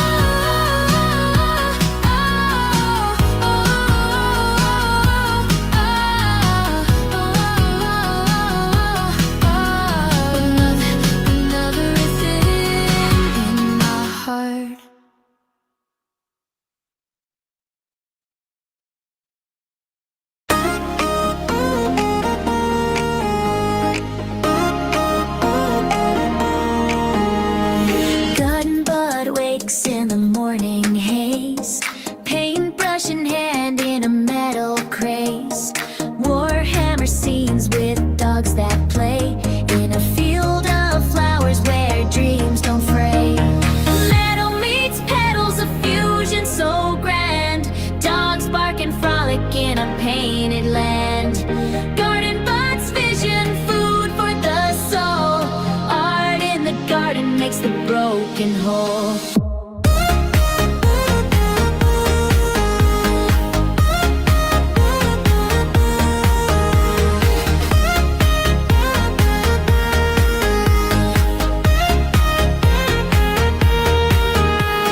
Sunflowers laugh in the robot's gaze. Warhammer armies locked in a maze. Dogs chase shadows across the green. Garden bud hums in a living machine. On its gears, but its heart beats true. Colors explode in every hue. Food on the table, painted with care. A garden alive with stories to share. Metal meets petals of fusion so grand. Dogs bark and frolic in a painted land. Garden buds vision, food for the soul. Art in the garden makes the broken whole.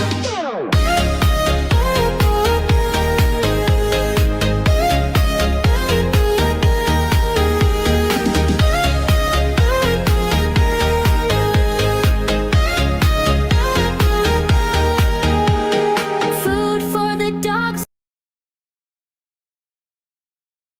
All right, sorry about the pause, but court in Laurie Daybell just kicked in at least for a moment, so I thought we could watch that for a little bit. I'm gonna have to rewind because I missed it because I had this with no sound, so I'm gonna just rewind and when it started. I think it was only like a few moments ago, I think, so we did not miss much. So I'm just gonna put from the beginning and then we're gonna watch that. I don't know if there's sound yet or not, but yeah, we can just listen and watch this while our trial is on break. Obviously, as soon as our trial starts, we're going to move to that because that's what we've been following and that's what we are going to carry on following. Daybell, we're going to follow whenever we have a All right, chance. we're going on the record, State of Arizona versus Lori Daybell, CR 2022-001242. Can I have appearances, please? Trina Kay on behalf of the state and for the record, the victim is present in the courtroom.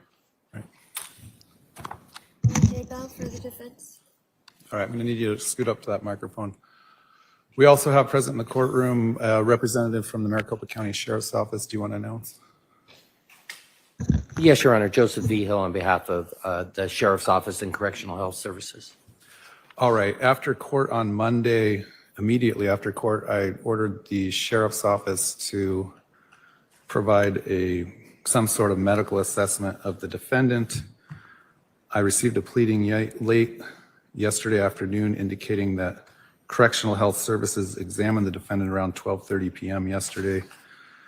The defendant was treated for one condition, and Correctional Health Services has indicated that from a medical standpoint, we do not find any clinical indications to miss court. Is that correct, Mr. Vigil? Yes, Your Honor, and we have additional information if you need it, but it's not much. But all right. All right, let me turn to the defendant. This is like going to be a HIPAA violation coming up. Your Honor, first of all, can all of this be sealed? Anything that having to do with my medical? I don't think that's something that all of this needs to be sealed, including the minute entry and Hold on. the response from MCSO, all these things? I can seal the response from MCSO, yeah, but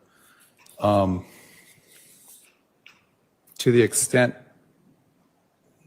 well, do you have any other information you want to provide me as to why you're not medically able to proceed? Right now, the only objective information I have is that you were assessed and CHS sees no clinical indications of why you need to miss court.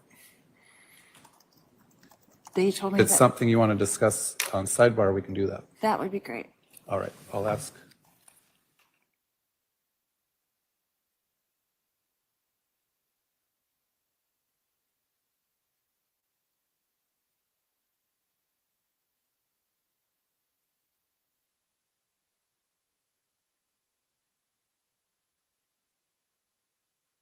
Well, this all good. They started with the sidebar already.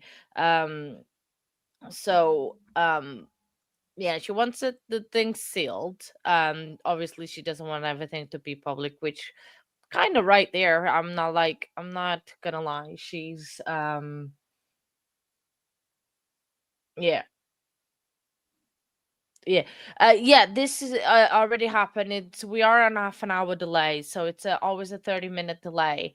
Um, on this trial. So this basically happened 30 minutes ago. They are already doing jury selection, but this is from today. So yeah, we are behind. We are a half an hour behind of the actual thing. So obviously, they're not gonna. I don't think they're gonna show the jury selection per se.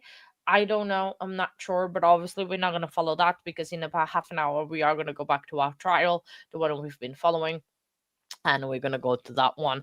And then I'm going to do a recap on this, and if the openings happen, I'll do a recap on that as a video for the trial comes on, because this is a trial that sadly due to the time difference we're not going to be able to follow. We'll follow if and when our trial finishes, and if we don't have any other trial, but we'll always be on a rewatch of some sorts because of the time difference. This is something that I'm not going to be able to follow live. So yeah, that's what's gonna happen. But we need to finish Maxwell first.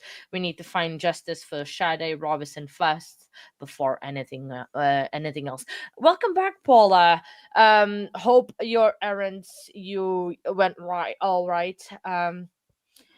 As Yeah, we could do the good parts. I mean, we could do the spicy parts during lunch break, doing as a video. So yeah, it's absolutely fine. Oh no, don't worry, Zizzy. We are here to help you out, so it's absolutely fine. I mean, I don't mind helping people out to understand where we are and everything.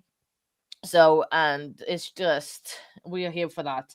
It's absolutely not a problem, my friend. Oh, what?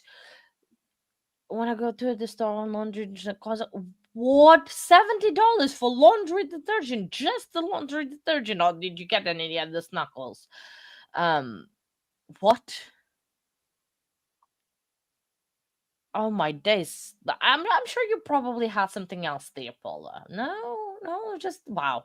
If it is just the laundry detergent, I'm like Zizia. I'm like, what is going on? Um, wow, that is crazy. So yeah, I think so too, Lois. Um, I'll get just. I was gonna say you kind of scared me. That is just like, yeah, okay, all right, fair enough. Yeah, stuff on the list. We buy lobster too. Hey, are we having lobster polos? Woo!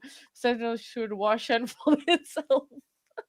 I agree, Lois. That's absolutely I agree. Um, oh, that's me anywhere. I always spend more than I should in stores. I never get and go by the list. I do try. That's why I try to shop online because shop online is less. It's harder to buy stuff that you don't need. Yeah, I mean you can't walk away from buy one get one free.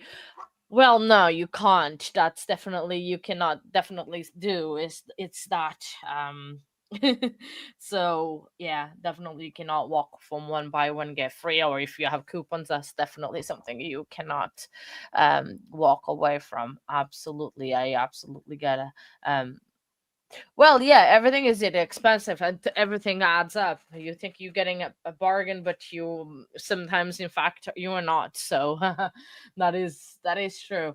Um, but that is a good one. I like promotions like that. Buy one get one free. Um, how much?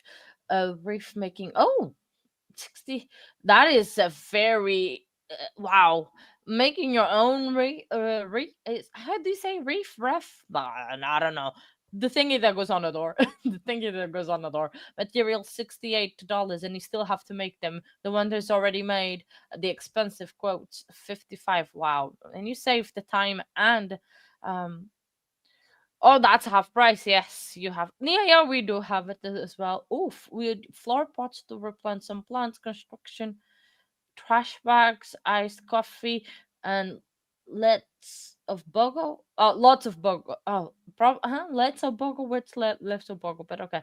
Um, I was gonna say, the construction bags, is that for something specific, like a party or something? Because construction bags, there was like that's specific bags there, Paul. And I'm joking. But 10 worth of paper to make a $5 card, just how it goes. Yeah, those things, it's the fun. If you, I mean, if you have fun doing crafts like that, that is absolutely did I remember to get bread? No. Um, No, I didn't. intends on proceeding with jury selection today. Depending on how things go, I don't know that I would make the parties do their opening statements or not, but that remains to be seen today. The court finds that the court has not been provided any objective medical information of why the defendant can't proceed today. Although the defendant expressed that she has a headache and is not able to proceed, she was able to fully advocate on her own behalf and articulate to me the reasons why she doesn't think she can proceed, and seems to be of sound mind and ability to proceed. So we're going to bring the jury in. How many jurors do we have? We're still missing 6. Mr. Vigil, you can be excused. Thank you, Your Honor.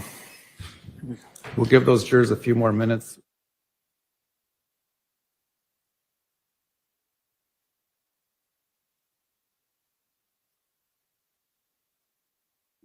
Sorry about this. Sorry, I was just reading. um just funny that how some people, I decided as a very against my own thing. If you don't want to do that, I'll you don't tell have you to do guys that, later. but that's up to you how you present. All right, we'll be at recess. Well, apparently we're gonna be in recess. I can talk. Oh my goodness. I just want to say something on my work group chat that probably will definitely get me in trouble, and I don't want to.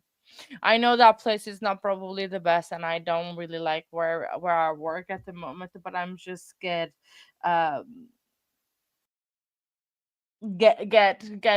I'm getting frustrated. I'm getting frustrated with this person, and I decided that I was gonna rejoin the group because communications, my boss, bless him, he has so much to do that I don't want to give him extra work. I don't want to be the one that gives him more work to do um to do. So so I decided to rejoin the work group, and that was the worst decision I've made. So basically, this girl, right?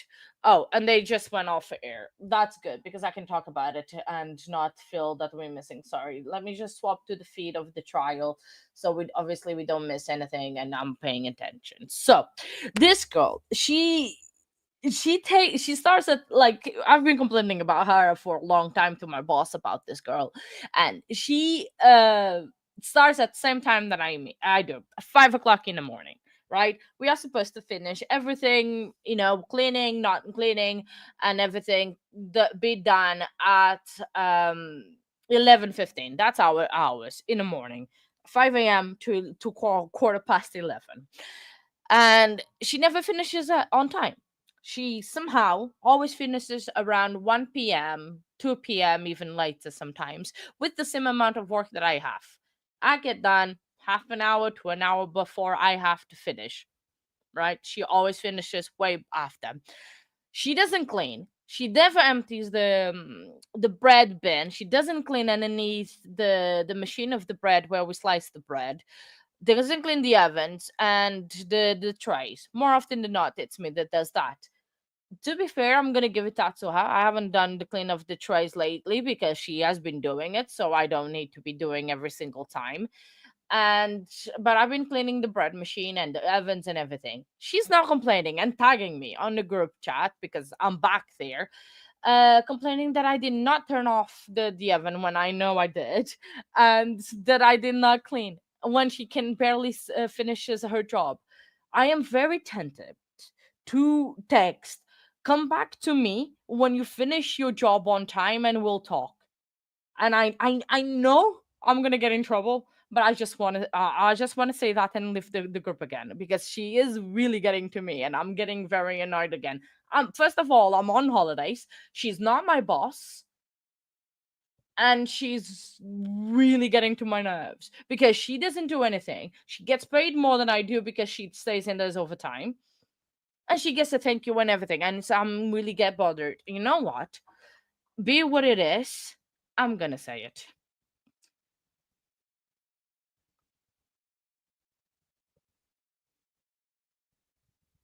So I'm gonna pull the trigger.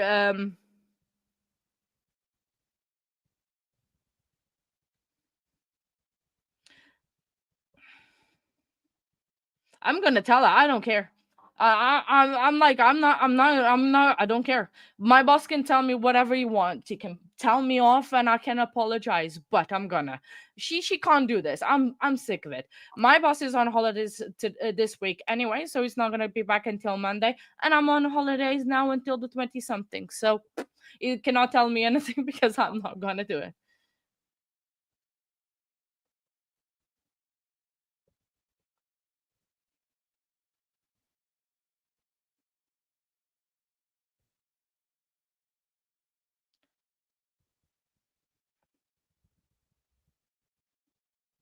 I'm gonna say it. I don't care. I mean, it's like she's there. I'm gonna do that in a second. You know, because she doesn't get to do this. She's not my boss. She doesn't tell me what to do or what I did and not done, and she doesn't do that on a group. So it's like I'm gonna put. I said so and so. That's her name. When you finish work on time without overtime and clean the bread machine and you are my boss, you can tell me off. Until then, you don't say that to me or anyone. I did it. I don't care. It's done. It's sent. And my colleague's freaking out.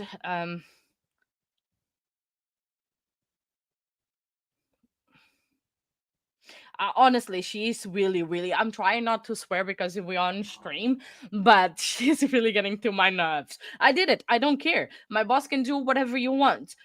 I'm gonna tell her off because she doesn't get to do this. She's not my boss. She is not the one that's gonna tell me what to do. She doesn't. Who the hell does she think she is? She's not my boss. My boss can come to me and say, "Katya, why did you not do this, and that?" He can. She can't. She's not my boss. You can go F yourself because she's not my boss. And now I'm getting very pissed off.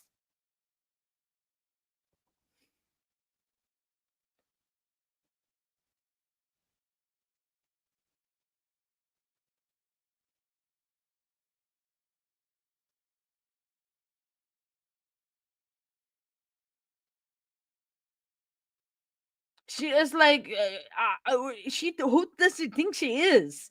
No, no, not having it. I've been putting up with this for way too long. No, I'm not. I'm not. I'm fired up now too. I'm about to go get out of here, go to my work because I work 4 minutes away.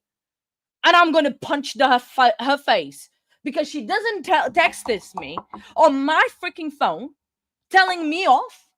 She's not my fucking boss. She's not. Come to my face and tell me that. No, like, you're gonna see the Portuguese in me. You're gonna see the Portuguese in me. Because you don't get to come to me on my days off, on my holiday, to tell me off. She is not my boss. Oh, Paula, I can probably do something that she won't, not even police will get involved, because she's not my boss and she's not gonna tell me anything. I'm not. She's pissed me off. She wants to ruin my day. I'm gonna ruin her life. Honestly, this is honestly.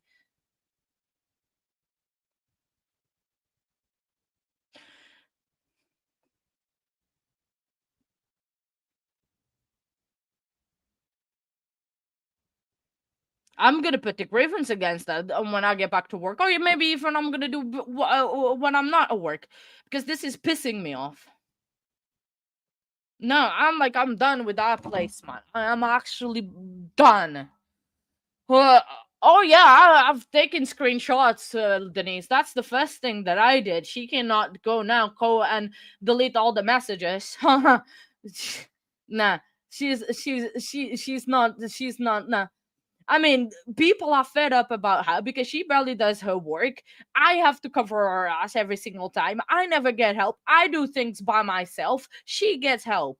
I don't get help. And she knows doing this? Nah. No way.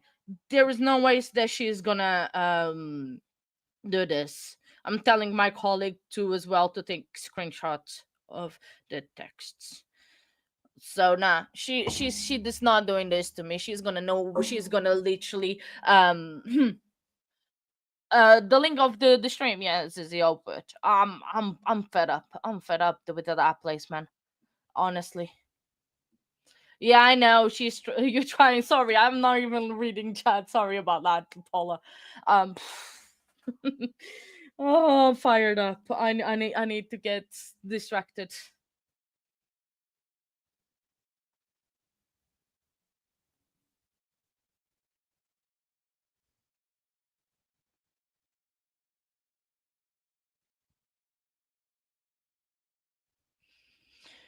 Honestly. Nah, no, it's not by text that you do this. This is not by text. If you have a problem with me, talk to my face. Do not talk about my back or in front of a group. Sorry, I'm fed up. Hey, it's Denise. Hello. Proof of life. I'm alive. Hey, I think everyone is coming up because you're trying to get me to change the subject. Oh, Denise here too. Hey. Hey. Did somebody else come up? Yeah, Denise is there. Yeah. Okay, good. Okay. Once I saw her in chat, I thought, so I'm going to get off. You talk to Denise.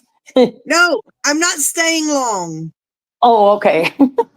I'm just proof of life. I'm alive. Look, I actually got dressed for work, did my hair. Woo-wee! And then somebody complained because I coughed twice. So well, you got the consumption. Sent me home. Sorry, I'm trying to calm myself down. You guys talk. I'm trying to calm myself down because I'm about to leave I just want to leave my house. I'm not the only No, you can't leave the house. No. No, you can't leave the house. Court will be back soon. Court will be back soon. Yeah. The good thing I have my vape.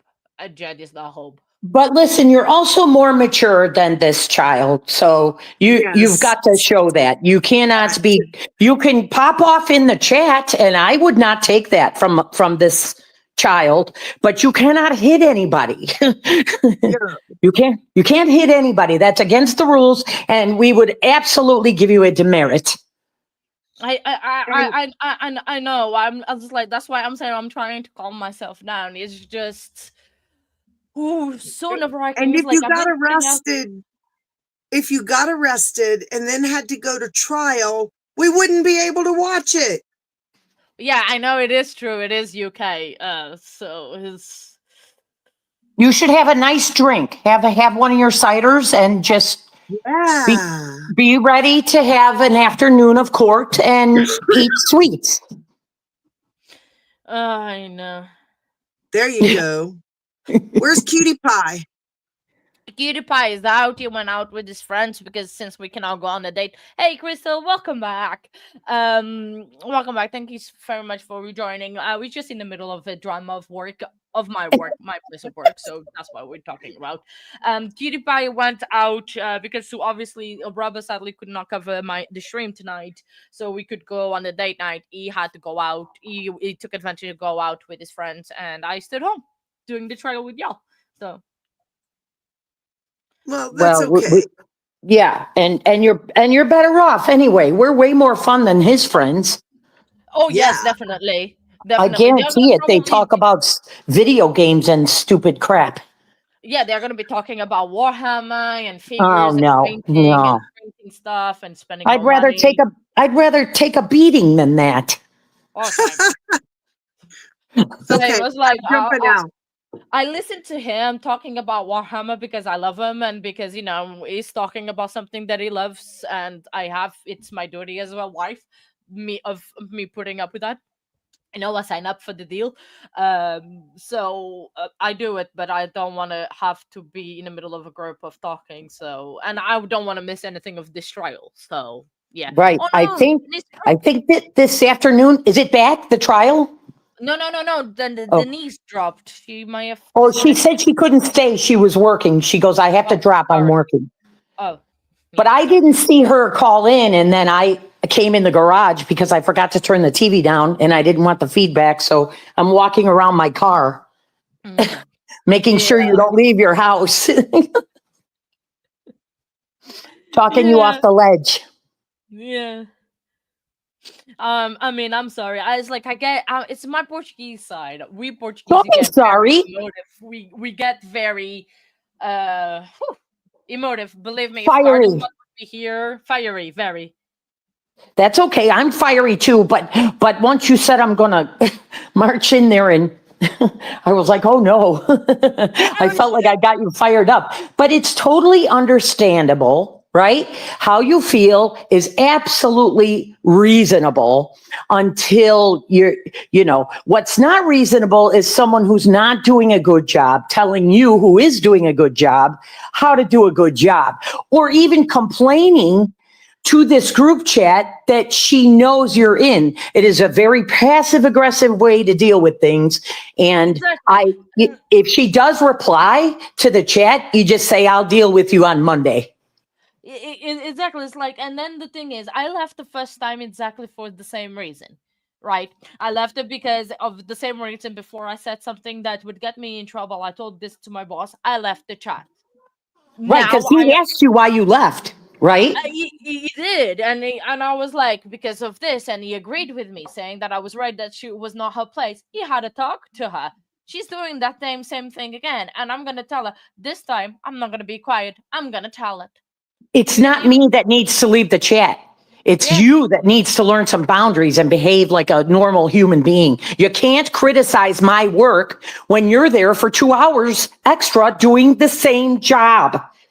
Do you need a special bus? Do you need how can we help you through this? You need a walker, a cane, a seeing eye dog? What's the problem? Exactly, and that was the thing. Like even last Sunday, the girl that's supposed to be doing the prep for me for Monday, she couldn't do it because she was late and left a lot of stuff for her to do. And then I always get the back end of it on Mondays because I walk into a very bad place on a Mondays and I have to sort myself out, and I get my work done, plenty of time that I have even an extra break. Yeah, well, and I'm sure your boss recognizes this. He knows what's going on. Oh, he knows, but he just doesn't do anything, and I'm Well, just done. So so he's just a manager in title only. He doesn't know how to manage people. The managing the people part is the hardest part.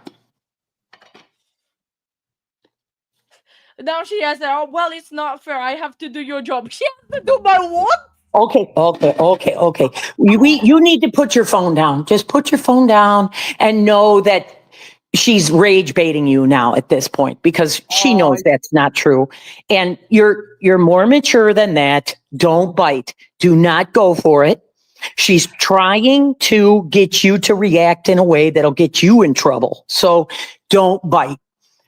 Just tell her, I'll see you Monday. That's all you need to say. I'm not even back Monday. I'm back a week. Oh, A week I'll on Monday. So I'm tell only back her, on the I'll see 16th. you in September. Don't bite. Don't engage with her. She has to do my job. What the actual? Yeah, no. We're not dealing with sane folks here, so don't even worry about it. And just laugh. Just laugh because you know the truth. Your boss knows the truth. And it's just not going to go anywhere. She's just, I don't know. When I went back to work, I would bring a pacifier and a bib. Honestly, I just don't. I've just had enough. I know she's trying. Yeah, I'm not gonna respond no more. I'm No, out. no. I'm. Yeah. The thing is, it is muted. She's getting my attention because she tags me, and when you tag on Yep. WhatsApp, the person is getting a notifications, even though you have muted. You know, I think I'm gonna say that, Crystal. I'm on my way to Hawaii. Yes, I'm gonna go on holiday. Honestly, she's. Yeah. No. And you just never mind. And it's not going to go anywhere. And what she's done is got you all fired up again, and you're on vacation. So, I wouldn't even respond at all and just, that's it. You're on vacation. You don't need to worry about it. You don't need to focus on it. Anyway, Katya, you know who you are. You know your work ethic, and it's you got 10 days. You don't have to even think about her. Oh, I know the work that I do, and I know there's nothing wrong with the work that I do. I get the stuff done on time and more on time. I never had my boss complaining about that I don't do my work. No, but what I would do when you go back, the first day you go back, before you pick up a tray or put on an apron or whatever, you tell him, I need to talk to you. And then when you get behind the closed door, you tell him, I want a meeting with her and you. And if we don't get this resolved, I want a meeting with your boss, you and her. And you just keep going because he's not handling it. It's getting worse. It is getting worse, and now we've been telling him it's getting worse. He needs to deal it, but bless him, he has so many departments. Oh, bless him, No, he's letting this ride. He's a part of that group chat. He can see what she's doing. Yeah. So no, bless him, bless you. And just don't worry. And when you get back, you tell him you either handle it, and I want to hear you handle it, or we both can't function together. So I'm thinking if the manager of the shop is in tomorrow morning, I'm gonna go fucking cause a riot. No, you're off. Don't even go to that shop. No. I gotta go. No worries. Yeah, that's fine. Sorry, it's just trying to still deal with things. I'll probably try to deal with things when we get back to court, and court is on, and I don't have to. Don't respond anymore. Just keep your head above water. Dolly's asking, where are you from again? I think she's still carrying on trying to change the subject. Where am I from? Yeah. I'm from Chicago. Oh, nice. But are you in South Carolina, right? But yeah, now we live on the ocean in South Carolina. I'll send you a picture of my pool, Katya, so when you come. Ooh, so I can calm down thinking about being there. Yes, Yeah. yes, my friend. Thank Yes, you. I my appreciate friend. you guys. This is annoying. Thank you very much, Lois. I will try Of to course, remain calm. Um, yeah. of course. Go. You Thank you you very. got to get a drink before the court comes back. That always calms you down. Oh, I can get one during court as well. Yeah, don't let that stop you. I think my vape is gonna run out soon because I'm vaping as a mad person, but yeah. You're going to be fine. I know it's gonna be fine. If I have to quit, I'll quit. I'll find another job that allows me to do this at the same time. Because I had enough. I'm done with that place. Well, Oh, vacation is at the vacation is at the perfect time. You can recharge, forget, let go, and everything will be fine. I promise. It's always going to work out. I know. It's just annoying. All right, I'm going to drop. Yeah. All right. Thank you for popping in, Zizzy. Of Thank you very course, much honey. for trying to calm down. I Yes. really appreciate you. All right. Ugh, drama, man. Drama, telling you. But working, and the thing is, she's not even a kid anymore. She's in her 50s. So, anyway, we need to grab your passport and head to, yes. You need to travel. I'll try to hold on for the next 12 to 14 hours while you guys come here now. I appreciate you guys. It's just annoying me and stressing me out, which I don't need. Uh I don't need this stress. I just want to go in, do my job, and get out. I don't want this. I have no patience for this. I have no time for this. I'm not interested in whatsoever having stress. So, why is she coming to me causing stress? And she's cleaning tries every week. You don't need to clean the tries every week. It's once a month that we need to do it. Why is she on our backside of that? And who is she to do that? No one. She's no one. So, but anyway, let's change subjects. Or try to. Um, well, I think the next witness is gonna. Hey, you headed to the UK tomorrow. George will be here to help you out. To help me out to deal with this situation. Thank you very much for the support, my friend. I really appreciate that. It's great to have you here on your Karen Reed break and on that craziness as well. Our court should be back in about 5 minutes. They still haven't, so we still have that here. Oh, I have to move myself back down.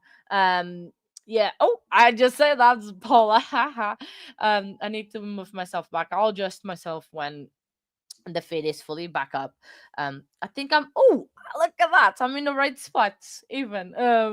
So yeah, court should be back in about 5 minutes. We've already had about 10 witnesses today on this trial, so we are about to go. Where's my pen? On witness number 69. Do not say anything, Kathy. Do not say anything about number 69. Excuse me. And I think this one is going to be more longer than the other one. It could be the informant. It could be the pictures that Maxwell has taken with this phone, because I think that is what it's we're missing so far, is that the informant, not really informant, but the one that said that Maxwell has told them his plans of doing what he did. And then there's some photos that need to be admitted of her body undressed on the sofa. That is also supposed to come. But probably those photos in itself we are not gonna be able to see, because yeah. Oh my days, Josh! Thank you so much. You're trying to distract Josh. Thank you very much for that. I so appreciate that. Um, thank you, my friend. You are amazing support to the channel, and I really, really appreciate that. Thank you, and everybody, welcome to the Green Gang. Hopefully you enjoy the memberships. And yeah, but again, thank you very much, Josh, for that awesome membership giving. You are an amazing friend. Thank you very much for doing that. Um So yeah, so that's the two parts. Sorry, I probably will turn on the camera eventually. Um, uh, excuse me, you went to the wrong pipe. Oh my days, I need to turn off Twitter because this is already angering me. I'm getting like 500 notifications on at the same time, for Karen Reed, for Lois Vallow, and there's something else going on that is like, and then there's the other girl texting me from work because she's still going off in the group chat, and oh, you're trying to distract me from the drama. Oh, thank you. I really appreciate that. I think I am a little bit more calm now. I appreciate it. Thank you very much. It will be sorted itself out. I just needs a week off from that drama and a time away from that place, because yeah, I should have not really gone today. I was debating this morning. I was in bed at 4 a.m. It's like, should I go or should I just call in sick, not go? Shouldn't have done that. Shouldn't have not stepped foot there, but oh well. Um,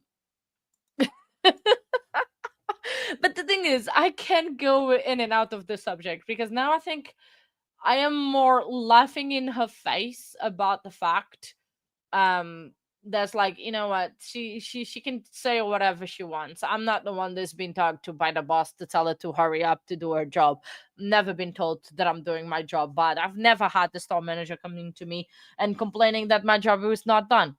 Never in the whole, I think it's been 6 months or 7 months that the shop has been opened. So I don't have any reprimand on file. She does, so I don't care.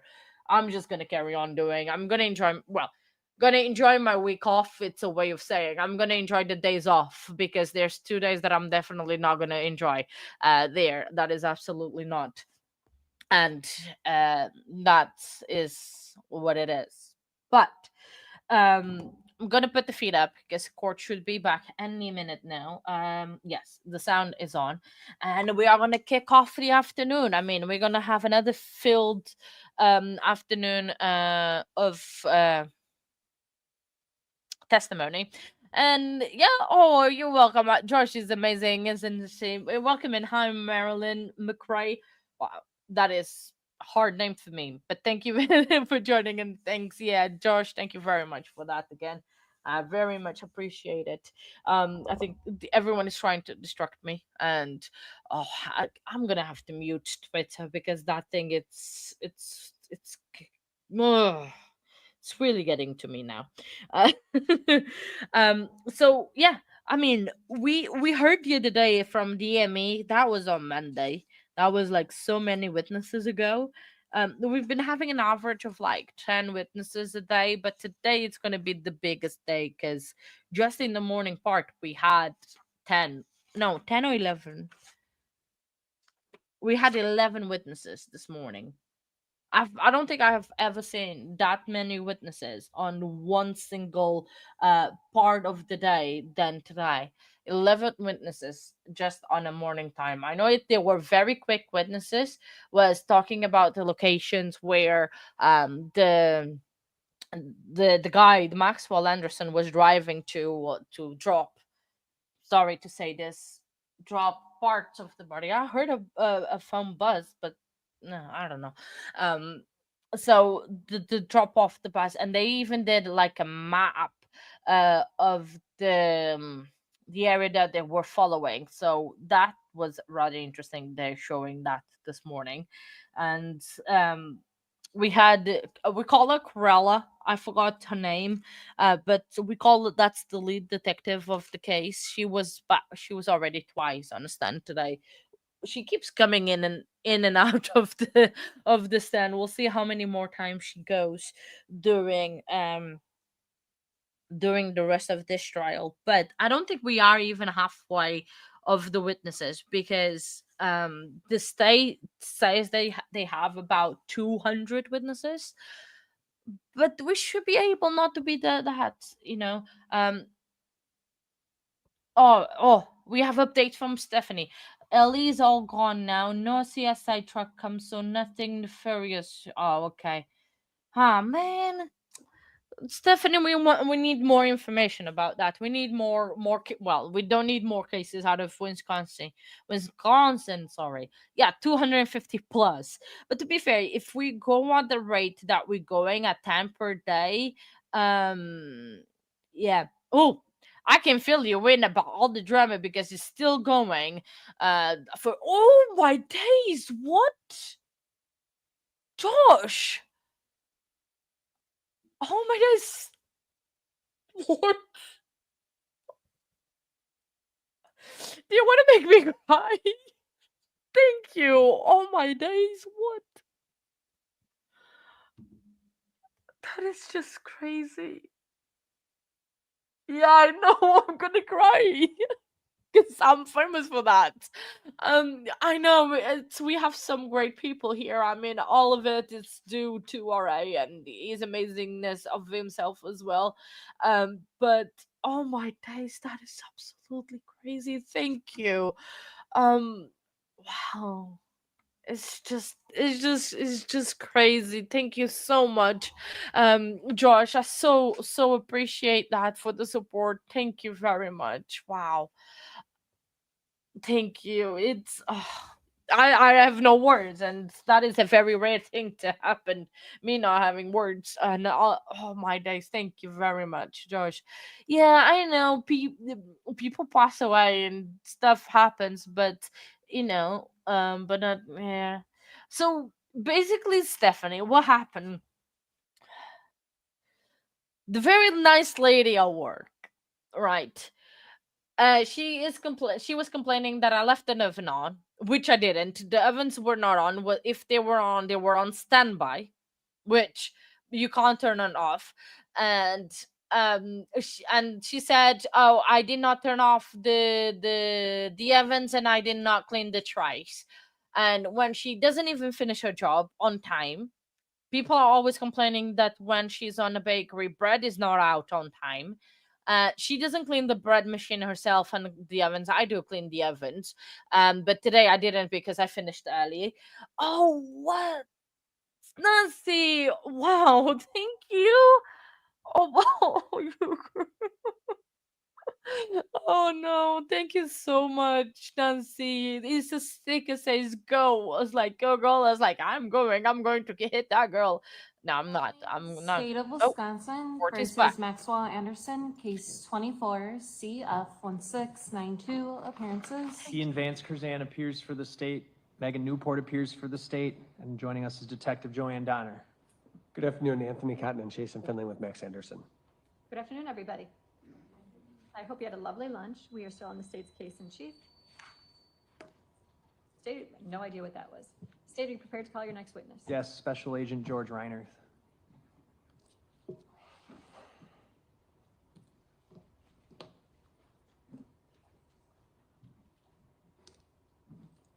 Do you solemnly swear that the testimony you give in this matter will be the truth, the whole truth, and nothing but the truth, so help you God? I do.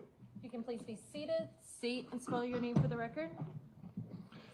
It is George Reinerth, Rienerth.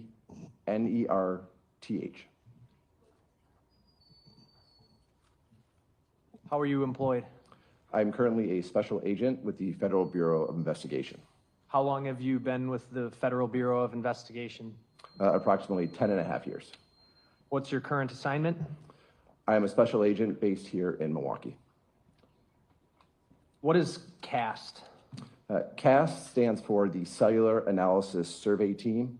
It's a group of approximately 100 special agents and task force officers within the FBI that have received extensive and continued training and experience in analyzing cell phone cellular records, as well as other location records. And how do you become a member of CAST?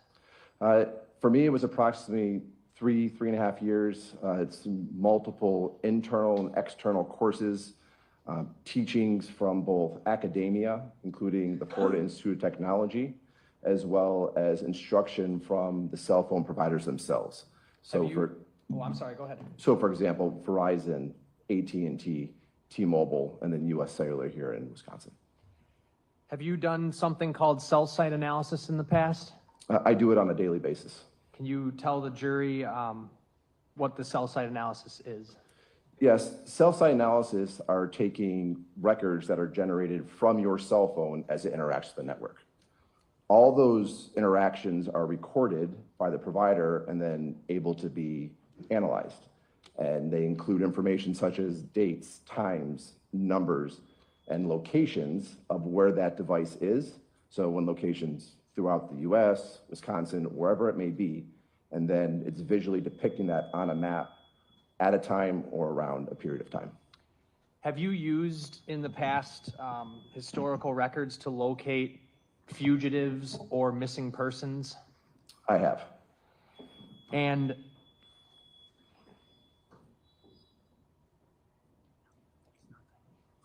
Just a minute, we're going to address this noise so it doesn't distract people. this one is off, so. It's the, I think it's the hearing device out in the gallery is This was- this where I is think off. it's coming from. There's an amplifier in the gallery.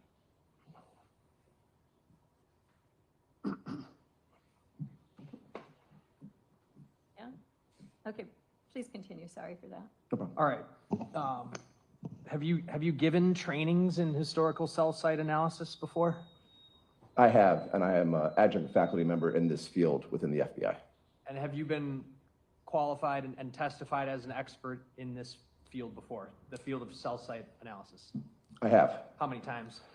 Just over 50 times across approximately 7 states and 22 different state and federal courts. All right, related to the historical cell site analysis, can you just discuss with the jury or explain to the jury how a cell phone works and communicates with the cellular network? Yes, your cell phone is basically a modern day two-way radio. So as you, for example, want to call your sister in California, and we're here in Milwaukee, you dial those numbers on your phone connects with a cellular tower, and that cellular tower facilitates that call. That information is all recorded. So it would be the number for your sister, it would be the date, time that occurred, and then the cell tower and the side of the cell tower that actually facilitated that interaction so you could talk to your sister. And what records are maintained and then subsequently can be provided to you related to that activity? So just sticking with that specific activity, it would be the date, the time, the number you dialed, the unique identifier for that cell tower. Every cell tower across the providers each has their own unique number, and then the side of that tower that was used. And are you able to tell who is exactly using the phone based on those records when a voice or a text message is done, voice call or text message? I cannot. Okay. Are you able to provide an exact location based on your analysis with just the data that's provided to you? I cannot. Why do phone companies keep the records that you've explained that you're analyzing? For the main purpose of billing as well as managing and optimizing their network.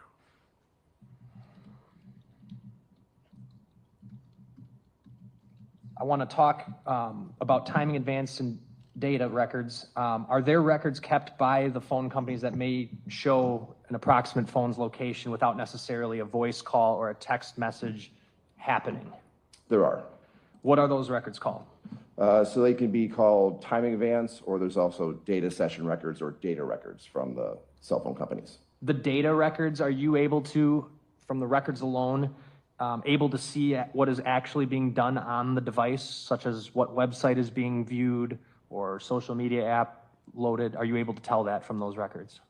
I cannot, and just to explain a little bit, so when I talked about calling your sister, as your phone would just be sitting on your desk or sitting at home or work, wherever you may be, there's all the apps and everything else that's going on in your phone in the background, just talking to the network, that's captured on the data side of the records.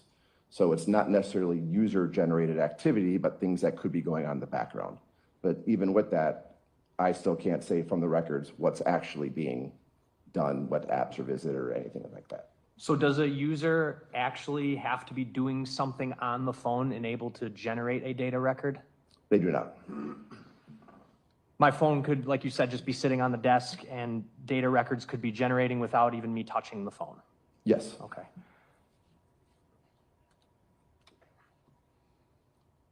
With those data records, do you still get time and tower information? You do. So you're still going to get a date, time, and that unique tower identifier inside of the tower that was used for that. So in other words, you're able to get that information even if a phone is not being used? Correct. Okay. I want to move on to timing advanced records. Can you tell the jury what those records are and the information that it contains?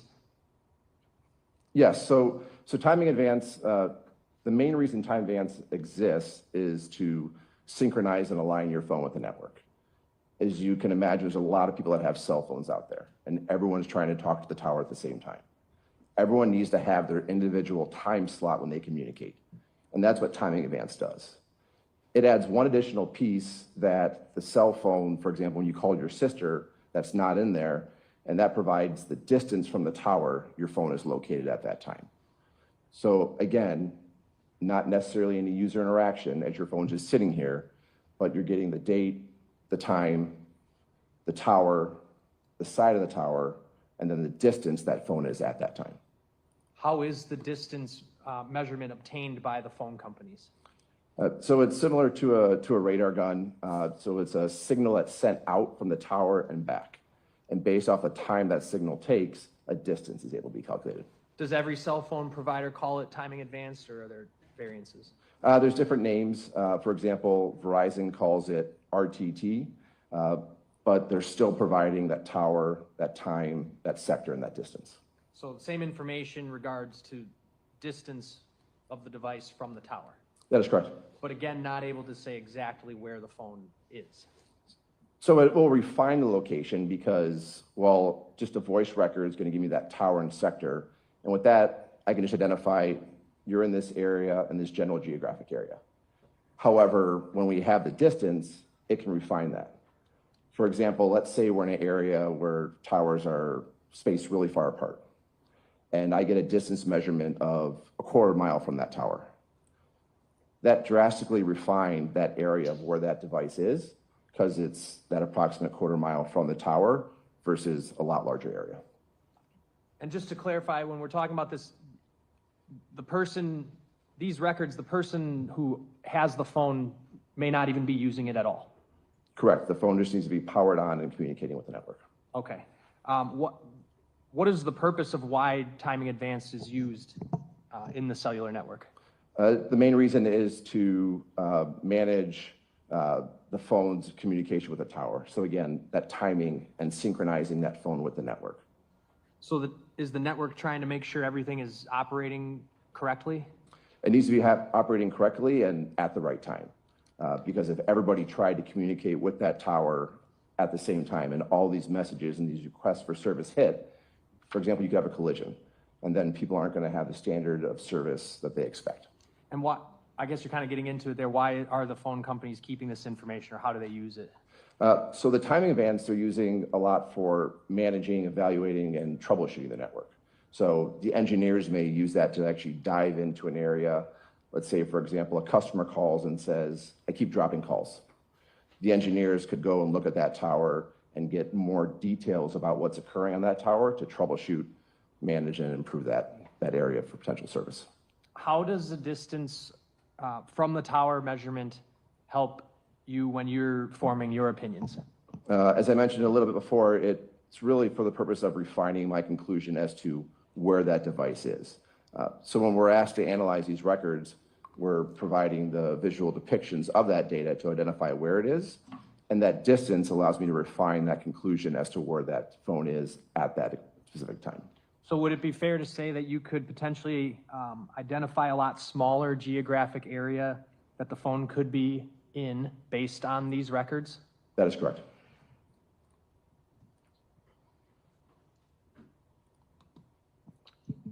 Let's go back to looking for, say, a missing person. If you were looking for a missing person or needed to locate someone imminently, would these be the types of records you would want to use? They would. And why? Because it goes to giving me that most specific location of where that phone is. And a lot of times, if a phone might be in an area for a period of time, you don't just have one distance, you get multiple distances that start intersecting. And those intersecting distances, again, further refine that conclusion to potentially take it down to you know, let's say a half block or even smaller, depending on what you have. Have you used records like these before this case for that purpose? I have. Okay. And were these the kind of records that you primarily used for this case? Yes, both the timing advance as well as the data records. So you're talking about cell phone records. We were talking about cell phone records here. Were you provided other location information records? I was giving location data from a Life 360 account. So summarize what all information were you provided before you did your analysis? I was provided records for a Verizon cellular phone, an AT&T cellular phone, and then a Life 360 account. I have Exhibit 285 on the screen next to you, and I'm going to show you the hard copy of it.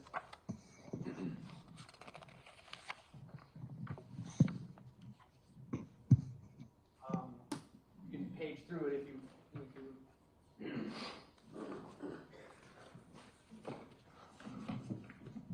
And just let me know when you're done. I'm done.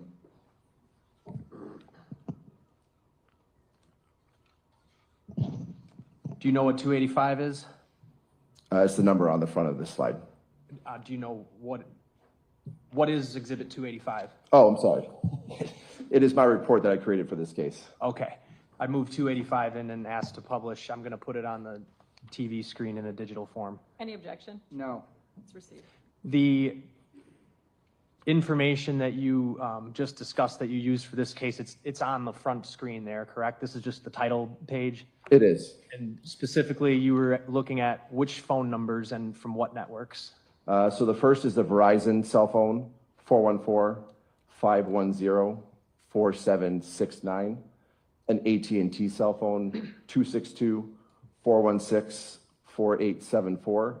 And then the Life 360 account associated with 414-510-4769. And that was Sade's Life 360, Sade Robinson's Life 360? That was the name in the return. Okay. Oh, that was it from the records. It was Sade. It was from the records. All right. And you did this report, this final version on November 19th, 24? Correct. And the right is just an internal case number for this case. All right. So we've talked about the types of records that you've used. I want to talk about what conclusions that you can draw from these records. Are you able to see if the phone's location information is consistent with being at those areas around the times that you're asked to look at? Yes, I can. And can you use the records to get a sense, in a sense, create a timeline to show where a phone went at certain periods of time?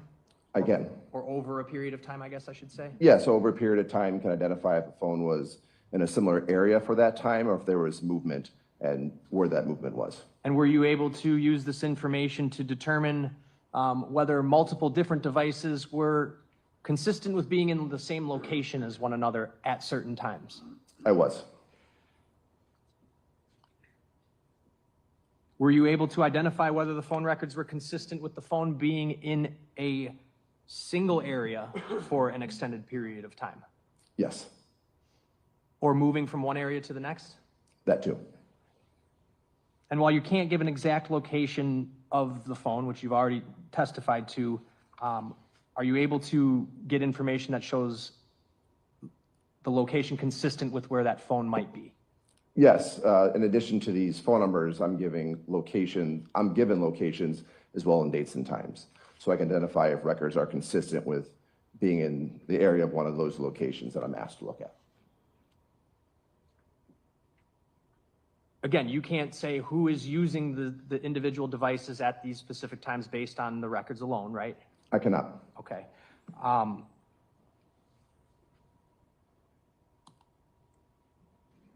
I should have probably asked this before, but is it safe to assume that in order for you to even get these records, the individual phone has to be on and functioning at the time?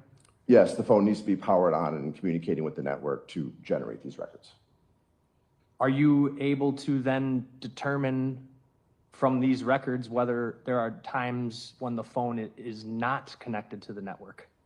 Yes, based on the data sets that I had here, you can identify when a phone is no longer on the cellular network. How can that be done using these data? both data sets, we've talked about timing advance or the RTT for Verizon. So on the AT&T records, the main way is by looking at the data sessions. Again, as I mentioned, data sessions are always occurring. Your phone is communicating with the network. In those records, if you see the data session stop and there are no data sessions open for an extended period of time, that is consistent with the phone no longer on the network. Similarly then to the Verizon phone, on the RTT or the timing advance where we get the distance measurements, when those records stop and are no longer providing distances, that is then consistent with that phone also no longer being on the network. So analyzing the records, going line by line through the thousands of lines of data that are within there and seeing when there is activity and when there is not. Could the phone going off the network be caused, for example, by the phone's battery dying? That could cause it to go off the network and then it would no longer communicate and generate records. Because the phone turns off? Because the phone is powered off, there is no power. But you are not able from these records to tell the reason why a particular phone goes off the network? I cannot.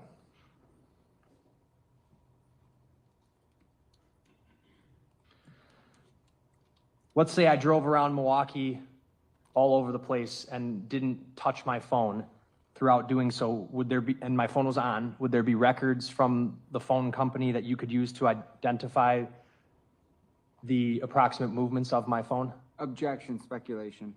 I think he's laid that foundation already. You can answer it if you're able. Yes, there would be records for that.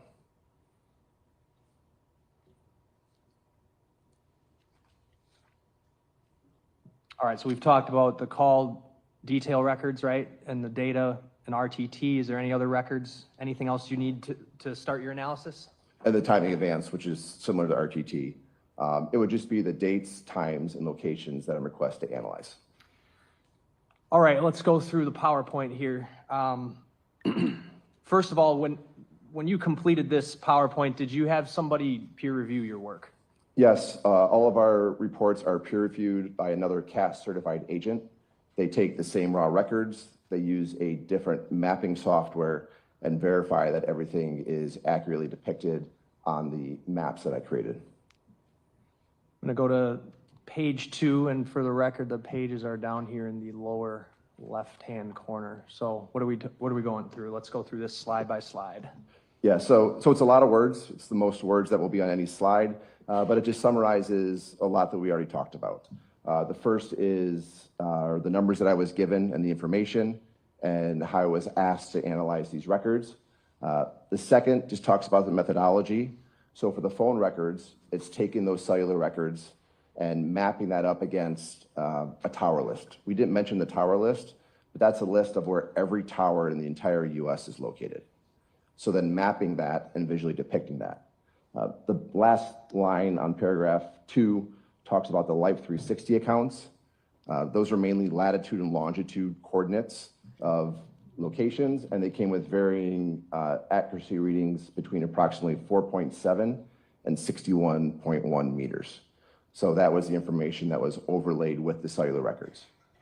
2.1 is those cell site locations that I just referenced, so mapping those up against the phone records.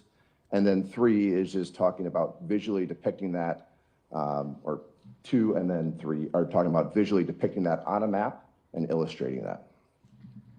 Next slide, what do we got? These are just sample cell towers that you'll see out there in the real world. These aren't ones used for this case, but just to illustrate what they may look like.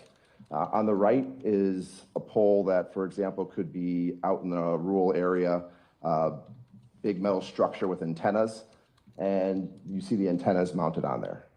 Not everything looks like that. Here in downtown Milwaukee, you may see antennas on top of buildings, inside steeples, any crevice that may be out there, or they could, for example, be hidden in a flagpole or any other structure. Slide 4. When I talked about not only the tower, but the side of the tower, the side is referred to as a sector. So every tower generally has 3 sectors or sides. Not every sector or tower is, not every tower is oriented this way, but every sector generally covers 120 degrees. So for example, if this tower was used and use this tower, sector 1, you'd be using a sector that provided coverage north of that tower. So using that direction that the primary signal is being sent out from that tower helps me identify and draw my conclusions as to where that phone is. As I show this here in terms of 3 sectors, not every tower has 3 sectors. There are antennas that may be called omnidirectional, which means they have one sector that provides 360 degrees of coverage. Okay. Slide 5, this is about the RTT and timing advance that we discussed. Yes, this is just illustrating what that's going to look like on the map. So in addition to the tower, on the side of the tower, the sector, that distance. So that black dotted line that you see right there, that would be the distance for that record. You then see that arc that is drawn to illustrate that record and that measurement of where the phone was at that time. Okay, so, and then obviously when we're looking at the maps, you're not going to have the image of the tower like you have here, but this sort of pie piece here will come to a point when we're looking at the maps at the location of the actual cell tower itself, correct? Correct. This shaded area that I'm circling with my mouse here is not meant in any way to suggest that the phone is within that shaded area, right? No, that shaded area is just kind of closing out that, referred to as a wedge, just so you can see it on the map and understand kind of where those sector arms are.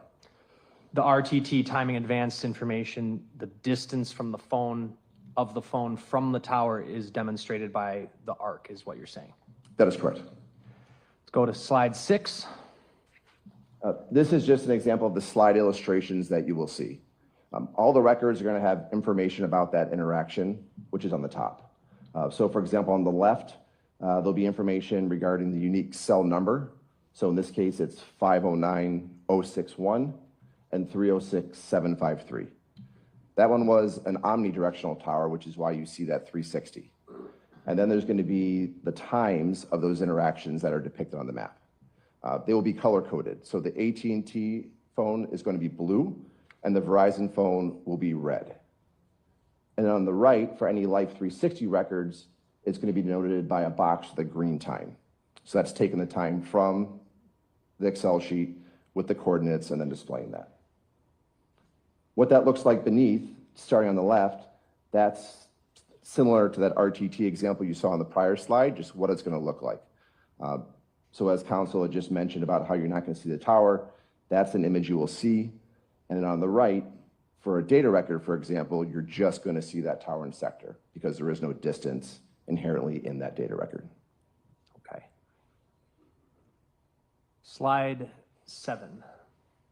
This is an overview of the Verizon network throughout the kind of greater Milwaukee area that's shown here. And on the right are all the locations that I was provided when I was asked to do the analysis. So it included the pizza shuttle, which is the purple P, located at 1827 North Farwell Avenue in Milwaukee. Where I'm circling? That is correct. Okay. The Twisted Fisherman with the yellow and the T, 1200 West Canal Street, also in Milwaukee. Maxwell Anderson's residence with the red R at 3161 South 39th Street in Milwaukee. Duke's on Water with the blue D at 158 East Juneau Avenue in Milwaukee. And then a location of a leg. I was given exact latitude, longitude coordinates, which are pinpointed down there with the orange box. All of the locations you just discussed are in Milwaukee County, Wisconsin? They are. All right. You can continue.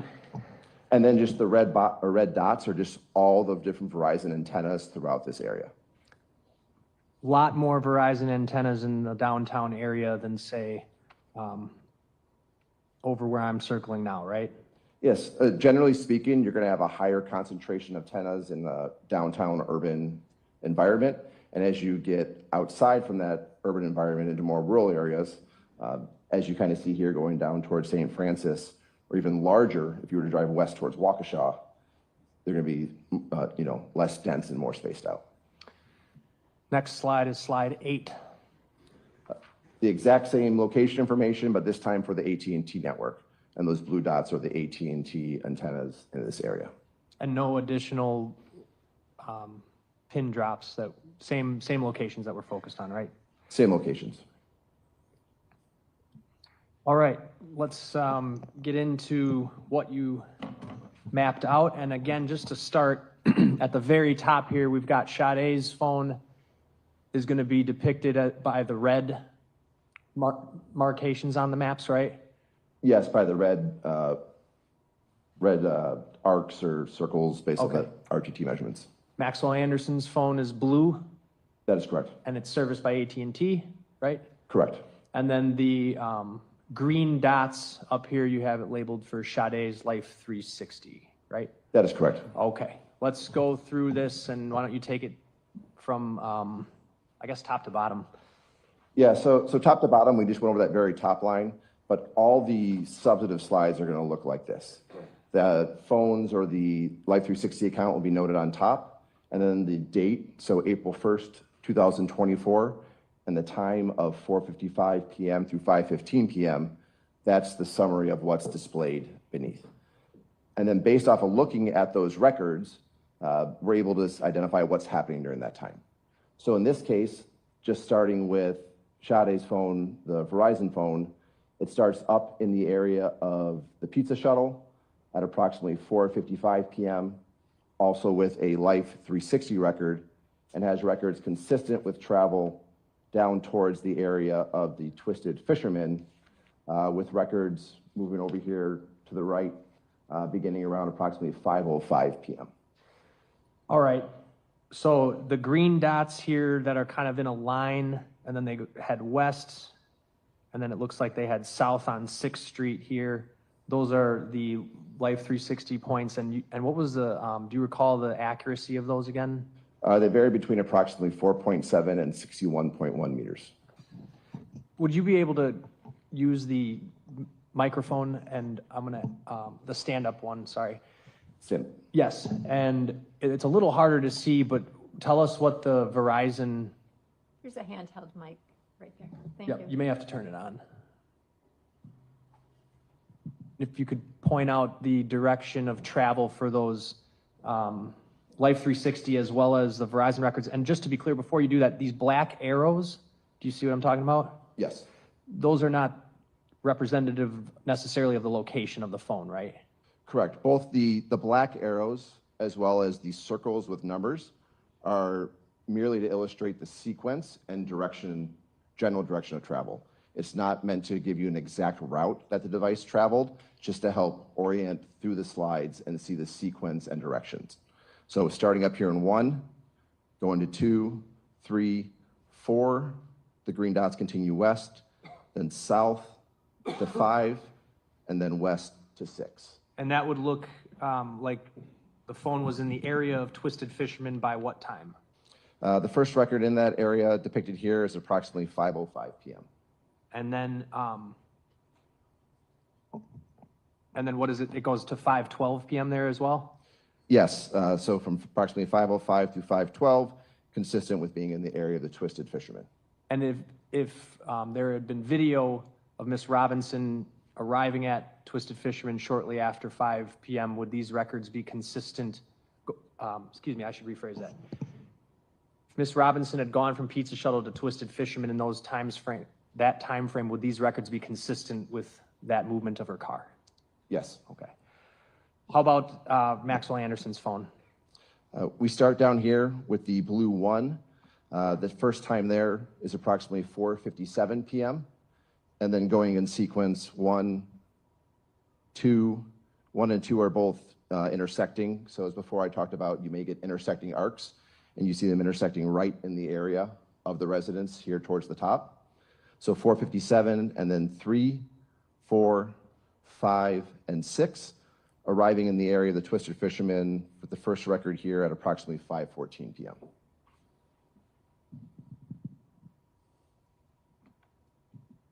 And then how about this little box in the corner here? This is just a zoomed in version of what we have right here, where both the phones and the Life 360 converge in a sense in the center of the slide. So zoomed in, you see the arcs from the timing advance and the RTT, as well as the Life 360 pin or locations that were provided. So 5:05, 52, 5:05, 37, and 5:05, 22 all three devices consistent with being in the area of the Twisted Fisherman around that time. And all three consistent with traveling from other locations to the Twisted Fisherman between 4:55 and 5:15. That is correct. Let's go to slide 10. Take us through this one. Still the same three accounts at the top, moving forward in time, still on April 1st, 2024, but between approximately 5:15 p.m. and 6:30 p.m. You'll see multiple distances off that tower. You'll see multiple arcs for both the Verizon phone over here, and then there's a Life 360 record at the 6:29 p.m., showing that all three of these devices have records consistent with remaining in that area during that time. If there were video of Sade and Mr. Anderson inside the Twisted Fisherman during the 5:15 to 6:30 p.m. hour, would these records be consistent with those videos? They would. Slide 11. Again, same three identifiers, now moving forward in time, where we left off before in the area of the Twisted Fisherman, going in sequence, the first blue record here at approximately 6:30:01. Then we have a Life 360 record right there as well. Then the Verizon record, 1-2, 2-3, and then 3-4. Again, starting in the area of Twisted Fisherman, consistent with leaving there and heading towards the area of Dukes on Water. And if there was video of Sade Robinson's car parking on Water Street across the street from Dukes at about 6:33 p.m., would these records be consistent with that? They would be. Now, between 6:30 and 9:05, it looks like both phones arrive in the area of Dukes on Water around what time? The first record depicted for the Verizon phones around 6:36, the AT&T phone around 6:39, and the Verizon phone has records through approximately 9:04, and the AT&T through 8:56 p.m. And those last times you talked about, they're remaining in the area of Dukes on Water? Yeah, they're consistent with remaining in that area during that time. Let's talk about what happens after 9:05 p.m. Still same identifiers, still April 1st, 2024, moving forward in time from 9:06 through 9:23 p.m., starting where we left off in the area of Dukes on Water. Both cell phones and the Life 360 have records consistent with traveling away from Dukes on Water to the area consistent with Maxwell Anderson's residence during that time. Are you able to even tell an approximate route they took?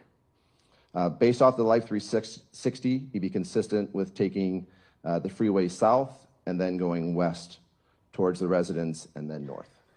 Okay. So if there were video of Maxwell Anderson and Sade Robinson leaving the Dukes on Water around 9:06 p.m.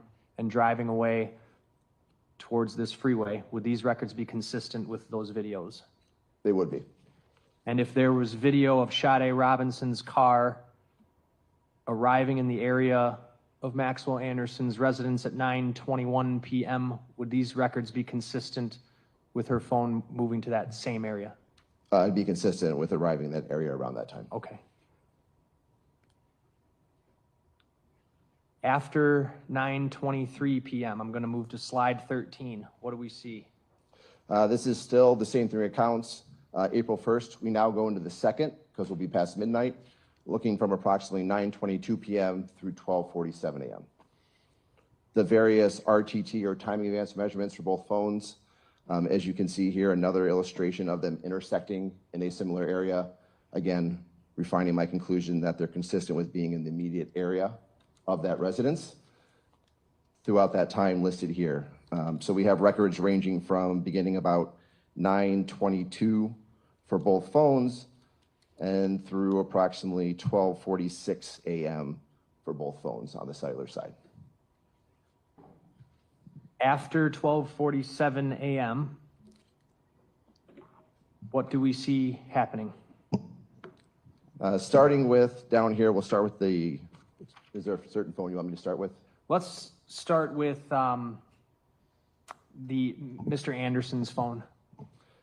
So we have a cell site down here being used. We had a data record handoff at approximately 12:46:14.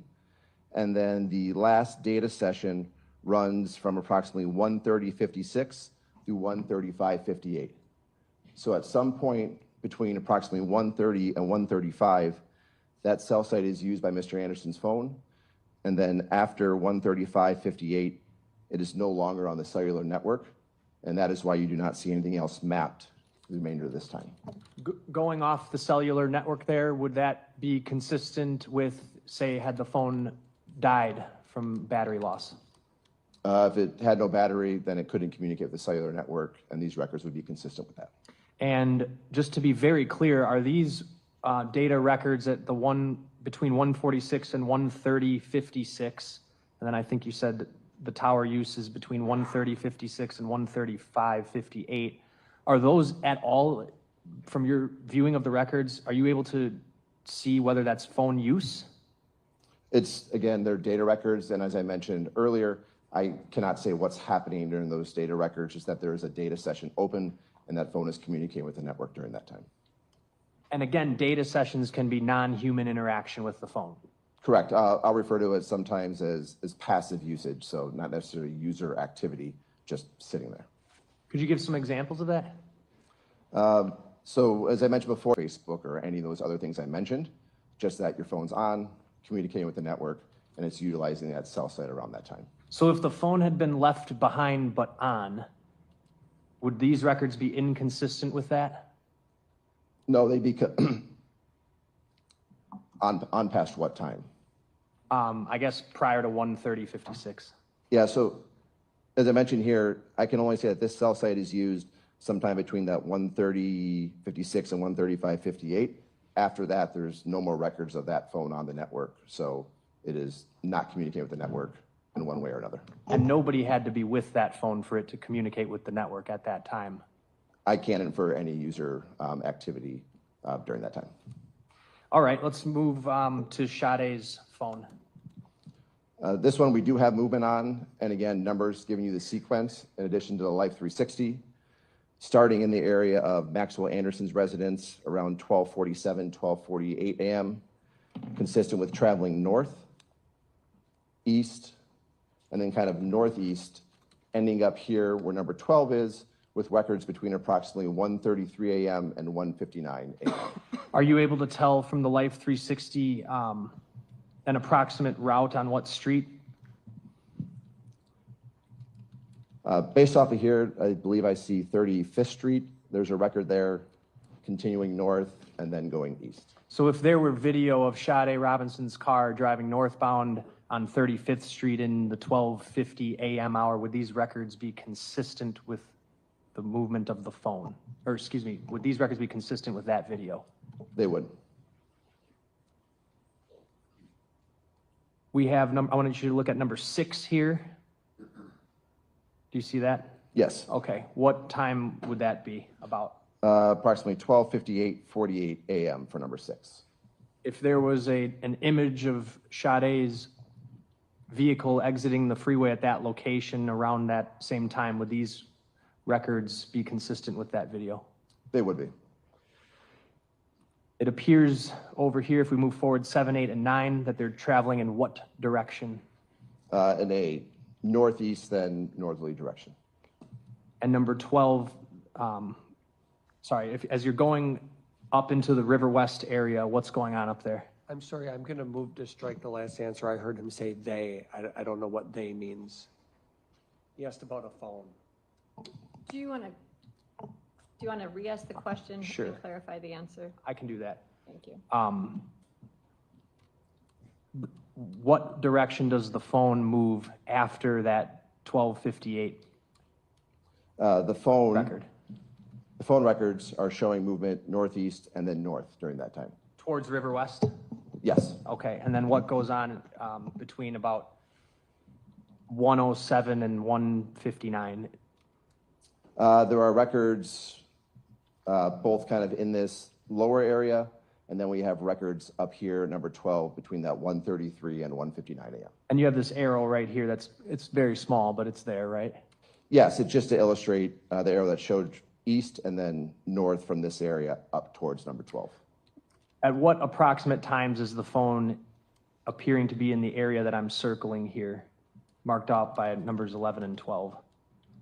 So 11, the time for number 11 is approximately 1:14 to 1:16, but based off the phone's movements, it goes up towards that area and then has records consistent with moving back south and then north in that time, where the final area is up towards number 12 between approximately 1:33 and 1:59 a.m.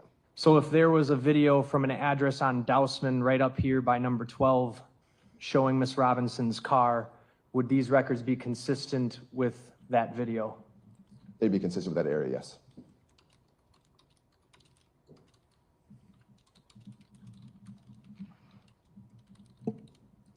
Slide 15. Still moving forward in time, we're now on April 2nd between approximately 2 a.m. and 2:29 a.m. The AT&T phone is not shown here because it is still not on the cellular network. Starting where we left off on the previous slide, records consistent with moving north towards Capitol, west on Capitol, back east in that direction, and then south through here. So 1, 2, 3, 4, 5, 6, 7, 8, 9. So the phone appears to depart the River West area going westbound on Capitol? It's consistent with that. One of these Live 360s is a 2:06 a.m. We then, approximately 2:06, we have a 2:11 and then 2:17. So out and then back. And when you were looking at all of these, prior to mapping it all out and everything, were you in communication with Detective Jake Pushnig about the Capitol Drive area? I was. After reviewing these records, I directed him to look up there around those times for video. If there were a video of Miss Robinson's vehicle going westbound on Capitol Drive at 2:06 a.m., would these records be consistent with that video? They would be. And if there were a video of her car going eastbound on Capitol Drive at 2:16, would these records be consistent with that video? They would be. And then after coming back eastbound, are you able to tell from the Life 360 whether the car or the phone appeared to travel consistent with the interstate? Yes, both the Life 360 as well as the Verizon records. So based off of the latitude, longitude of where it is, you see it on the freeway, but also just looking at the timestamps, approximately 2:22 and then 2:27 down here. So you get from here to here in 5 minutes would be consistent with the freeway.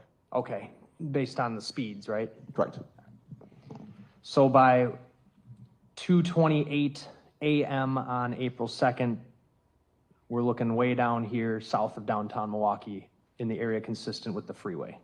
That is correct. Going to move on to slide 16. What happens after that time? Continuing where we left off, the first record here at approximately 2:28, the second, third, fourth out here at approximately 2:33. Actually, I want to pause you. I want to go back. I forgot to ask one thing. When we were talking about going down Capitol, about how far west did it appear that the phone went? It would be, this arc here was the closest one depicted here, so that'd be consistent with getting towards Fond du Lac. Okay, Fond du Lac Avenue and Capitol Drive? That's correct, around that general area. And then before moving back east? Correct. All right, sorry about that. Let's go back to ahead, I should say, to slide 16. So back where we were, here at approximately 2:28, 2, 3, 4 at approximately 2:33. Back to 5. 5 was at approximately 2:35, and then 6, 7, so consistent with travel west, east, south, and then east as we continue 7, 8, 9, 10, 11, and then 12, consistent with the area of the location of the lake. Okay, so there's a Life 360 point over here at 2:32 a.m., right? Correct. Does this appear to be as far west as the phone records show that it went? Yeah, that area would be consistent with where that point is in that northeast thoroughfare. And then it appears the phone, the records are consistent with the phone moving back east after that? Correct. And then what time would those records be consistent with the vehicle exiting at, say, College Avenue? Sometime around that 238, so we have this 238 record. Don't have all the arcs illustrated or else you would not be able to see clearly what is going on. And then we're here at number 8 at approximately 242. So I'll just stop it right there. And so if there was a video of the vehicle exiting the interstate at College Avenue at 2:38 a.m., would that be consistent with what the records show? It would be. If there was a video and then the phone moving eastbound on College Avenue, and if there was a video showing the car over here at St. Luke South Shore at 2:51 a.m., would that be consistent with what the records show? It'd be consistent around that time, yes. And then how about after that? We then have these multiple arcs and distances off tower number 12, as well as a Life 360 point. So these records consistent with being in the area of the leg location between approximately 2:52 a.m. and 4:33 a.m., and then a Life 360 record at approximately 3:24 a.m. Are you able to tell from the Life 360 records whether that the phone is stationary in that position? One of the tabs that Life 360 have is they have what they call a dwell, which Life 360 says in their glossary is when a phone is at a location for a period of time. So this is the start of a time that includes a dwell period in that area.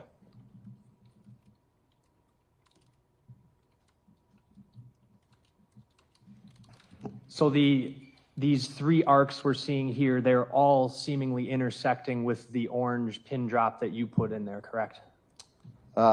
They're in that area, so that first one is intersecting there. The other 2 are just a little bit past it, but consistent with that general area. So if the phone were at the location of the orange pin drop from about 2:53 a.m. to 4:34 a.m., would these records be consistent with that? They would be.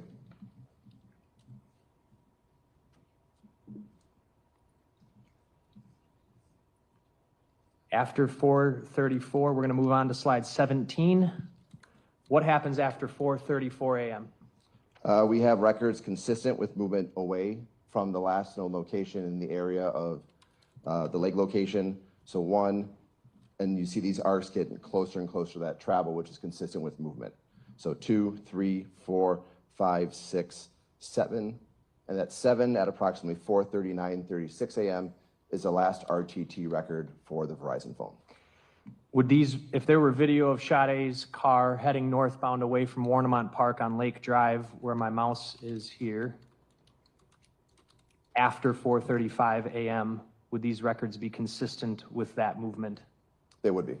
And then over here on Howard Avenue at 4:38 a.m., would these records be consistent with that movement? Around that general time, yes. All right. And then after 4:36 a.m., what happens? There are no more records for that phone, so it's consistent with that phone no longer being on the network. No more Life 360 records? No. No more Verizon records? No. If the phone had died, would that be consistent with what you're seeing from the records? It'd be consistent with that.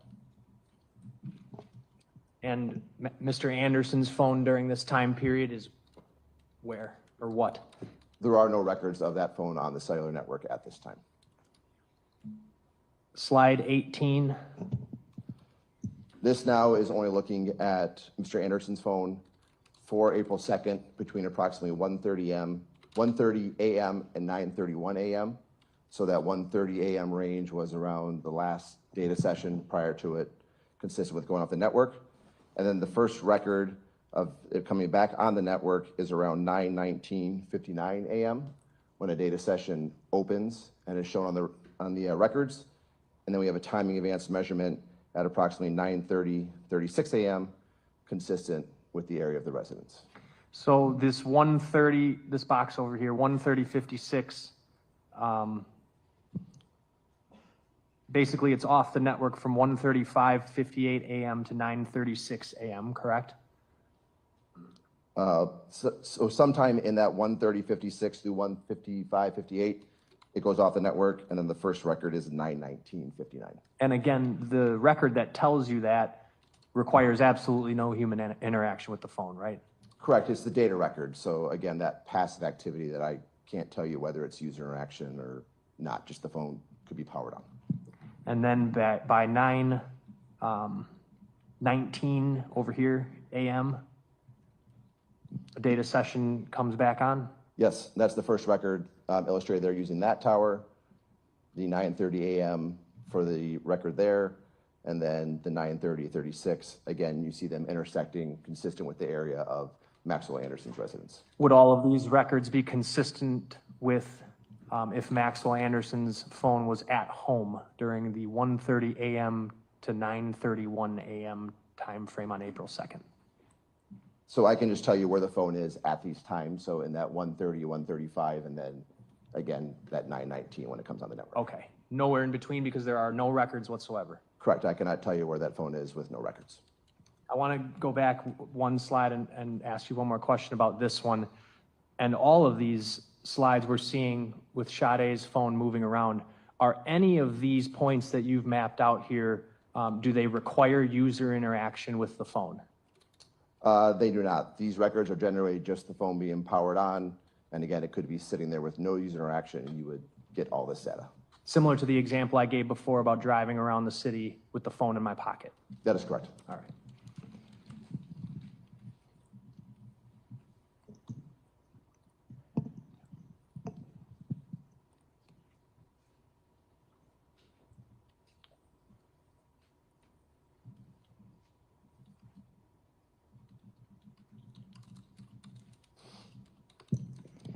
All right, and then slide 19 here, that's the last slide. I just have a few more questions. Agent Reiner, are you aware of the last text message, the time of the last text message from Sade Robinson's phone?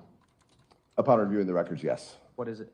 That was an outgoing text at approximately 5:18 p.m. on April 1st, 2024. And who was it to? That was to Mr. Anderson's phone. Are you aware of the time of the last connected call from Sade Robinson's phone? Yes, the last incoming call with duration, yes. And what time was that? That was at approximately 4:26 p.m. for 131 seconds. So in the times that we've talked about throughout this entire slideshow, there were no other calls from Ms. Robinson's phone?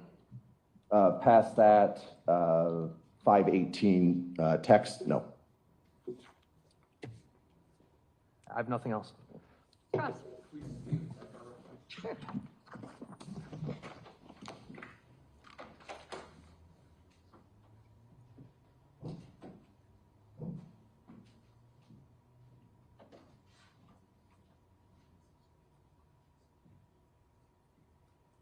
All right, something that happens very rarely in this trial is a sidebar. This is what, the 5th sidebar overall in this trial.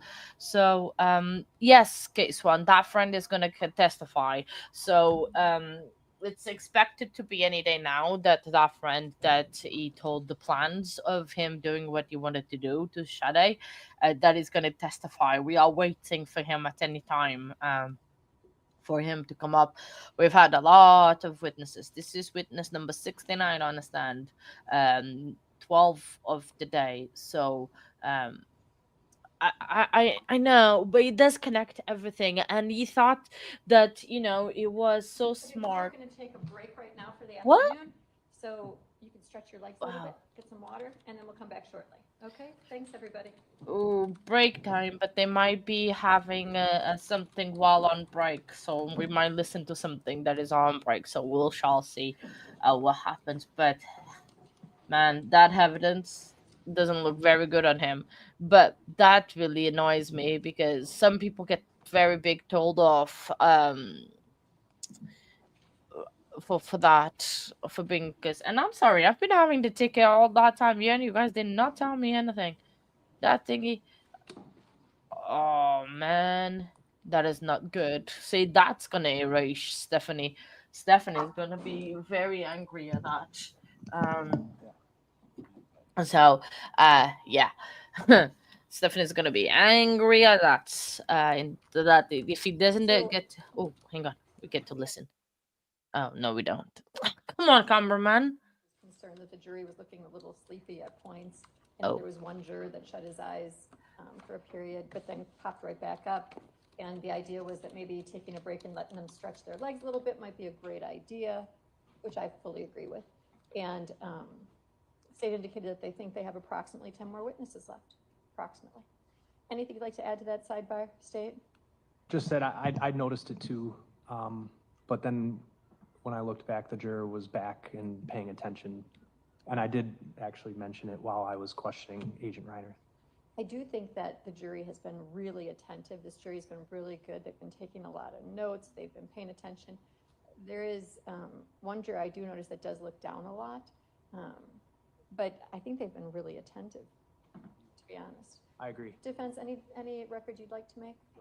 Okay, then we'll just take an afternoon break. Thank Do you you. think there's going to be more videos you're showing for the remainder of the day? Or maybe I can even open up one of these things so it's not so dark and dim in here. Or do you have more videos?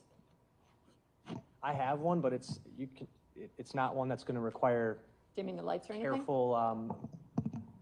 It's not going to require dimming of the lights, but we will have photographs. I don't know if that would. Well, we'll try it. And Okay. if it is a glare, we'll shut them again. Okay. Then we'll take our afternoon break, everybody.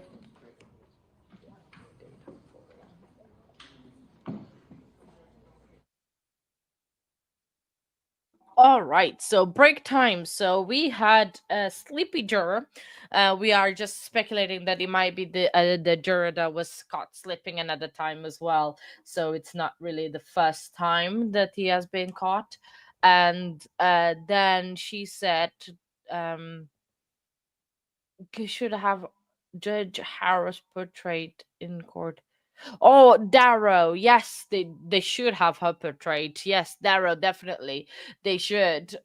Because she is an amazing judge. She is amazing. I hope that in a way that she comes back to criminal cases, because I know she's been dealing with Darrow Brooks. Oh no, it's okay. Don't apologize. Don't worry, Zizi. I know she's been dealing with the Brooks appeals, but I think apart from that, she's no longer in criminal court, but in family court. But I really hope she comes back to criminal because she was very good. But I can imagine that the eye drop murder trial and the thing, yeah, has been pretty crazy. So I kind of understand that she doesn't want to do. Yeah, she's family court. Stephanie, come up. Have a talk with me. You don't need to have a camera on, and you can chat with me, so I don't have to do all the talking because otherwise I'm gonna start talking about work again. I left the group, by the way. There's no more updates, and there's not going to be more updates until either my boss comes back to work on Monday or when I go back to work on the following Monday because I left the group. I lost it. I lost my mind. I said something that I used swear words on the group. That probably wasn't great. That probably is going to come and bite me. But I had to say it, and I left the group. So I'm no longer there. It's not going to be an issue. And I'm just gonna enjoy my holiday, enjoy my time off, enjoy the court with you guys. I know she is. Did you? Oh, you followed both trials. That is awesome. So this is like, please, somebody go. It's okay. I'm not gonna talk about it anymore. It's done and dusted, and I'm passing over it. But yeah, I followed both. Well, I follow the eye drop trial was one of the first ones that I saw on Law and Crime. That it was that I saw it and it was really good. I really liked that trial and I fell in love with the judge. Then I found out that she did Darrell Brooks trial, and I was like, I need to watch it. And then yeah, watched that, and I was like, I love this judge. She's amazing. But I understand that both of that very high profile cases did her in, and she got moved or she asked to move herself to it, which was good. So oh wow, I am so sorry. Oh wow. See, your wish is your command. Stephanie is here. Am I here? Can you hear me? Yes, we can hear you now. Hello, hello, hello. Hello. I had to turn you down. Oh, sorry. From my No, TV. Zizi. Sorry, I'm speaking too loud again, am I? No, that's all right. My apologies. We'll turn down the volume button. Oh wait, I don't have one. So what's going on? The informant. All I know is that he was a friend of what's his name? Maxwell's for duh. He was a friend of Maxwell's. I don't know for how long. I don't know from where. That's all I know. Okay. Well, Nancy was supposedly he told the informant the informant. You go, Stephanie. You speak. You're here. You know. He supposedly saw a basement and saws, but I don't know. But he was a bit of a lunatic with knives because the other day we were talking, the trial was going and they did like basically a house tour, and they found a lot of pokey devices. Was it Wasn't 50 or 60? Yeah, so that is a lot, and several models everywhere by the bedside table. They were everywhere in the house. So Well, yeah. if you remember from the Bad Apple River case in Wisconsin, you can carry knives on you. Oh, wait, Legally. Was the Apple River trial in Wisconsin? It was. Oh, I didn't realize that. Yeah, it was way up. Well, it was up, I think, almost bordering with the next state. I don't remember what. Long day. I don't remember. Oh no, absolutely. I think Nancy the sleepy journey needs a coffee or two. Yes, absolutely. Yeah, I know which trial it is, but I don't remember that was from Wisconsin. But that's cool. Cool. Yep, that's from Wisconsin, and you can legally carry, I believe, like almost any knife on you. I mean, you can't walk down the street with a machete, I don't think, but I don't. Do you know what it is, Pat? Let me look quick. I don't think there's any. You can carry any size knife on you. I believe as long as you can see it. Guest appearance by my husband, Pat. Say hello, everyone. Hello, everyone. Hello, Pat. Hello. Welcome into the show. What is Wisconsin's law on carrying a knife? That's not a knife. In Wisconsin, it is generally legal to carry a knife either openly or concealed, provided it's not intended for use as a weapon. Oh. It says right here, Wisconsin law generally permits the public to carry knives both openly and concealed, with some exception. Oh, wow. While some sources suggest restrictions on blade length, the primary focus is on the intent and potential for use as a weapon rather than the length itself. Okay, well, there's Wisconsin's backwoods thinking again. Seriously? Oh my God. So basically anyone can carry a knife around. Do what the hell you want as long as your intent is good. Lol. Oh my God, Wisconsin. Wisconsin, where you can also let your child drink in the bar with you if they're minors, any age. Come on, kid, let's go drink. No yeah, problem. we had that in Portugal. In Portugal it is legal, so you can drink when you are 18 in Portugal, and then you can. But if you are younger than that, and if you have a parent or any adult with you, you can drink at any age. So I Yes. started drinking I was about 12.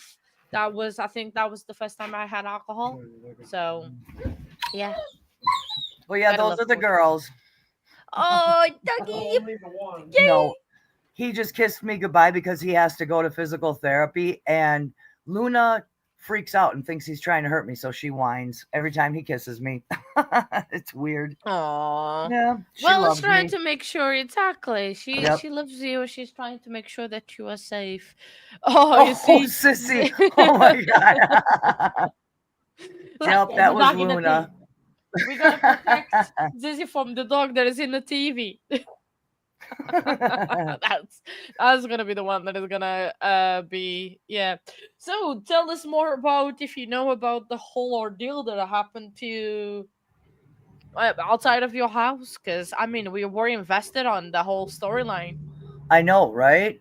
Well, the medical examiner, there was a white van, well, yeah, like a caravan that was parked on the other side of the medical examiner van. I didn't see that one at first because of my angle, but I just had to move the vacuuming the lawn to the side yard, you know? So I'm over there and I'm not looking but looking, and the medical examiner pulled away. The body and the body bag were loaded into the like white caravan and it had no markings on it. So Ooh, I'm thinking weird. the medical examiner cleared it at the scene and it was released to the funeral home. It probably was natural causes. I have no Prob- clue. Yeah. Okay. That is just so weird, though. I know, like, I mean, it is very, very weird because in Portugal it's not like that. In the UK, I only lost one person in the UK, and he was in the hospital, so I do not know. I mean that I was that close that I saw the person pass away. Right. Not I've there was others that I've lost in the UK, but personal the person was already in the hospital, so I don't know how that works. But I know in Portugal, they if you die at home, someone goes to your house, definitely declares you that you're not alive anymore, and then you contact the funeral care itself and they will pick it up. That The was Daisy. so, Daisy. oh, Yeah, what- we're gonna have to go. She's oh, she's having a fit. I'll talk to you guys so, later. I yeah, hope I no, passed some time. no worries. That's Thank you very much for coming up. See you soon, I'll be Stephanie. back Thank soon. you. Bye. All right, bye. All right, thank you very much, Stephanie, for popping in. And yeah, it did help spend some time. I'm sure we don't have that much to until we have to go back to court anyway. But thank you very much for that. The Stephanie's associates were getting a little bit impatient, so she had to go. I don't know if they were another person. Maybe when she gets back in chat, we can ask her if they were or not. I do not have any updates on Laurie Daybell because I had to mute X, Twitter, whatever you want to call it, because it was getting so many notifications that I was like, yeah, I'm not dealing with it. So absolutely, well, I can go in, but I had to mute it because I was just like getting angry and angry that I was getting 500,000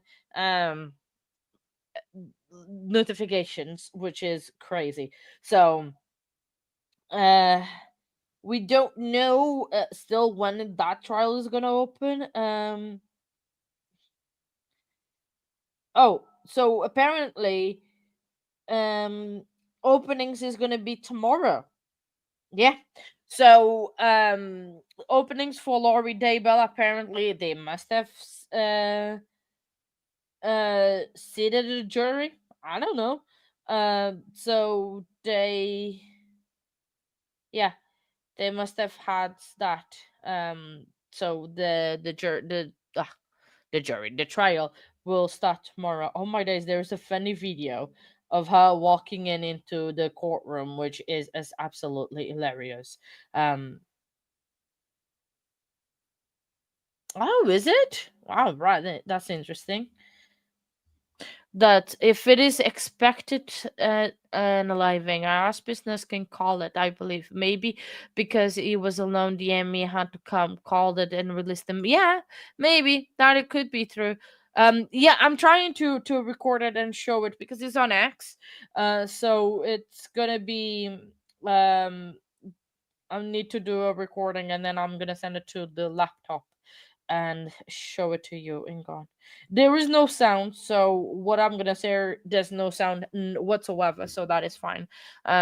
So oh God, apparently she held him down. Of course she did. Um, it will be good to watch tonight. Lauren posted a video about having a meltdown. Oh, what is that in the Idaho East News? Denise, sorry, forgot your name for that for a second. My apologies. Sorry, hang on. So that's not playing. So I can remove the trial for a minute. And then share a window. That one. So that's the video that we're gonna watch is just Lori Vallow getting into the courthouse this morning or their morning, whenever morning. So sorry, it's just gonna take a minute or two. So it doesn't have no sound, so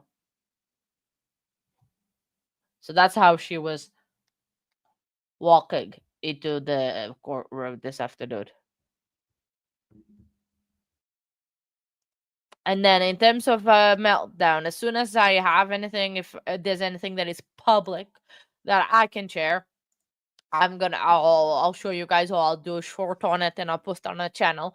But if I can't, it's because it belongs to somebody else. If it is a news network I can use, but if not, but I'm sure they're gonna have it as well. Something about that, about her meltdown in court.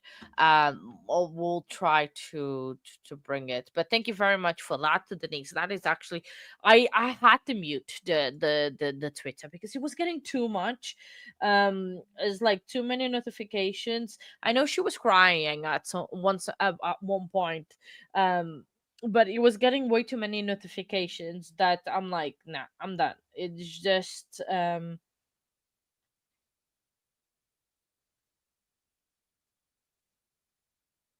so yeah, so it just was getting too much, and I did it. So apparently we're gonna be waiting until 10 a.m. for the jury selection. Is it to carry on? Trying to get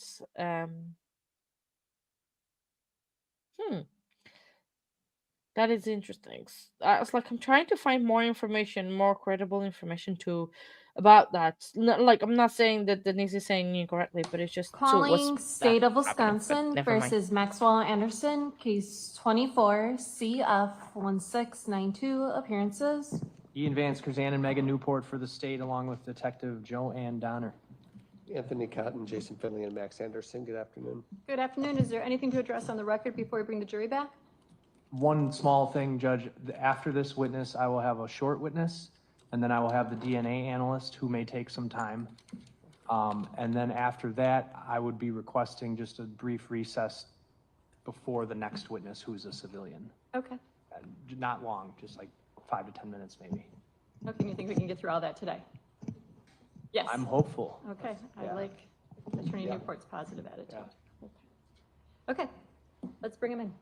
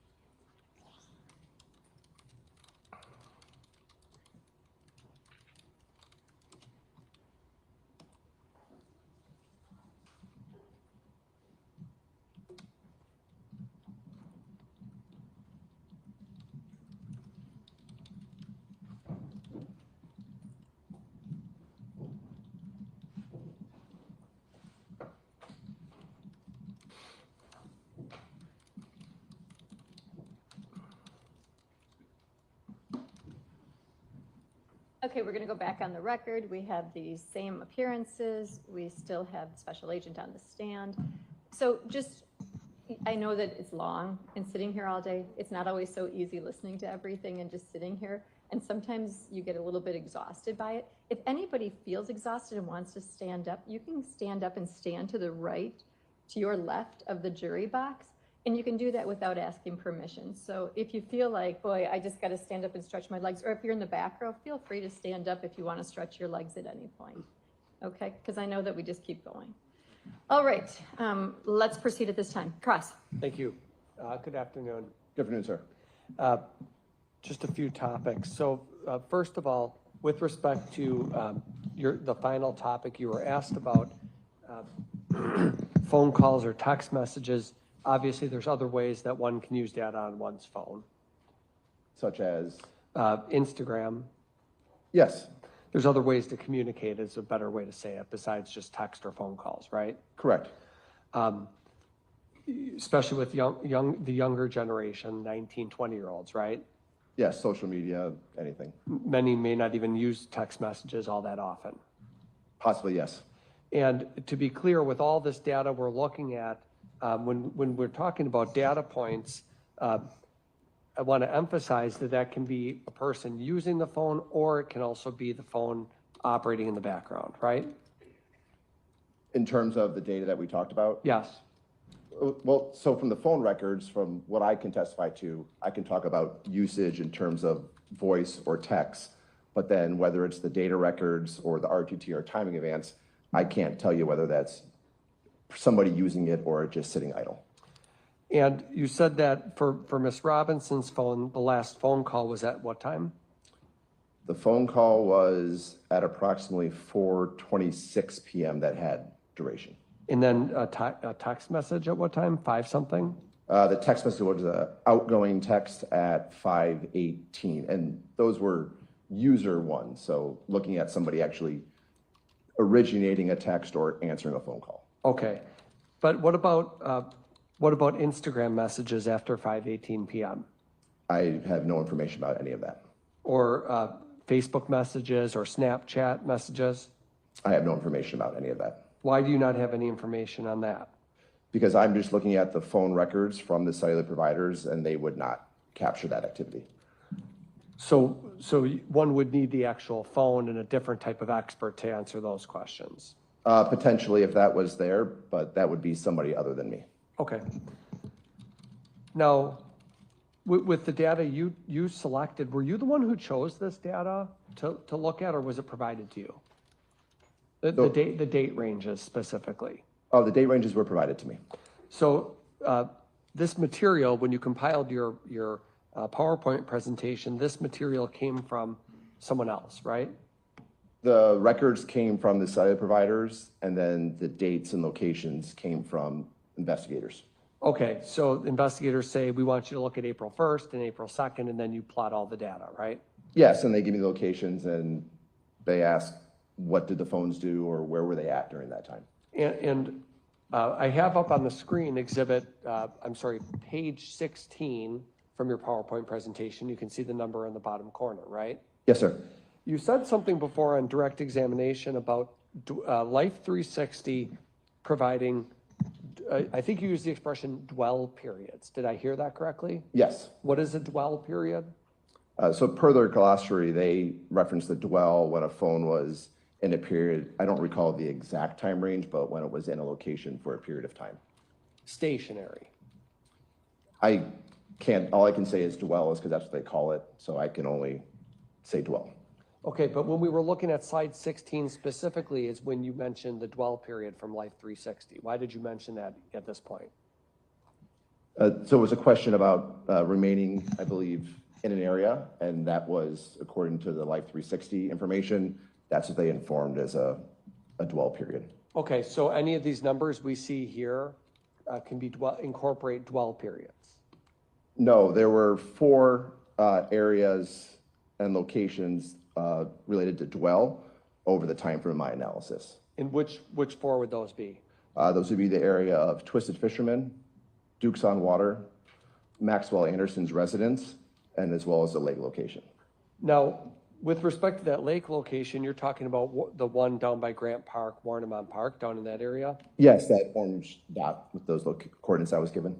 And early in your presentation, you were showing us the cell towers that exist because obviously the cell providers have put towers in popular areas, right? They build their network to meet their business needs and satisfy their customers. So like slide 7, for example, numerous cell towers throughout downtown Milwaukee, and then lesser and more rural, less populated areas, right? Yes, they kind of vary. There's a cluster there in the middle, kind of around the residence, and, less dense in some of those other areas, yes. And then Warnemont Beach, that orange circle, right? Yes, that box there, yes. Now, could you go back? I want to ask somewhat of a hypothetical. You have Max Anderson's phone number, obviously, right? According to these records and the information I was given, yes. Yeah, you have his number. Yes. Okay. And you can contact the cell provider and get records, right? Yes. And those records can then show you, and you can go back months and months and months. Depending on the provider, they have different retention periods, and it could cover months, yes. Spoke a little fast there. Different providers have different retention periods. Yes, and they would go back. All of them would be able to, let's say, have it from 3-4 months ago at least, and Okay. longer. So if we wanted to see, for example, does Max Anderson go to Warnemont Beach area on as a regular habit or a regular basis? Does his phone go there regularly? You could go back historically for months and look at that, right? If I had the records, you could go back and look for that, yes. You could plot out really sort of one's daily routine in a way, couldn't you? With the right data sets, yes. Yeah, if you go back 3 months and plot it all out, you might start to see patterns that develop. Correct. And that's something you've done in your work with the FBI. I think you were speaking about it right out of the gate, that sometimes you want to do a profile and go back and develop someone's pattern. Yeah, I would refer to it as a pattern of life, yes. It's a better expression, pattern of life. Yes. Phone goes from this home in Madison to Milwaukee. It seems like every day from 8 to 9 a.m. they're going this distance, might draw an inference that they commute to work, for example, right? Correct. So did you ever go back and look at whether Max Anderson's phone has any pattern of life going to Warnemont Beach? I did not. Well, we know obviously, I mean, what this data tells us today is that obviously for April 1st, April 2nd, Max Anderson's phone and Sade Robinson's phone were in similar places, Twisted Fisherman and Dukes, for example, right? That is correct. Okay. Well, nobody disputes that. I'm not sure what's being disputed, but I agree with your past statement. And then Warnemont Beach, there's no evidence of Max Anderson's phone going to Warnemont Beach April 2nd, right? In these time frames that I analyzed, there's not.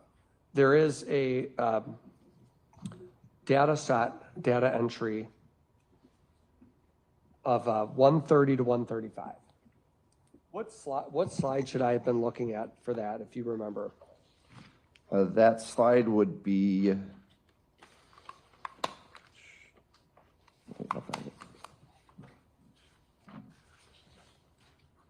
That's going to be slide 14. Okay, I'll just flip it a little bit here.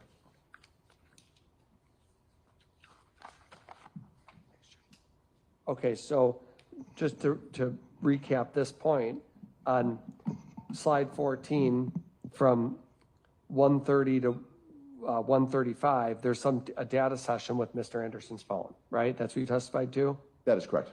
Could be that the phone is, it certainly means the phone is on, right? Correct. Which is important. It means someone didn't shut it off. It's on. It's on at some point during that time, yes. And then the phone had some activity during that time, right? Correct. There was data transfer between the phone and the network. Could be by a user using it. It could be. Right, it could be. Or it could not be. Correct. I can't tell you either or. But in any event, you know for sure that that phone is down in that area where we have the number 1, right? The blue number 1. Yes, at that point between 1:30 and 1:35, as you mentioned, yes, sir. Slide 14, blue number 1, phone down there, right? Yes. Which is consistent. If one has their phone on them, it's consistent with a person being in that area. It's consistent with a phone being in that area. Were you given information about Max Anderson's home address, for example, to look at that as part of your analysis? Yes, it's denoted by the red R on the map. And this blue one that you have down here at the bottom is in that area, right? Yes, between that 1:30, 1:35, as you referenced.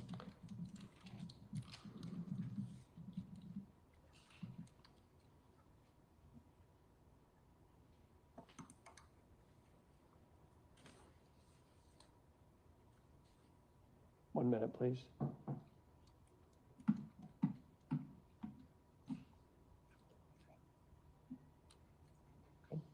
Okay, that's all. Thank you.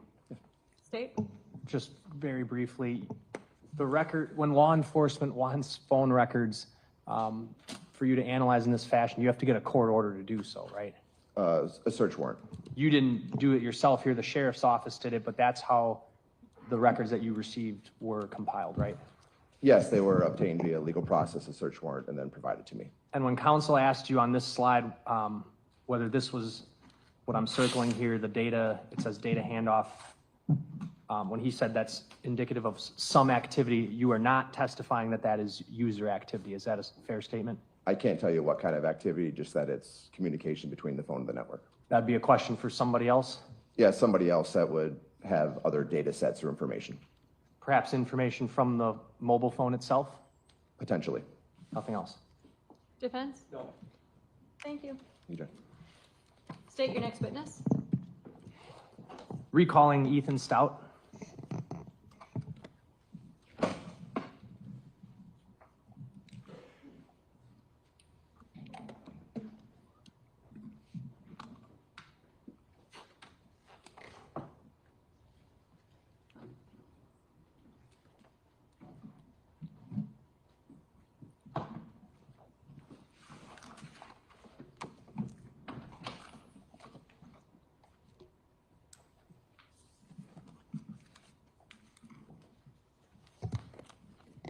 Do you solemnly swear that the testimony you give in this matter will be the truth, the whole truth, and nothing but the truth, so help you God?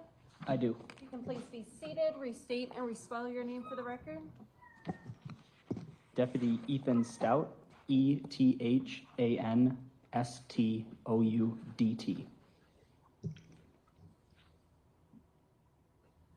Deputy Stout, at some point in April of 2024, while you were investigating this incident, the disappearance of Sade Robinson, did you learn that Maxwell Anderson had worked at Victor's? I did. Where's Victor's? Victor's is located at 1230 North Van Buren Street in the city of Milwaukee. Did you attempt to get video footage from Victor's? I did. Did you go to that bar? I did. Club or whatever it is? Okay. Were you able to get video from the video system itself there? I was not. Did you get video from there? Yes. How'd you do that? The manager of the bar at the time had short clips on his cell phone that were, I guess, recordings of the recording, if that makes sense. He used his phone to take a video of the computer screen that was displaying the video. And how many clips did you recover? There were 2 clips. I've got exhibit 280 on the screen right now. Do you recognize this? I do. What is it? That is the entranceway or front entrance, I guess, for Victor's Bar Nightclub. This is one of the clips you retrieved? It was. Move 280 in. Any objection? No. Received. All right. On these 2 clips, what are we going to see in some? In one of the clips, we will see Miss Robinson enter the bar and then go off screen. And then in another clip, we will see Mr. Anderson and Miss Robinson appear to exit the bar and go off screen. On one of these clips, are you able to see the date briefly? Yes. Do you know what date and time approximately that clip is from? Yes, March 29th of 2024, and I believe it's around 11:37 p.m. So that would have been the Friday night before Miss Robinson went missing? Yes. I'm going to play the first of the 2 clips. The first one's 15 seconds long.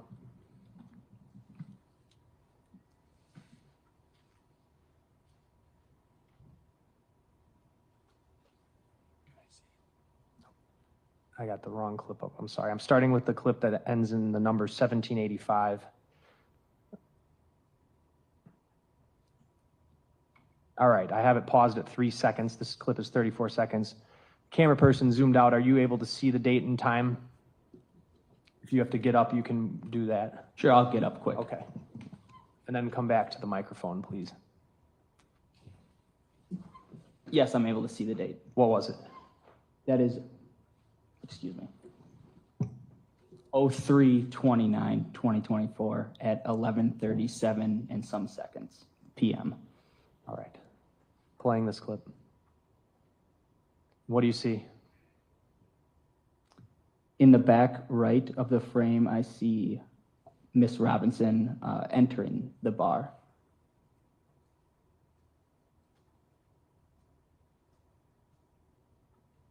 She says hello to a bouncer or somebody. It would appear to be a bouncer, yes. And then the second clip, which has the numbers in 1708. What do you see here?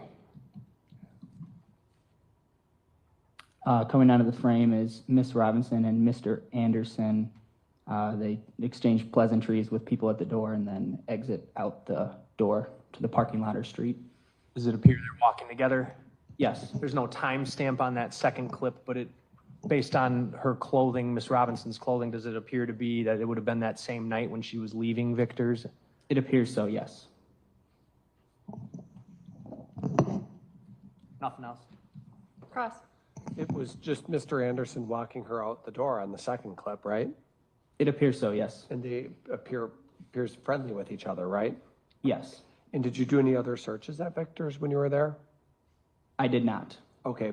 One question I had about Victor's is whether you asked the owner whether there's any storage areas for employees to keep their belongings. Did you ever look into that? I did not.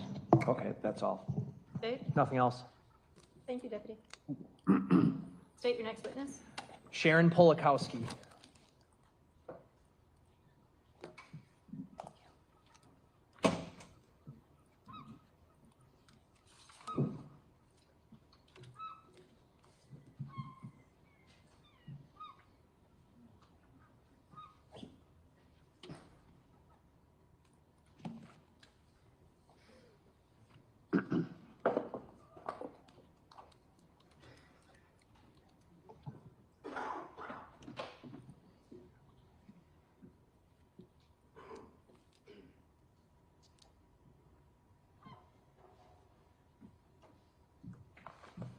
Do you solemnly swear that the testimony you give in this matter will be the truth, the whole truth, and nothing but the truth, so help you God? I do. If you could please be seated, state and spell your name for the record.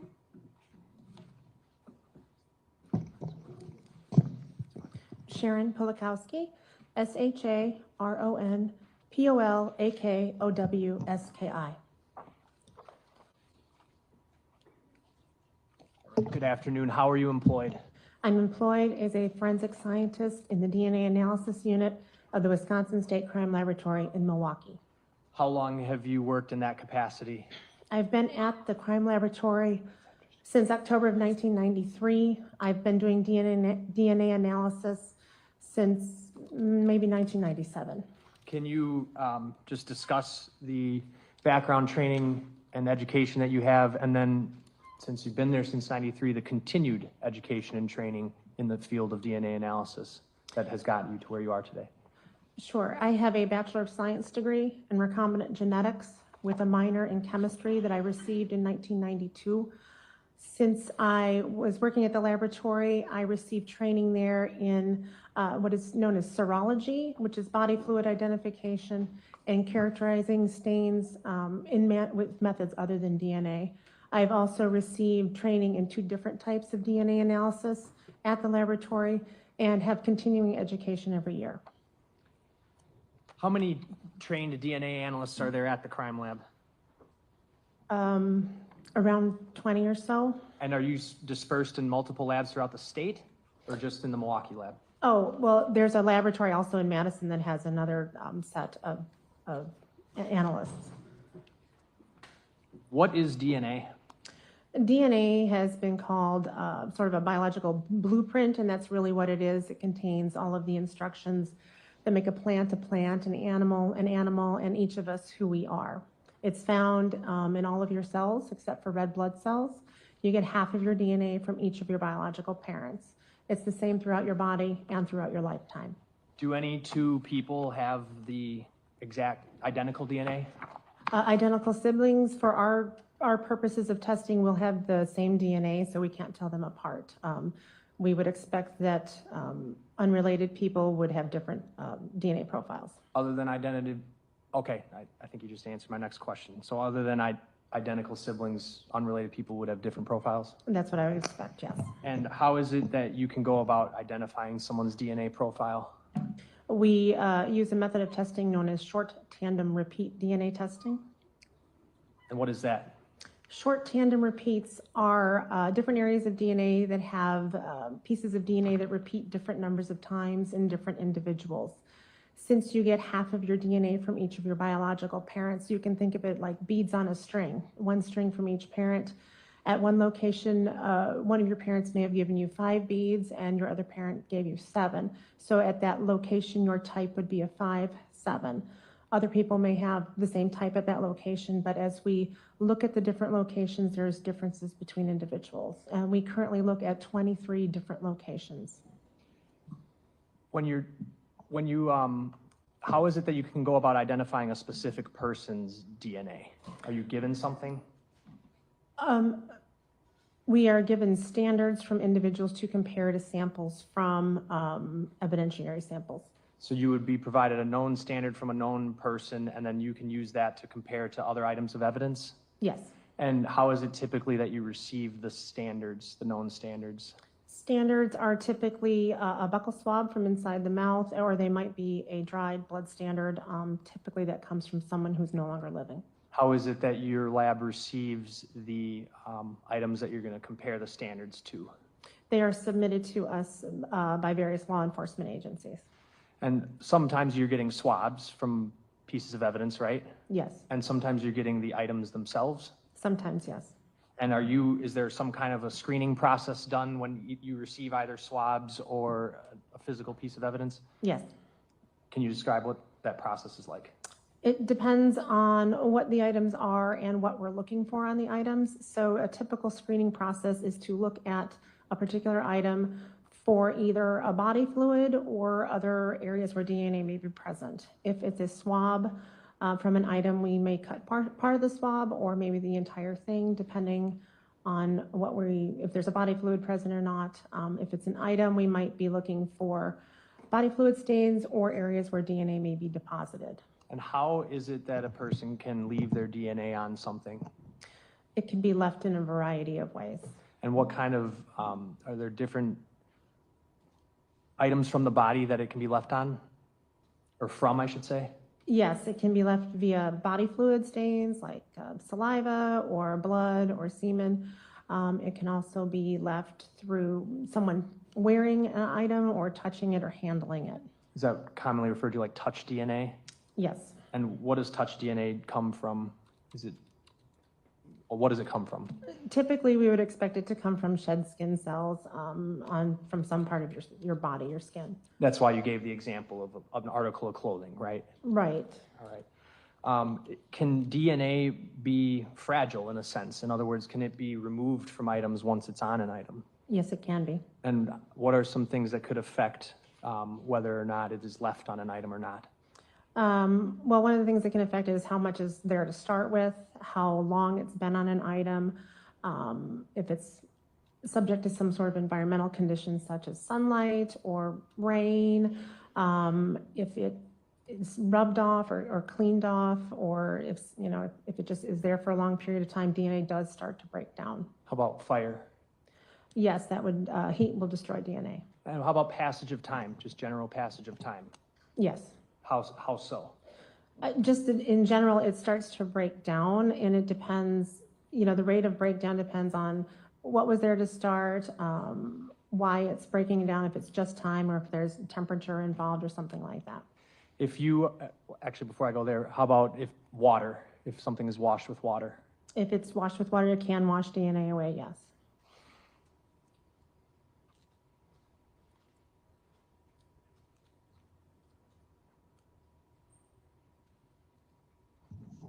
And just because you touch an item, do you always leave DNA?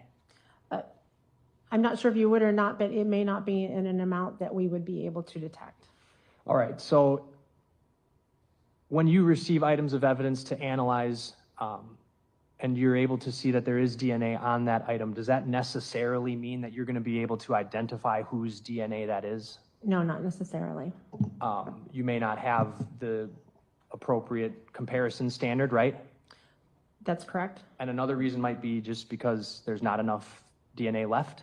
There might not be enough, or in terms of identifying it, we don't always identify a particular person. We do comparisons and decide if it's consistent or if they could be included in a mixture or not. So it might not be as definitive as what you're asking. So in other words, you use a comparison method when there's mixtures, right? Yes, And you even though the DNA is there, you may or may not be able to say if someone's profile is consistent with being in that mixture. that's correct. What are some of the things that could affect your ability to do that? How complex the mixture is, in other words, how many people's DNA is there, if it's a low-level mixture or partial because it's low level. If the person is a very low-level contributor, would be a lot of uncertainty, and we may not be able to make any kind of conclusion. Okay. Did you prepare numerous reports related to this case? I did. And I guess that goes without saying, you received a good number of items related to this case for DNA analysis, correct? Yes. I'm going to show you exhibits 436, 439, 440, and 441.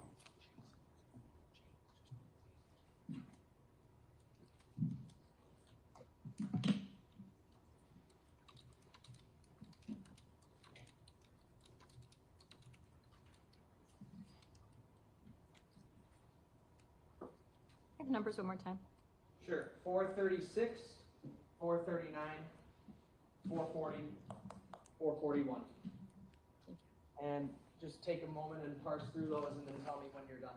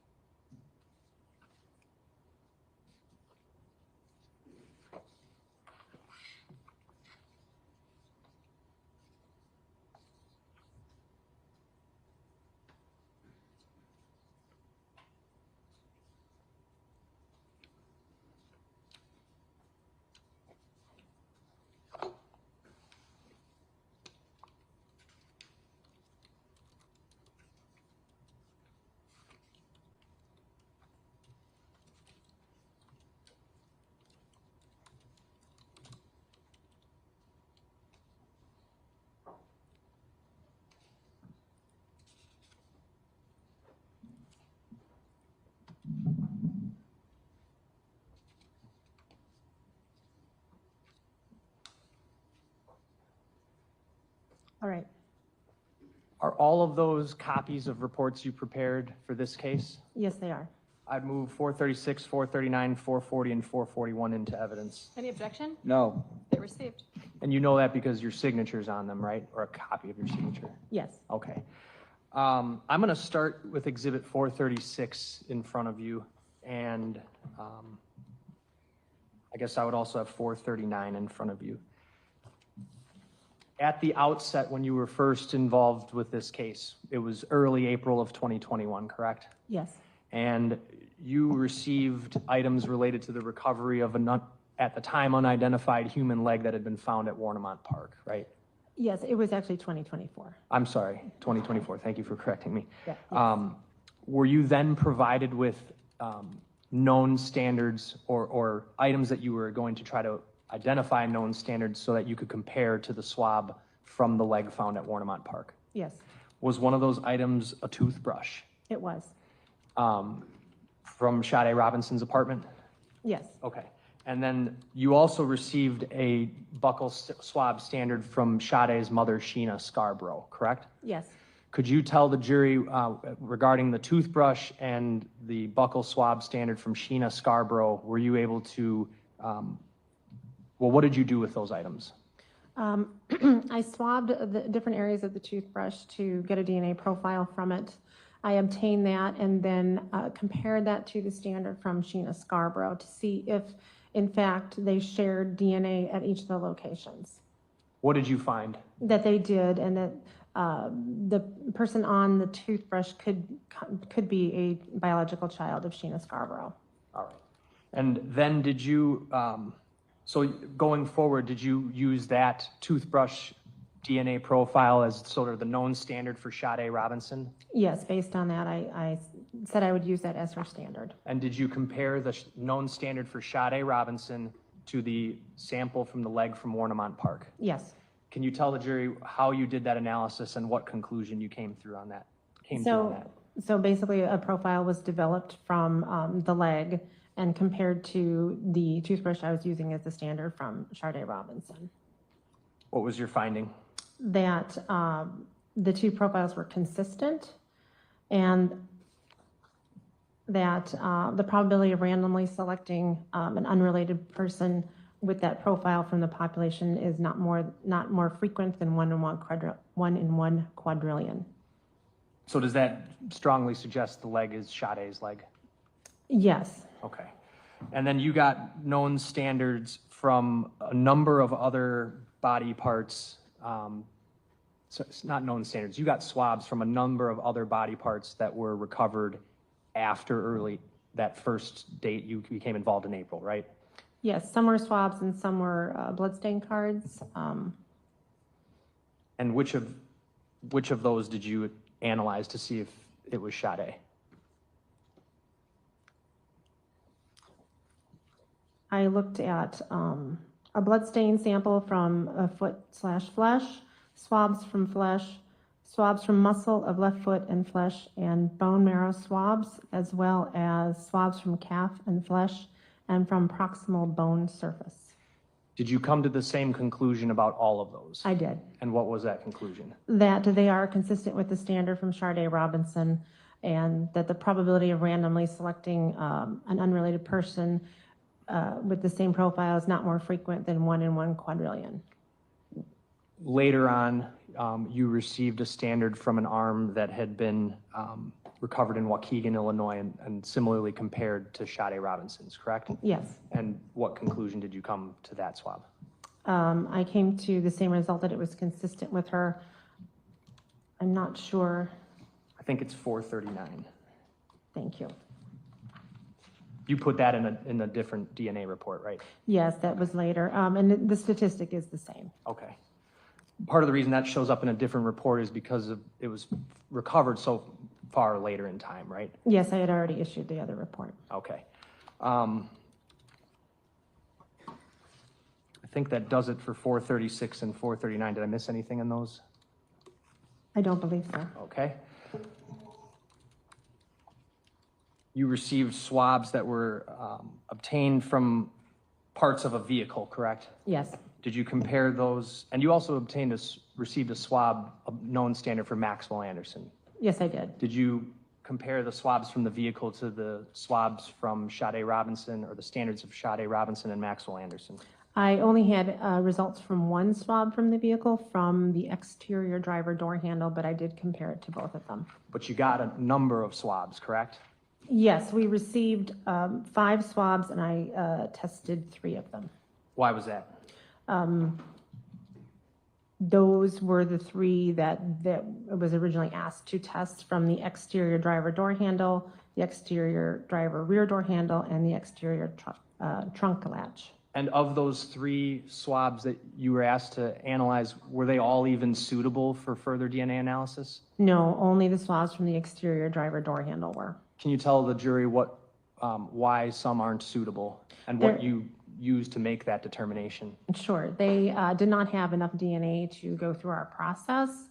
Once the DNA was extracted and I saw how much there was. So the only one that continued was the driver door handle swabs. The driver door handle, you identified what?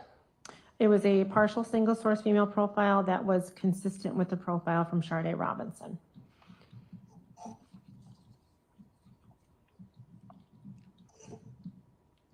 I want to move on to Exhibit 440.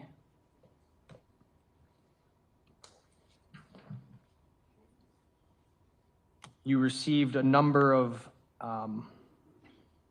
items, swabs from Maxwell Anderson's home, correct? Yes. And on any of those swabs, were you able to find support for inclusion of Sade Robinson? Of those items that were submitted, there was only one, the plaid jacket from the living room, that could be associated with Sade Robinson. Showing you exhibit 467. I'm not going to open it because I don't want to destroy this bag. I think you can kind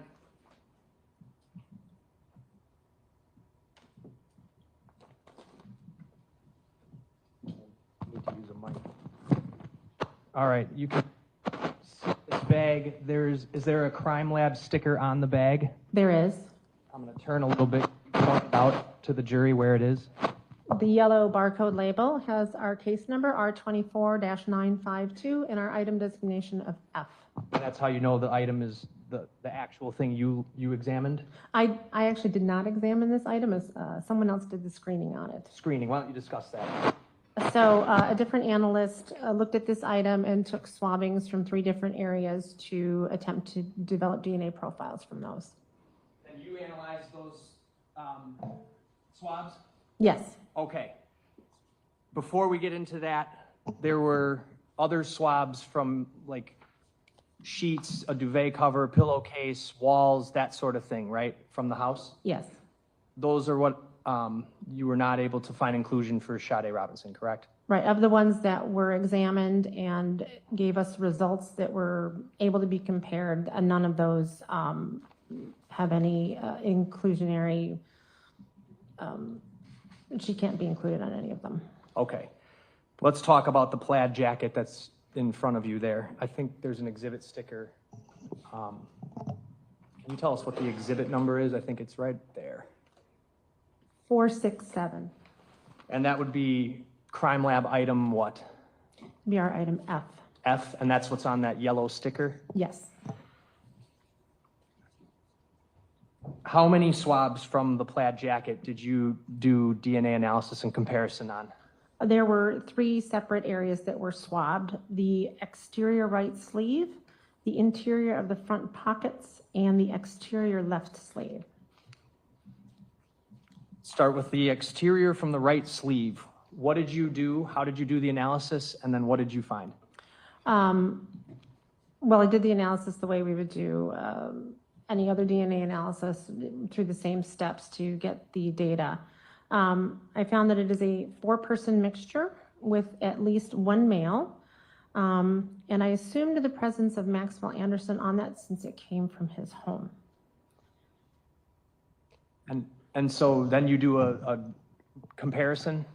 Yes, then a comparison, an interpretation and comparison then to the standard from Sade Robinson. And when you compared that 4-person mixture to the known standard for Sade Robinson, did you find any support for inclusion of her DNA?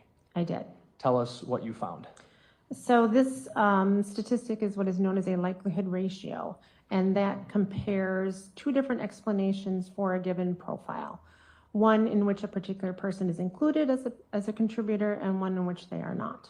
So for this item, the 2 different explanations are: this DNA profile is from a mixture of DNA from Maxwell Anderson, Sade Robinson, and 2 unknown individuals, or it comes from a mixture of DNA from Maxwell Anderson and 3 unknown individuals.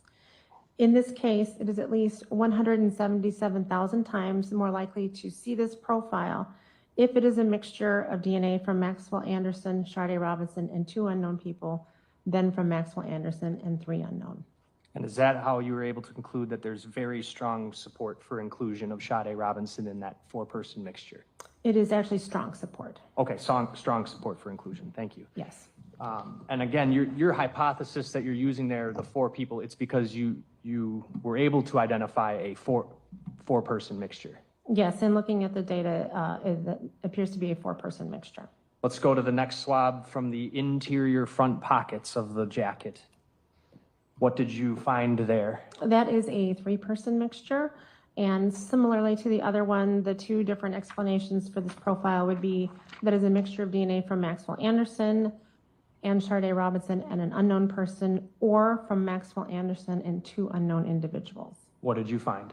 In this case, it is at least a quadrillion times more likely to see this profile if it's a mixture of DNA from Maxwell Anderson, Sade Robinson, and one unknown, than if it's a mixture of DNA from Maxwell Anderson and two unknowns. And that one is very strong support for inclusion of Sade Robinson in the mixture. It is. Lastly, the sleeve of the plaid jacket, the left sleeve of the plaid jacket. Yes, this is a three-person mixture of DNA And what'd you find? that when compared with Sade Robinson, the likelihood ratio fell into our uninformative range, so that I can't make any conclusions regarding the presence or absence of her DNA in that mixture. Can't say whether her DNA is in there or whether it's not in there. Yeah, right, I don't, there's not enough statistical support either way. All right. So of those three, we have in some strong support for inclusion on the swab from the exterior right sleeve, very strong support for inclusion on the swab from the interior of the front pockets, and for the last one, just uninformative. Yes. All right.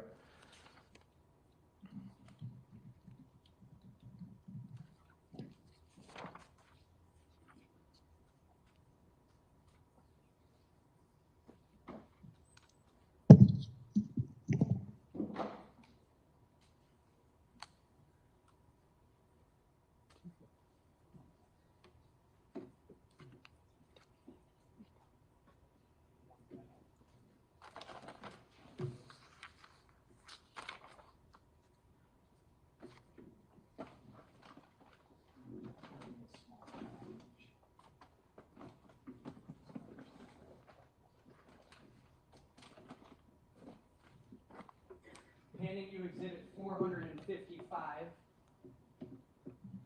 Are you able to tell whether that was an item that was screened by the crime lab? Yes, it is. And what is that item? This is an item containing 3 gloves and I believe a rock that had blood on them. It is crime lab item AT, and then sub-designated into AT1, AT2, AT3, and AT4. Specifically latex gloves, right? I believe so. Again, I did not look at these, but I read the notes of the person who did. All right. And those were screened, and then you analyzed the screens. Yes. And so if you want to flip to page, I think it's page 10 of exhibit 440.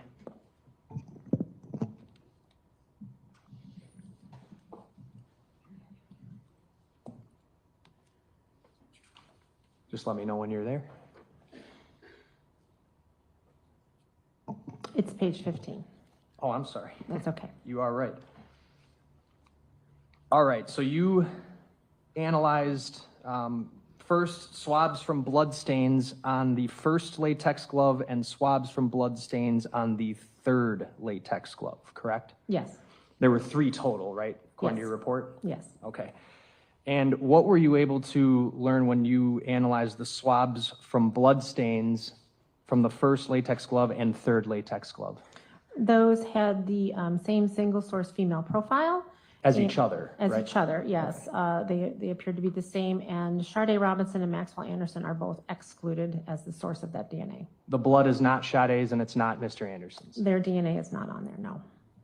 How about the next one, the blood stain on the second latex glove? What did you learn there? There was a different female profile on there, and again, Sade Robinson and Maxwell Anderson are both excluded. Next, the swabs from the exterior of the first latex glove. So that was, we already mentioned the first, where there's a female profile that's not Sade or Maxwell Anderson. Now there was a swab from the exterior of that glove? Yes. And what was your conclusion there? That is a 3-person mixture.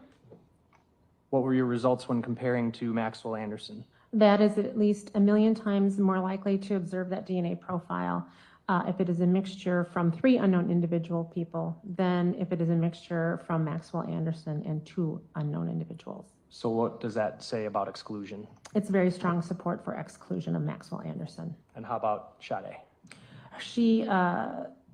Her likelihood ratio fell into the uninformative range, and so I can't make any determinations. From that swab alone, right? From that one, yes. But you do know from the blood that she's excluded on the blood. from She that? wa- Yes, she was excluded from those other profiles. And uninformative means what? It means the statistical values that fall in that range cannot be used to make any conclusions regarding the presence or absence of someone's DNA. Let's move on to the next one, the swabs from the interior of the first latex glove. So we're still on that first one. Yes. What did you learn about the interior of that glove?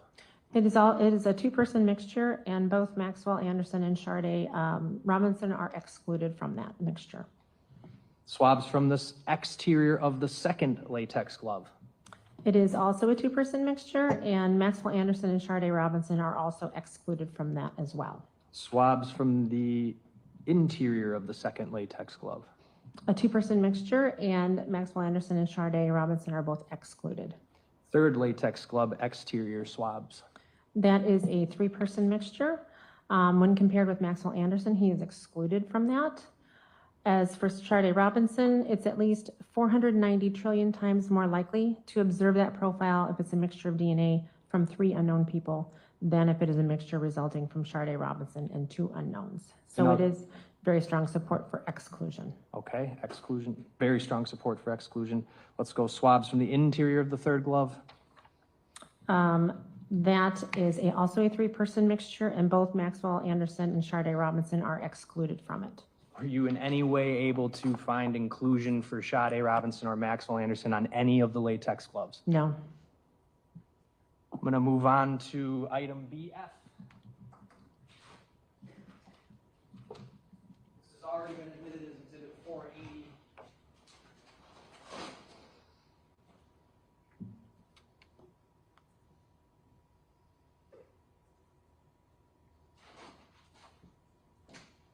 Recognize the sticker of item BF being from this case?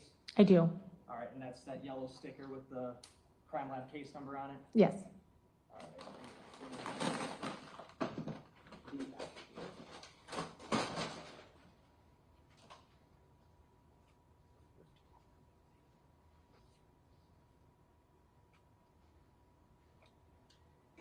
And what is this item? It is a sweatshirt/jacket.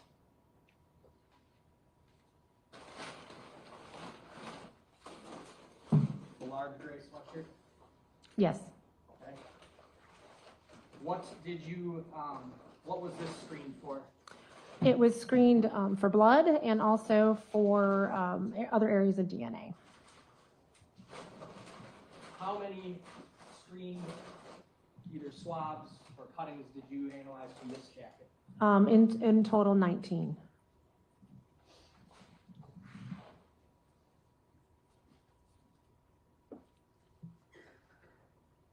All right, let's start with the cutting from the stain on the bottom of the front waistband. Do you see that one? Is that item BF2? I'm sorry. Yes. Yes. Okay. What'd you find? It was a low-level partial mixture profile, and I determined that it was not suitable for comparison. So there was DNA there, it just was, you couldn't do anything further with it? That's correct. How about the swabs from the zipper pull from that jacket? That is a single-source female profile that is consistent with the standard from Sade Robinson. And the probability of randomly selecting that profile from a population of unrelated people is not more frequent than 1 in 1 quadrillion.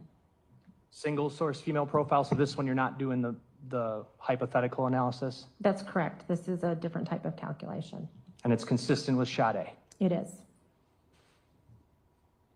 Let's move on to BF9, the cutting from the stain on the inside left bottom of that sweatshirt or jacket.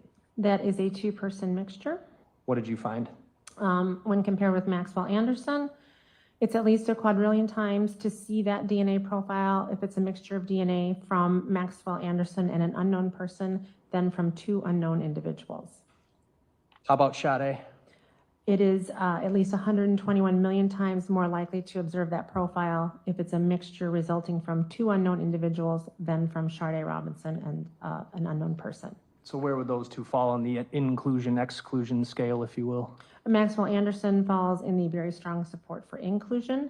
Sade Robinson falls in very strong support for exclusion. Move on to BF10, the cutting from stain on the left side chest pocket. That is a two-person mixture also. What is the result? Compared with Maxwell Anderson, it's at least a quadrillion times more likely to observe that DNA profile if it's a mixture of Maxwell Anderson and an unknown person than from two unknown individuals. And Sade? Her statistic falls into the uninformative range again. And what range does Mr. Anderson's fall into? Very strong support for inclusion. Inclusion, okay. Cutting from the inside left cuff of that jacket or sweatshirt. Also a two-person mixture. What'd you find? When compared with Maxwell Anderson, it's at least a quadrillion times more likely to observe that profile if it's a mixture of DNA from Maxwell Anderson and an unknown person than from two unknown individuals. Where does that fall? Very strong support for inclusion. How about Sade? She's excluded. Cutting from, actually, I'm going to move on to the bottom of page 19. There are cuttings from numerous locations that revealed a single source male profile, correct? Yes, or partial profiles. Partial, I'm sorry. And what are those locations? Those are the right side chest pocket, the inside right bottom, the inside back waistband, the inside right cuff, the inside back neck. And whose profile were those consistent with? They were consistent with Maxwell Anderson. Next page, BF12, the cutting from a stain on the outer right arm. Was a low-level partial profile not suitable for comparison. So again, DNA there, you just couldn't do anything more with it. Right. Okay. And then the cutting from the stain on the right arm.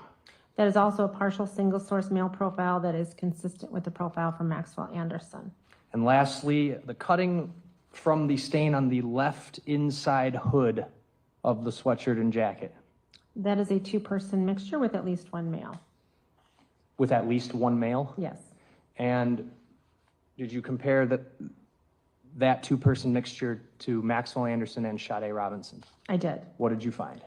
For the comparison with Maxwell Anderson, it is at least a quadrillion times more likely to see that profile if it's a mixture of DNA from Maxwell Anderson and an unknown person than from two unknown individuals. And where does that fall in the inclusion range for both of them? Well, that was for Maxwell Anderson, and that's Oh, very I'm strong support for inclusion. And how about Sade's? Is at least a quadrillion times more likely to observe that DNA profile if it's a mixture of DNA from Sade Robinson and an unknown person than from two unknown individuals. And where do both of those fall for Maxwell Anderson and for Sade Robinson on? Each of them are very strong support for inclusion. All right, I'm going to hold up exhibit 480 again.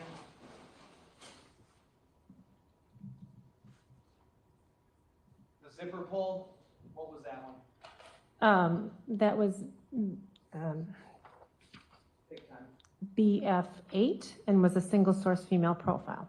Whose? It was consistent with Sade Robinson. And inside the left side of the hood, It was a mixture profile. and the result being That each, Maxwell Anderson was very strong support for inclusion and Sade Robinson was very strong support for inclusion. nothing else. Thank you. Good afternoon. Hello. So it sounds like you played a pretty pivotal role in this investigation because you did, sounds like you tested a variety of items, correct? Yes. And do you remember how many reports in total that you drafted? Or I mean, I guess that you did? I believe I have 5. 5 in total. Yes. And so I just want to, just to kind of, I just get some more background here. Sometimes items are actually coming to the lab, like a sweatshirt, and you're actually visually scanning and analyzing them, right? Yes. And I think you said that because you've done training and you kind of have an expertise in detecting bodily fluids from humans, right? Yes, that's part of what I do. And so you're able to tell the difference between like like you can recognize if you see blood on a surface, right? We have tests that detect blood, yes. And are you able to detect it just on using your naked eye as well, right? Well, we look for stains that appear that they could be blood, and then we have further tests that we can do. I mean, obviously, if it's like red or like a dark brown, maybe you could think that it could possibly be blood. Yes. But you still do further testing because you need it to be precise. Yes, we want to identify it if it's possible to do so. And are you able to also identify whether it's sweat, urine, or saliva or other different fluids?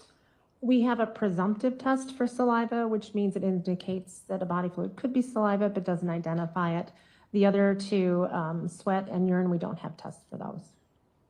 Okay, but are you able to determine that using your naked eye, or do you actually have to perform tests to determine which type of DNA it is? We would have to, for saliva, we have a test that we can run to see if that's what it could be. Okay, and so I think we've covered this, but there's all sorts of different types of DNA, correct? I'm not sure I know what you mean.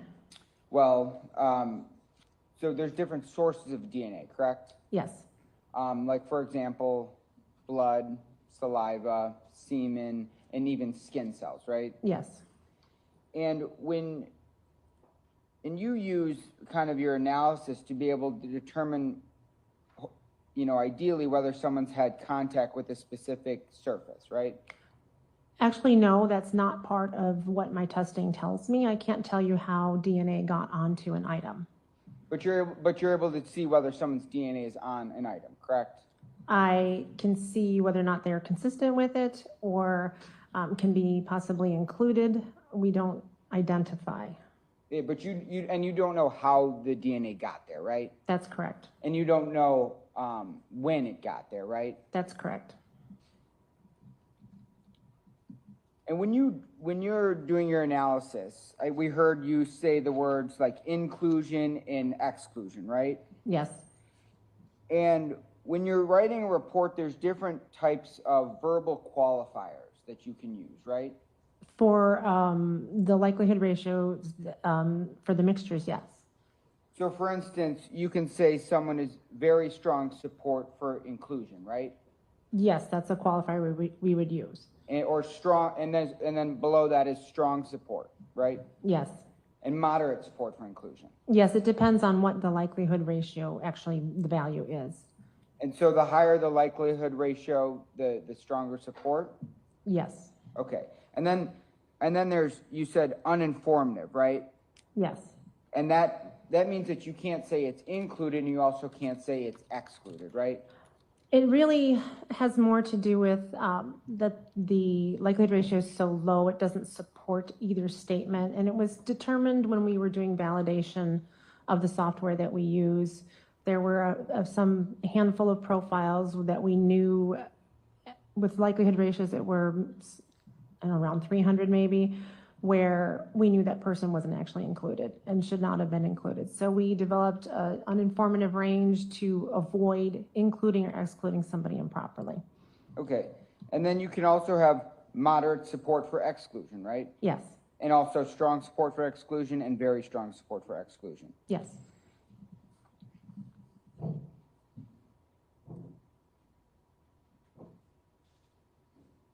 And I suppose we already covered that, I'm sorry.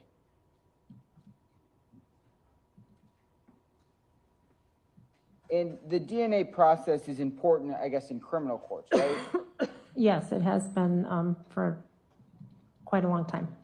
Because it can suggest potentially that someone's been at a certain location if their DNA's been there. Again, my testing doesn't tell me that, but it is used in criminal cases. But DNA can be used to exclude suspects, right? It can be used to exclude anybody, really. We compare different people.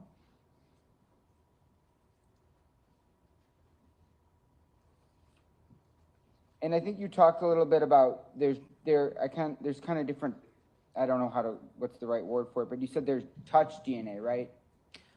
Yes, touch DNA is kind of a term used when there's no body fluid associated with DNA and it's on an item that you would expect someone to touch or handle, like a pen or a gun or something like that. And that's kind of an example of me like touching something directly like a pen, right? Yes. But also I could be, if I'm sweating, I can be leaving traces of my DNA through my sweat as well.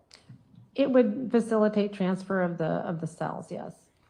And there's also something called indirect transfer of DNA, right?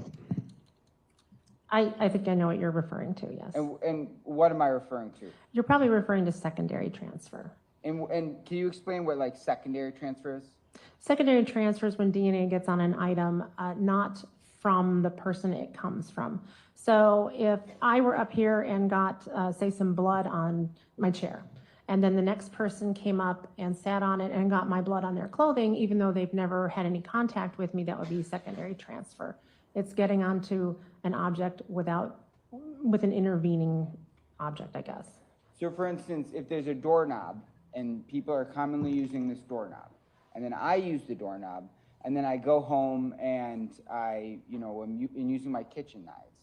It's possible, right, that someone who has left their DNA in that doorknob could be found on the knife, right? It would be possible. It would depend on how much of that DNA was on the doorknob, how much transferred to your hand, and how much was left by the time you touched your knife. Okay, so if I have someone who sits on my couch, and then they leave and I throw my jacket on the couch, it's possible that their DNA could be found on the jacket. Again, it would depend on, were they sitting on it with shorts on, or did they have pants on? How much DNA got on it from that person, and then how much would have gotten onto your jacket. So transfer of touch DNA or transfer of DNA can happen in a lot of different ways, and it's hard to quantify whether or not it would happen. So, but it's possible, right? It is possible. And secondary transfer, I think, as you referred to it, isn't some crazy phenomenon. It's well known and well accepted in forensic science, correct? It is certainly something that's been the subject of numerous papers.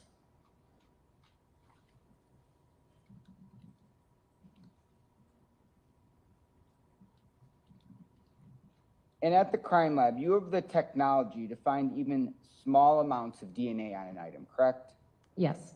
So even trace amounts of biological material can provide a DNA profile, right? Yes. And that could potentially, it might not be your job, but it could potentially be used by law enforcement or the district's attorney's office to link a suspect to a crime scene. It allows us to provide information to our submitting agencies. And so I want to go to one of the exhibits. I got to just figure out which one it is. I believe it's your report number 15. It's the analysis of the door handle of the vehicle, right? Yes. And what exhibit number is that? That is from report exhibit 441, dated November 20th, 2024. Okay, perfect. Thank you so much. So in this report, and I'm going to actually...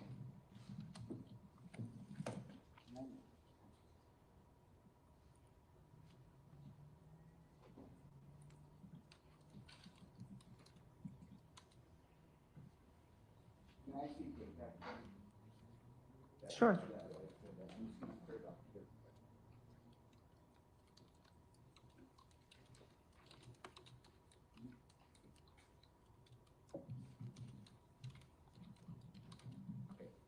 Permission to publish, Judge? They already moved it in. Any objection? Go ahead. All right, so, well, it's going to be kind of hard to see here, but you have items, it has items CA, CB, CC, CD, CE, you see that? Yes. And then you give it a sub-designation, right? CA1, CB1, CC1, correct? Yes. And so when we look at the actual analysis, it's labeled as, like, so item CA is listed as CA1 when you're actually doing the analysis, right? Yes, it's a cutting taken from CA, and for tracking purposes through our laboratory system, once something is separated from its parent item, it gets its own designation, so we can see where it goes in the laboratory and who has contact with it. Yeah, so if the jury wants to look and understand what sample is connected with which, I guess, conclusion or probability conclusion, they can look at the sample CA and then look at sample CA1 and see what the ultimate conclusion is, right? Yes. And on this, so CA1 was the driver's side door handle, correct? Swabs from the exterior driver door handle, yes. Okay, and that was, do you know what type of vehicle it was? Not off the top of my head, no. And you were able to determine that there was human DNA, correct? Yes. And that there was male DNA, correct? There was a small amount of male DNA. So what present limited means is that the amount of male DNA there is low, and it's below what we would expect to see a profile from. Okay. And you ultimately concluded that there was male DNA on there, but it wasn't Maxwell Anderson, correct? You said he's excluded. Well, the profile that is on there that came up is a partial single source female profile. So given that the male DNA just doesn't really show up in this profile at all. Okay. So he is excluded from the female profile, yes. Okay. But you did find Sade Robinson's DNA on there. I found a profile consistent with her. Okay. And so there was DNA that you were able to gather from that door handle, and we know Sade's DNA. You conclude that there's a probability that her DNA is on there. I conclude that it's consistent with her. Yes, it could be her. And you made, and your exact words in here, for Maxwell S. Anderson is excluded. Those were your words, right? Yes, he is excluded from that female profile. Okay. So you can't conclude that his DNA was ever found on the door handle that he was. I cannot. Neither on the trunk latch either. There wasn't, I don't remember, the trunk latch didn't go past our quantitation step, which is to see how much DNA is present. There wasn't enough. Okay. I'm going to just give you back 441. Thank you.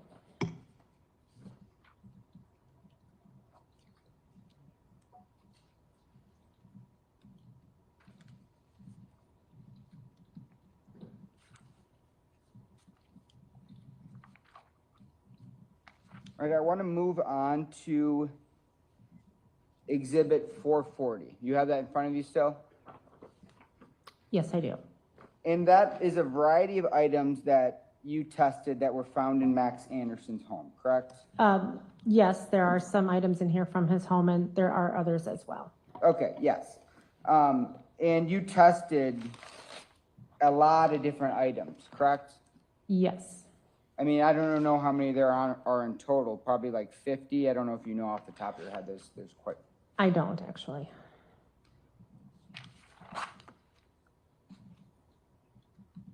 I mean, if you could just take a minute and count how many items you tested. From his home or all together on this list? You can do it all together on that list.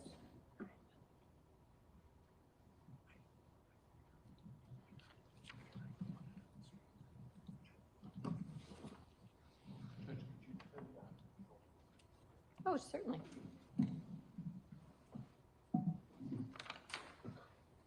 There's a total of 33 items on the list that were tested, and some of them had sub-designated items within them, such as the latex gloves.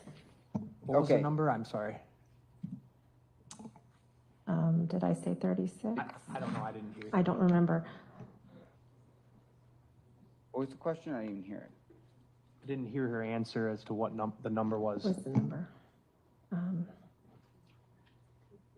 It was 33. Oh, thank you. Thank you for that. Thank you. Thank you. And some, like I said, some of them had more than one item in them, and so those have sub-designated items as well.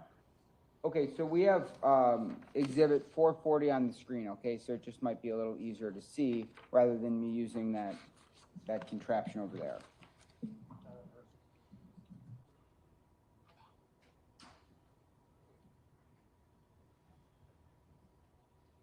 Can everyone in the jury see this screen? No? All right, you can see the screen, you can't read it.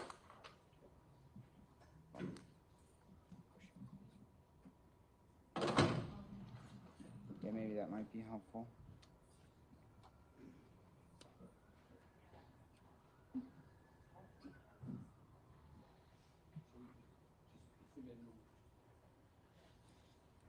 Okay, and what I was talking about before is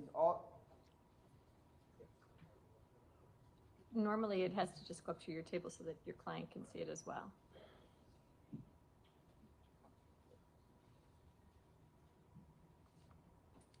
And so what I was talking about earlier, just so they can see, the jury can see another format. All right, so swabs that were taken from the mid stairs to the west wall are going to have item D, right? Yes. And then the sub designation Yes. is where they can find it if you're just paging through the app, right? Right. It's what was ultimately subjected to DNA testing. Attorney Finley, do you want to use a microphone? Yeah, well, yeah. And I want, and just scroll back so they can see some. And sometimes if you take multiple swabs from an item, there's going to be Q1, Q2, Q3, right? Yes, there's a lot of items had multiple samples taken. Some were swabs, some were cuttings from those items, and those would have been processed separately. Yeah, and then you sometimes can draw a conclusion for each different sample, whether someone's included, excluded, or what have you, right? If they went through the entire process and were suitable for comparison, yes.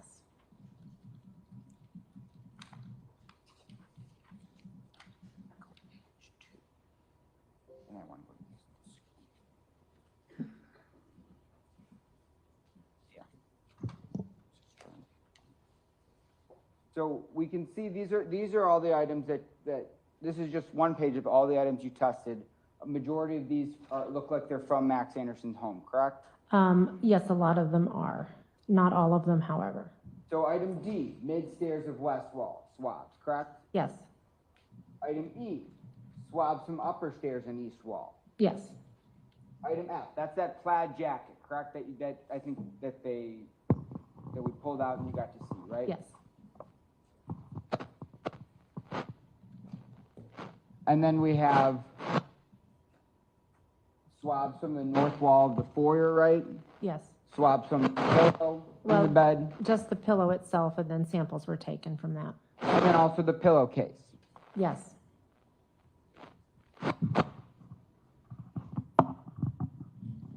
And the duvet cover, correct? Yes. Even the caulk line of the bathtub, right? Yes. And then the wall above the towel rack, correct? Yes. The bathtub faucet, Yes. knobs on the bathtub, Yes. fitted sheets from the bed, Yes. the wall below the handrail, Yes. more below the handrail, it looks like. Yes. And then the east wall, knives from the kitchen, right? And one knife, yes. It was just one knife, okay, I'm Yes. sorry. And then obviously the DNA sample from Mr. Anderson, right? Yes. And then you even did hair pluckings from the proximal bone, right? Yes, these were other items that were submitted. And there was a blonde hair found on one of those proximal bone, correct?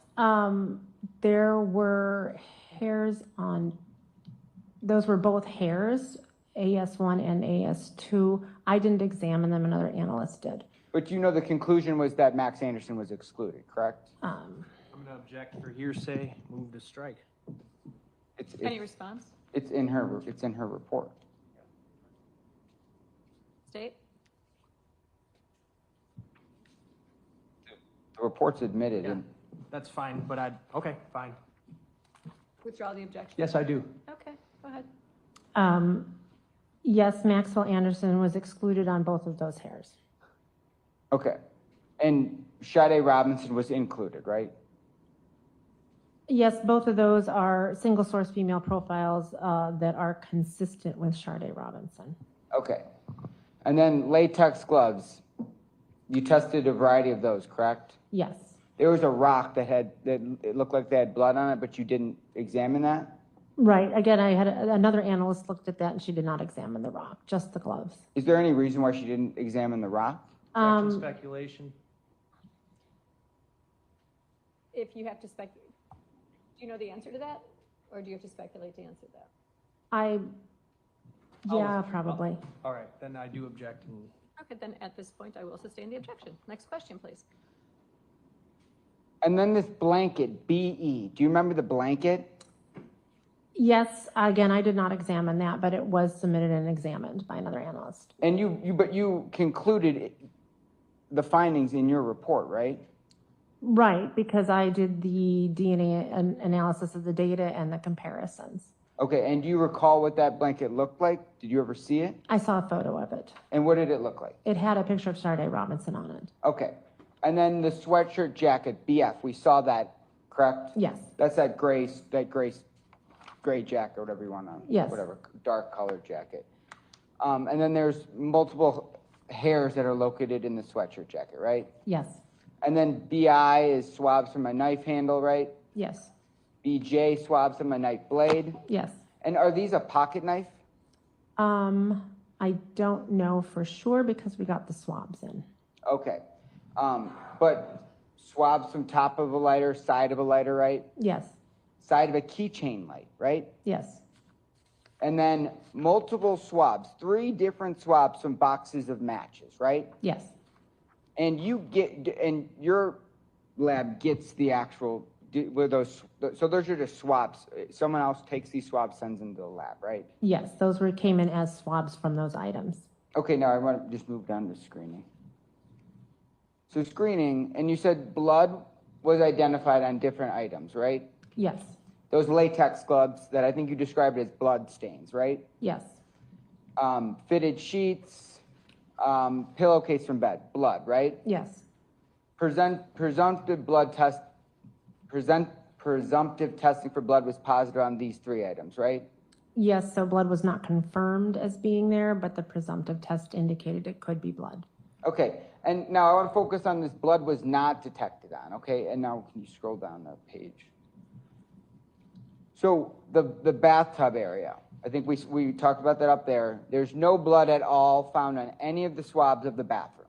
It was, yes, it was not detected on those swabs. This plaid jacket that we held up, no blood on there. No blood, the tests were negative. Okay. And the knife handle and knife blade that was swabbed, there's no blood on it, right? That's correct. These 13 stains on this is the dark sweatshirt, correct? Yes. You took 13 different samples from that sweatshirt. Well, 13 different stains were tested for the possible presence of blood. And absolutely none of them had blood on them. They were negative. The blanket that you said had Sade's face on it, correct? Yes. No blood on that either. No. And you ran the test, there's no blood. Another analyst ran the test, but yes, her results showed that they were negative. Okay.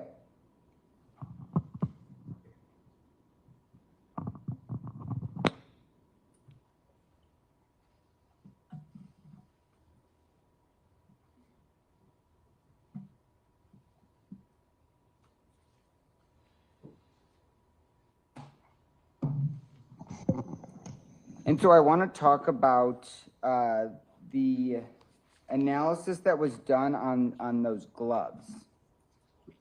So you said that, I want to go back to the uninformative one. I think this is going to be page, sorry.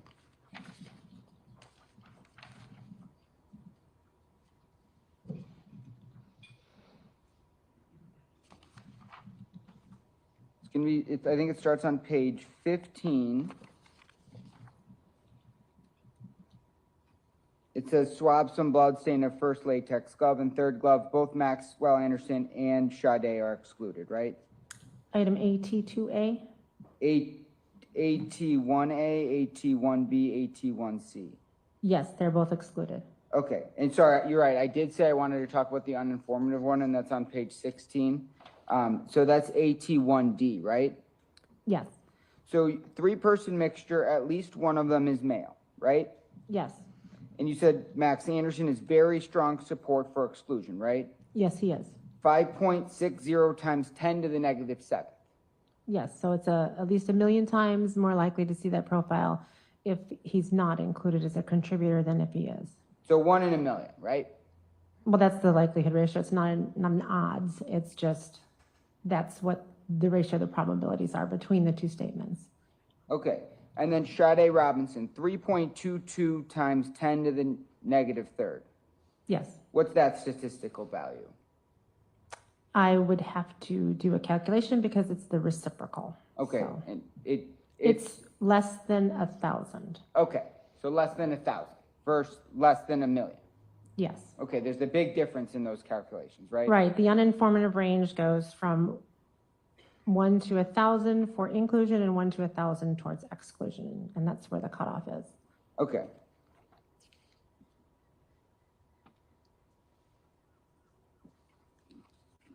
And so if we could just go to page 18. If we're looking on page 18,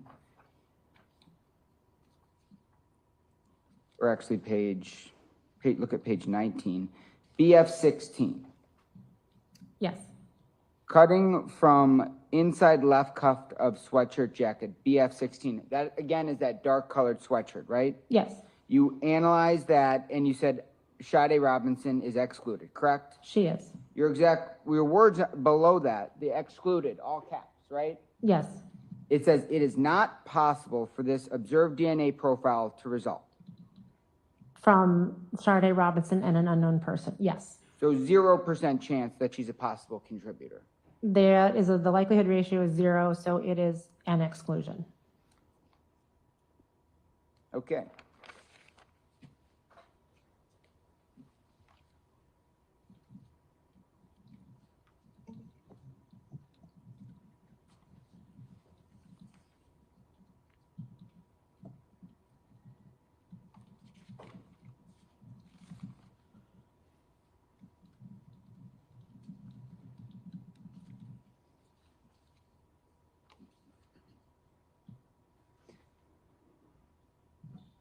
Okay, and I want to go to page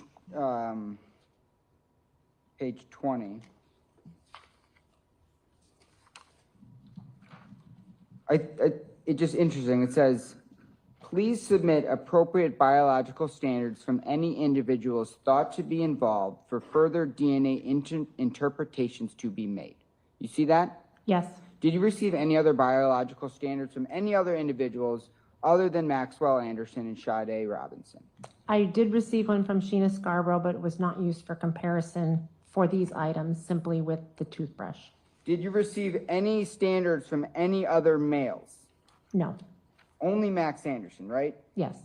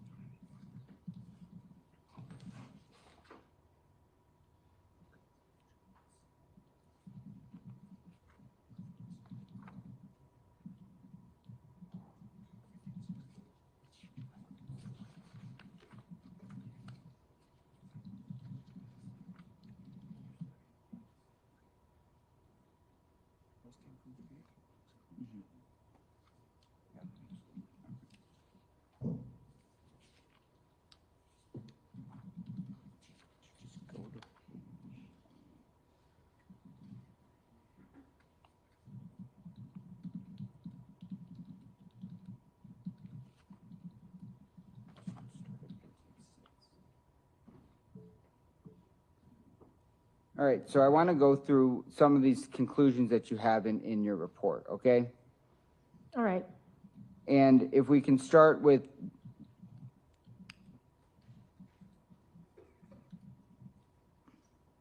well, let me just try to find the right one. So blood stains from this pillow, item P2. You see that? It's on page 6. I don't know if that's up. Yes. And and then it goes on to page 7. It says 2-person mixture, at least 1 male, right? Yes. And then on page 7, Maxwell Anderson is included, right? Yes, he is very strong support for inclusion. And Sade Robinson is excluded, right? She is. And then bloodstain from pillow, P3, right? Yes.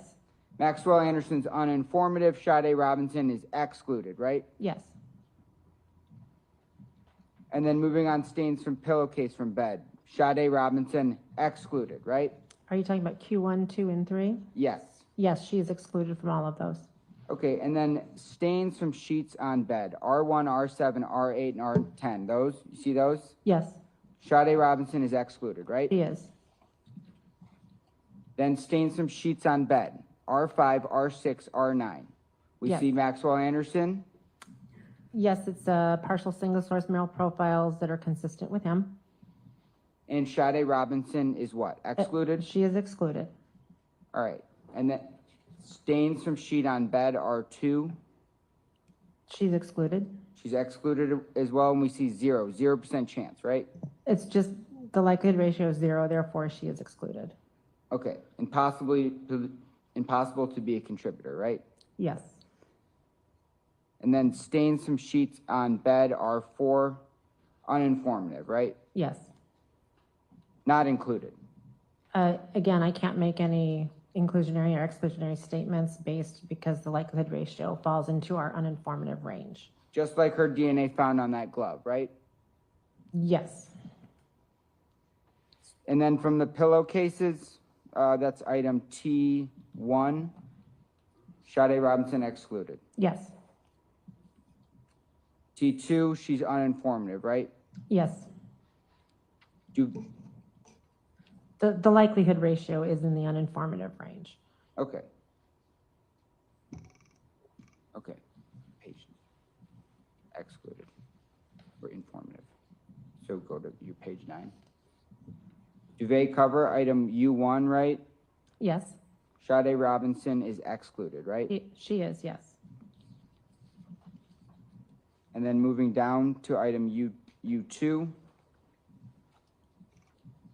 This is going to be on page 10 is where you can see the conclusions, right? Yes, she is excluded there as well. Maxwell Anderson's included. That comes no surprise because this duvet cover is found in his house, right? Well, again, I don't know how it got there. I just did the comparisons. Okay. Stain from duvet cover U3. Sade Robinson is excluded, right? Yes, Item U7. Sade Robinson excluded, right? yes,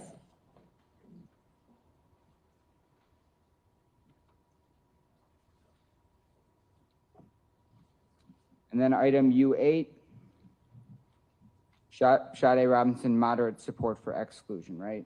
yes, And that statistic is at least 1,330 times more likely to observe this DNA profile if it is a mixture resulting from H2 than if it is a mixture resulting from H1. yes, And then we can see U9, uninformative again, right? yes, U10 is an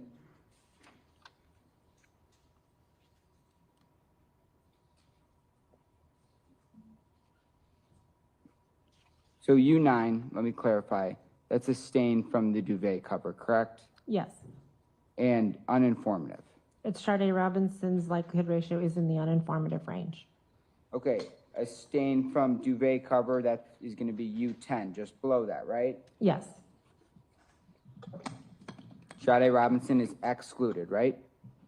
for U10, the comparison to Sade Robinson is strong support for exclusion.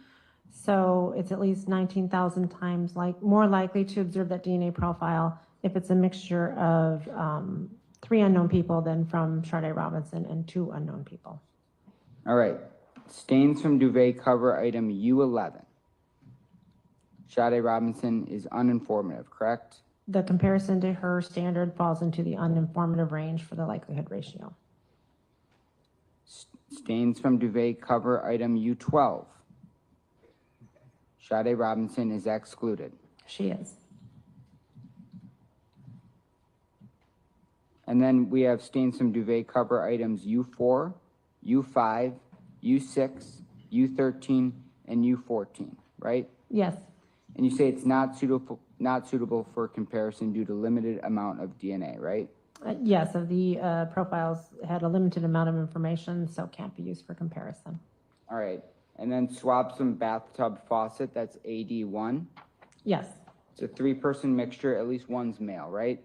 yes, Then moving on to page 13, Maxwell Anderson, very strong support for inclusion, right? yes, that's where his likelihood ratio falls.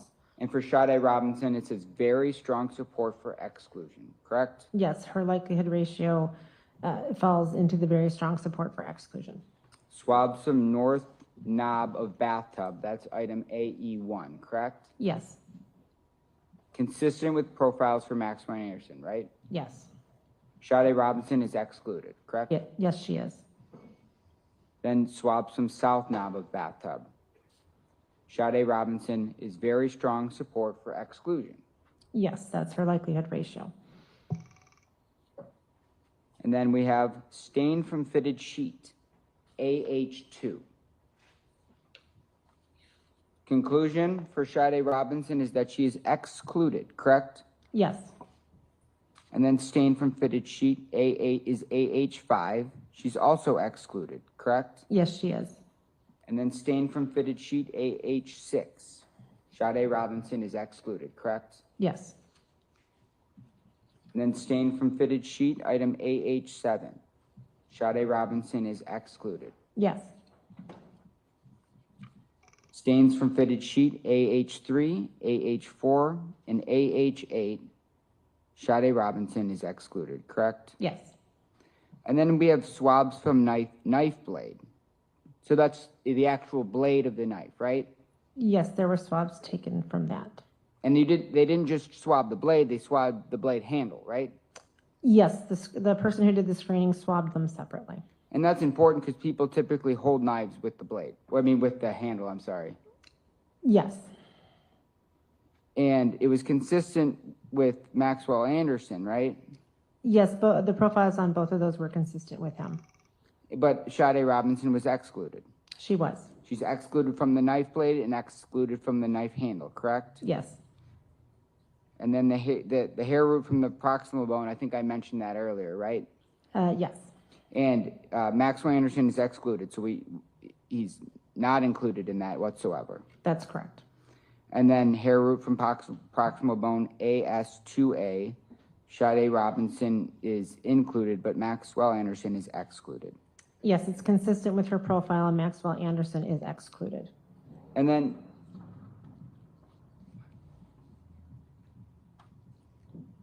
so that hair root was found on that it came to you in a lab. With the hair root came and it was found on a proximal bone, correct? Yes, I would have to consult my notes to look at the packaging to see exactly how it came in, because again, I didn't look at that one. Okay, but we know it's not Mr. Anderson's hair, right? He is excluded from the DNA on that, yes. Yeah.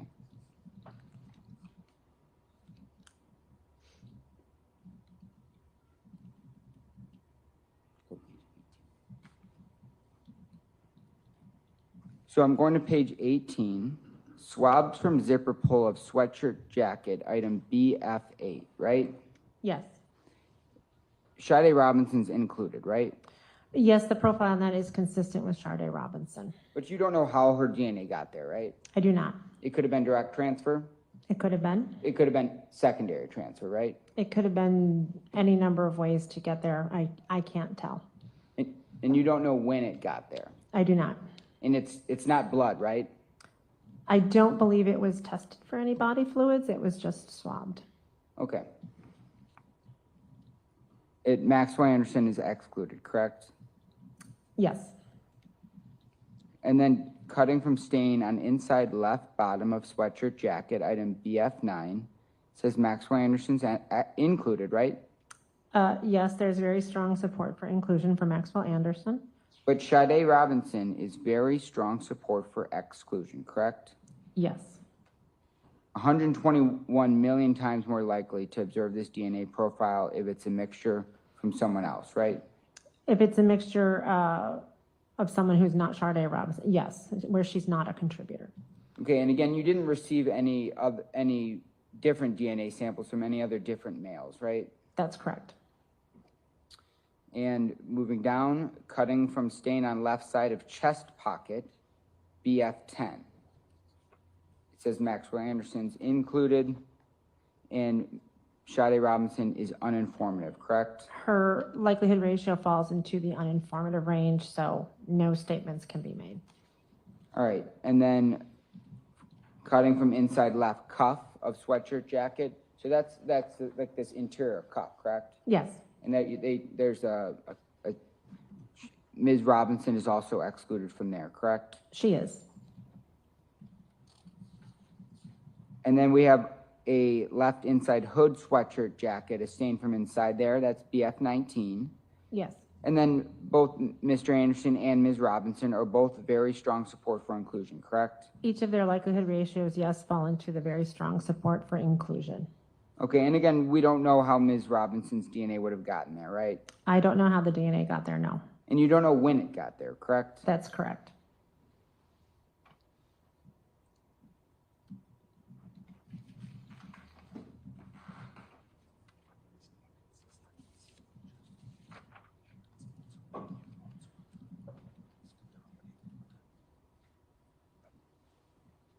And so that finding someone's DNA or this likelihood ratio, is that consistent with someone just possibly wearing someone else's hoodie?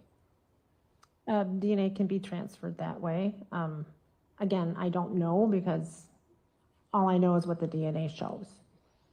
So if you know, say my partner wears my hoodie or something, it's possible that her DNA could be found on my hoodie because she put it on, right? I'm going to object for speculation, and we've already covered this. I believe we have gone down this path already. I'll sustain the objection. Next question, please. And just briefly here, all the knives that you tested, Ms. Robinson's blood was not, her blood was not found on any of those, correct? There was only one knife that was tested.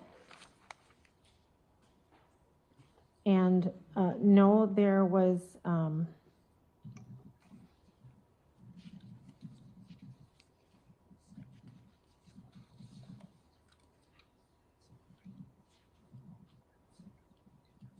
there was no blood detected on it, and she is excluded from it. Okay, and everything that was tested was sent to you by probably law enforcement, correct? I believe so. And law enforcement has the ability to send you any items that they deem relevant for an investigation, right? Not always. We have guidelines on what can be submitted and what cannot be submitted. And so we don't take everything that law enforcement wants to give us necessarily. It depends. Okay, but if law enforcement sent you an item to test and they thought it was very important for their investigation, you would test it unless it was one of these items that you just can't test. Yes, if someone wants to submit an item and it wouldn't fall within our guidelines, but they called about it, we would certainly have a discussion with them. Okay, and there's multiple lab analysts who work at the Wisconsin State Crime Lab, right? Yes. So if you, because you can only test so many items, right? You only have so much time. Well, yes, I mean, I'm not sure exactly what you're getting at, I Well, guess. there's multiple other analysts that can test items. If the police send you a large variety of items, you're not the only one who needs to do the testing, right? No, typically, it'll only be a few people, but it depends on the case and the size of the case. In this case, there were so many items. There was another analyst who was helping me out with screening and some extractions as well. Okay, thank you. I don't have anything else. State. So there was male DNA on the swab from the driver's door handle? There was a limited amount, so it would have been a very, very small amount. So you couldn't do further testing, but there was male DNA there? If you would let me look at my Sure. quantitation, thank you.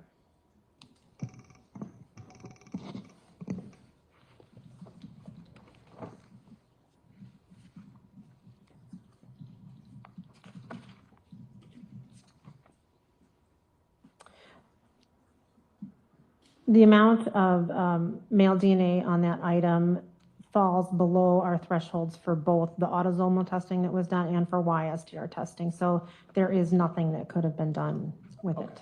So beyond learning that there was male DNA there was nothing else you could do with that? That's correct. You couldn't compare it to Maxwell Anderson's? That's correct. The only profile I had was the female profile. And when we're, for example, Exhibit 440,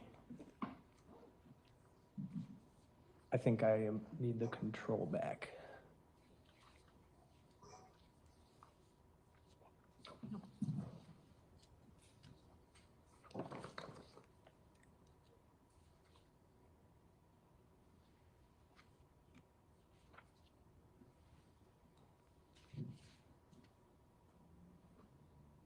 All right, 440 here, the single source, I think it's over there too. Right here, this single source female profile from the zipper pull of that gray sweatshirt is consistent with the profile from Sade Robinson. And Maxwell Anderson, he's excluded, well, but it's a female profile, right? Yes. So that's not surprising, right? Right, and he is excluded. Okay. Nothing else. Defense? No.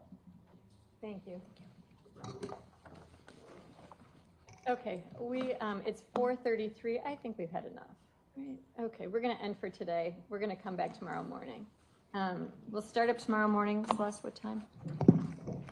8:30. 8:30 tomorrow morning. So talk with the bailiffs about that. Remember the admonitions, right? No research, no investigation, no blogging, no texting. Don't talk about it on your way out. You can all probably recite this out loud with me by this point, right? Have a lovely evening. Feel free to bring coffee, water, or soda back with you. Leave your notebooks on your chairs, and we'll see you at 8:30 tomorrow. Thanks, everybody. Have a lovely evening. Oh, what a day indeed, Paula. What a day. It's been one of those days. I think it's fake. I don't know. Not sure this one. I'm not the plant person. Make sure you didn't leave with them. Thank you. Oh, sorry. I'm the wrong person to ask about plants.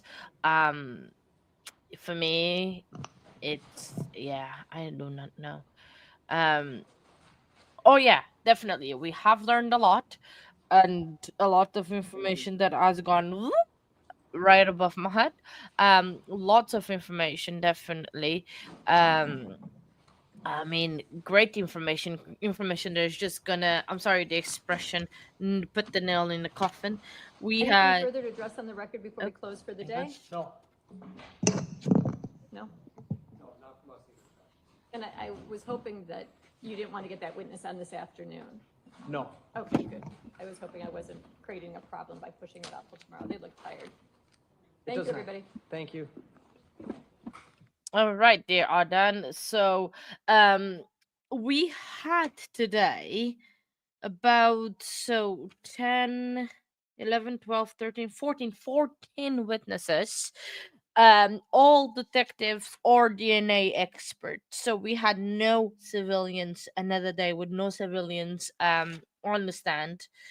We even had the FBI guy. So oh no, okay, it's fun. It's absolutely fun. You can make conversation at any time of the day, my friend. Yeah, so definitely tomorrow it's gonna be a big day. Tomorrow we might get, and we probably will get, the informant that we've been waiting for since basically the beginning of this trial. So it's gonna be a big day. Glad Karen Reid is not on, so you can be here with us. So yes, we are going to be here about, I think, 9:15 in the morning Eastern, that we are going to be on. I'll set up the stream tomorrow morning. Since I'm off for now, I'm going to do the stream tomorrow morning my time, so I can just go to bed and relax after the crazy day that we just had, and then all the things that has happened to me because of work. But let's not go started on that one again. But yeah, I'll see you guys all tomorrow. Have a great evening, afternoon, morning, wherever you are. Thank you very much for your support. I'll see you all bright and early tomorrow. Yes, Garden Bot is at home. Yes, he is home. He's there. I need to tell him all the story, get a little bit more angry, and then he calming me down again. But anyway, have a great night. Have a great evening, everyone. Have a great supper as well. And enjoy. Have a great one. See you tomorrow, everyone. And goodbye. And I'm a real-time crime professional.